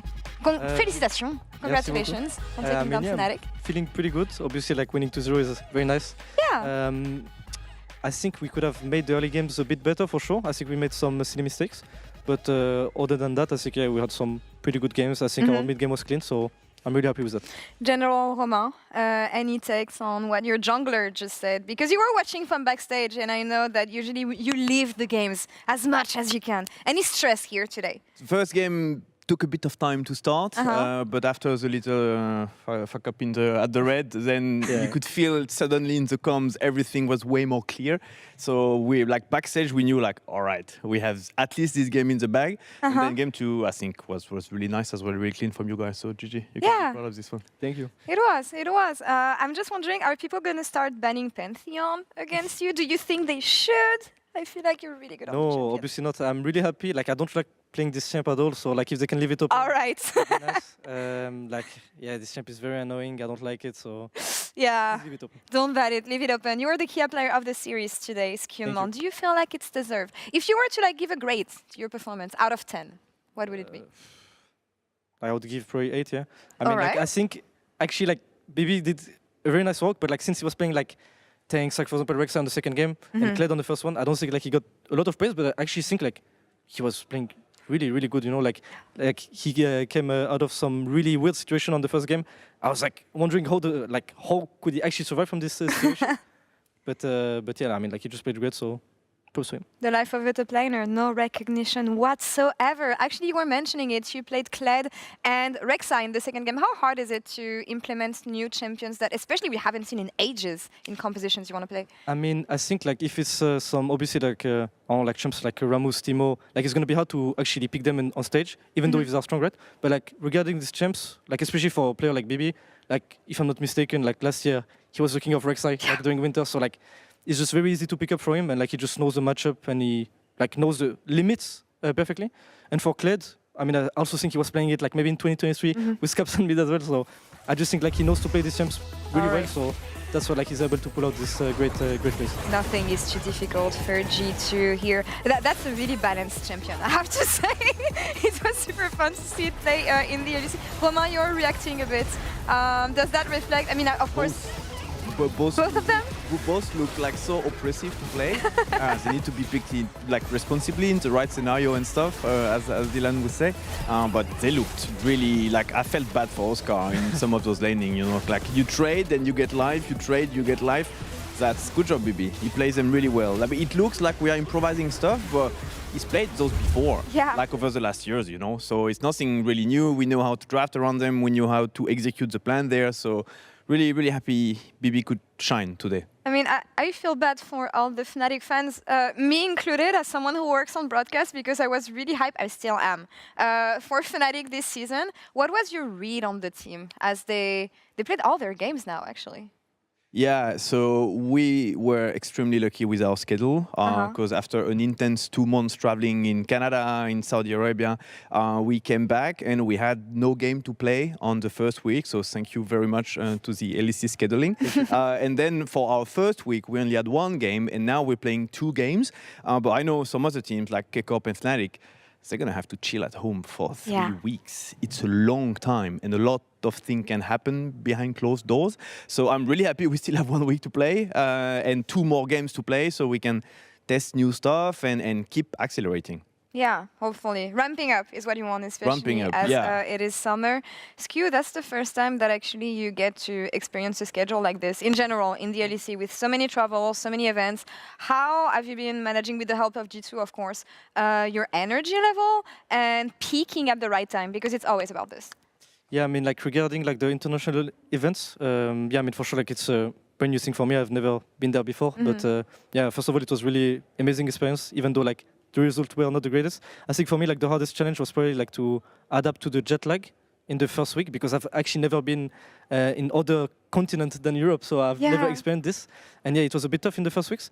And then yeah, regarding the energy levels, I think it's like really important to not sleep like 3 in the morning or like too early because of the jet lag. And I think yeah, like Isma did a great job helping us regarding this. And yeah. How do you manage that, Romain, as a manager, as a part of the coaching staff, especially dealing with rookies and also players who might be, I mean, who are used to that, who might not want to function the same way? I mean, a big part of the team has been traveling a lot. We have Isma, our performance coach, which is a god at managing those stuff and prepping us and everything. And so we only the new players had to integrate and follow a bit the rhythm. I think we did a great job, and still those events are crazy, you know. Like you're facing the best team in the world, and it's a race for who is going to be the less diminished by the conditions. And I think we actually did a pretty good job this time. We've lost games because of that over the last years, you know. So yeah, and I wanted to bounce on what you were saying about accelerating, because like some narratives are going to start now. Like we just won 2 games, Fnatic lost 1 game, so everyone's going to say, oh, this is the end of Fnatic. I told you they couldn't be G2. Oh my God, G2 is so bad, they're 2-0 and stuff. Nothing matters until you play this best of 5. We're not even fully qualified yet. Like, only this best of 5 and the qualification for Worlds is going to matter. So, yeah, people are going to be really happy for us. It's only 2 games. What matters is the one in 3-4 weeks, you know. That's the only thing. We need the ticket to China. You are qualified for top 4. Yeah. So, I know, yeah, but that's clearly not enough for G2. You guys don't care. But Skimon, what do you make of the level in the LEC right now? With the 2 groups that we have, obviously we are not going to see every team against each other. What's your read on how teams have progressed, or regressed, actually? I mean, to be completely honest, I think like the other group seem like a bit stronger than ours. I think like they have like some really, how do you say, like dark horses in a way. Like for example, I think Jax and Vitality today they showed a great performance. For example, I think it's like some teams that could actually like not only take one game but like actually win the series against you. And obviously like Koi and KC which are great teams as well. They are really strong so like you have to put the respect on all of these teams. But yeah, I mean otherwise I think like the level is like pretty decent. I think like for sure everybody can do even better, right? Especially if we want to do some good stuff in the world. So I really hope that the whole region will keep improving. Which team impressed you the most right now? If you were to like venture a guess on who might be the top one for now. Good question. I mean, I would probably say like either KC or Koi. To be honest, like I would have to say like KC because obviously they won against Koi. They took their revenge, kind of like in the best of 3. But I also put a lot of respect on Koi. I think they're really good as well, and like they're obviously like ramping up. I don't think like also if I'm not wrong, I think like they started like they're training a bit late. So right now they have a lot of scrims to just get back in shape and show great performances. Yeah. But yeah, like so far, it's KC. All right. It's actually a question that I wanted to ask you, Romain, because we've seen 2 approaches. MKOI, who started screaming a bit late compared to like the expectations that you would want to have in summer. They want to take things slower. And on the other side, you have KC, super disappointed after spring, wanted to mettre les bouchées doubles, work harder, work harder here coming back in summer. What has been G2's approach to come ready for Worlds? We haven't won anything yet with this roster, so the goal was to take a bit of time off. We took, I think, 5 days, but then, yeah, we restarted a bit earlier than Koi, so I think Koi performance was even more impressive because our schedule was a bit easier than them. They had to play KC and this double best of 3 in the first week back, so and I think they showed up, you know, they are 2-1, I think. What are they standing right now? Yeah. So I think they did a really good job based on the amount of time they practiced before. My philosophy is to grind a bit more, and we're gonna keep grinding until we get the ticket to China, you know. So that's why it's only gonna accelerate for the next 4 weeks. But he likes it. It's okay. Yeah. Do you feel like, I mean, that's of course it's your first year, but do you feel like you like the rhythm so far? Did you adjust to the LEC rhythm enough? Yeah, I mean, I don't really have an opinion for sure. Like I just said, I'm just like really looking forward for the last rush because. Like this split is going to be like way shorter than the spring split, so like you'll have to give 100% like every single day to actually make it towards. All right, focusing on tomorrow, you're going to play again. You're going to play against BDS this time in tomorrow's matchup. Any take on how you think it's going to go? I think it's pretty risky to make roster changes in summer, but obviously I feel like they needed it. What have you thought of them so far? Yeah, I mean, like I think so far they didn't really show great performances, especially in their games against Fnatic. But I will not talk too much because like we're actually 0-3 against them this year, which is a bit funny. So yeah, like we'll just like show up tomorrow, and I really want to take my revenge because yeah, like we never won against them so far this year, and yeah. How do you know that? Because BDS and no players check specifically, especially when it's the old team. I understand. Oh right, so it's a grudge match. On the plan and only the plan, so that is good. All right, eyes on the prize and on the revenge, maybe for Scream tomorrow. Merci beaucoup, messieurs. Thank you so much for being with us. I'm wishing you best of luck against BDS tomorrow. And that's all for us here for today. We'll be back tomorrow for 2 more best of 3s and the end of week 3 in regular season summer. Love you all. Take care. Bye-bye. À demain. Nako gets the glory, but Lince is there again. There's a chaos storm. A shockwave. Kill. That's what he meant when he said shit stop. They go really fight to death, okay, guys, fight to death. Yeah. Try to kill Rakan. They're going really big. I see. They're coming. Wait, I wanna kill Rakan. Has flash? I think we has flash. It is gone. Nice. I'm coming, Victor. Korki, no flash as well. Look, Korki. I just hold this one.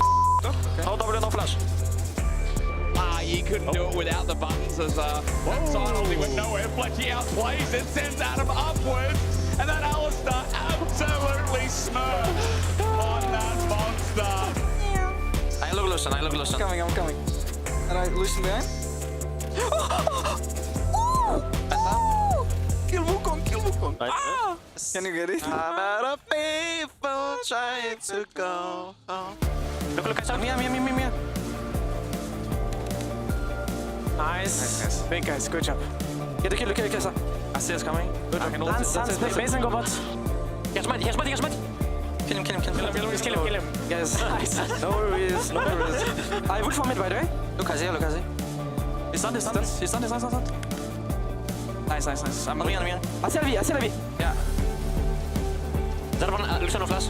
I'm dead. Jarvan. Yeah, Jarvan. Wait, if you can kill the Jhin, it's a bonus point. Nice. Now we need to kill Nico. And Nico as well. Bonus points. Nice. Good job. Good job, guys. Nice games. No perfect KD. Good job.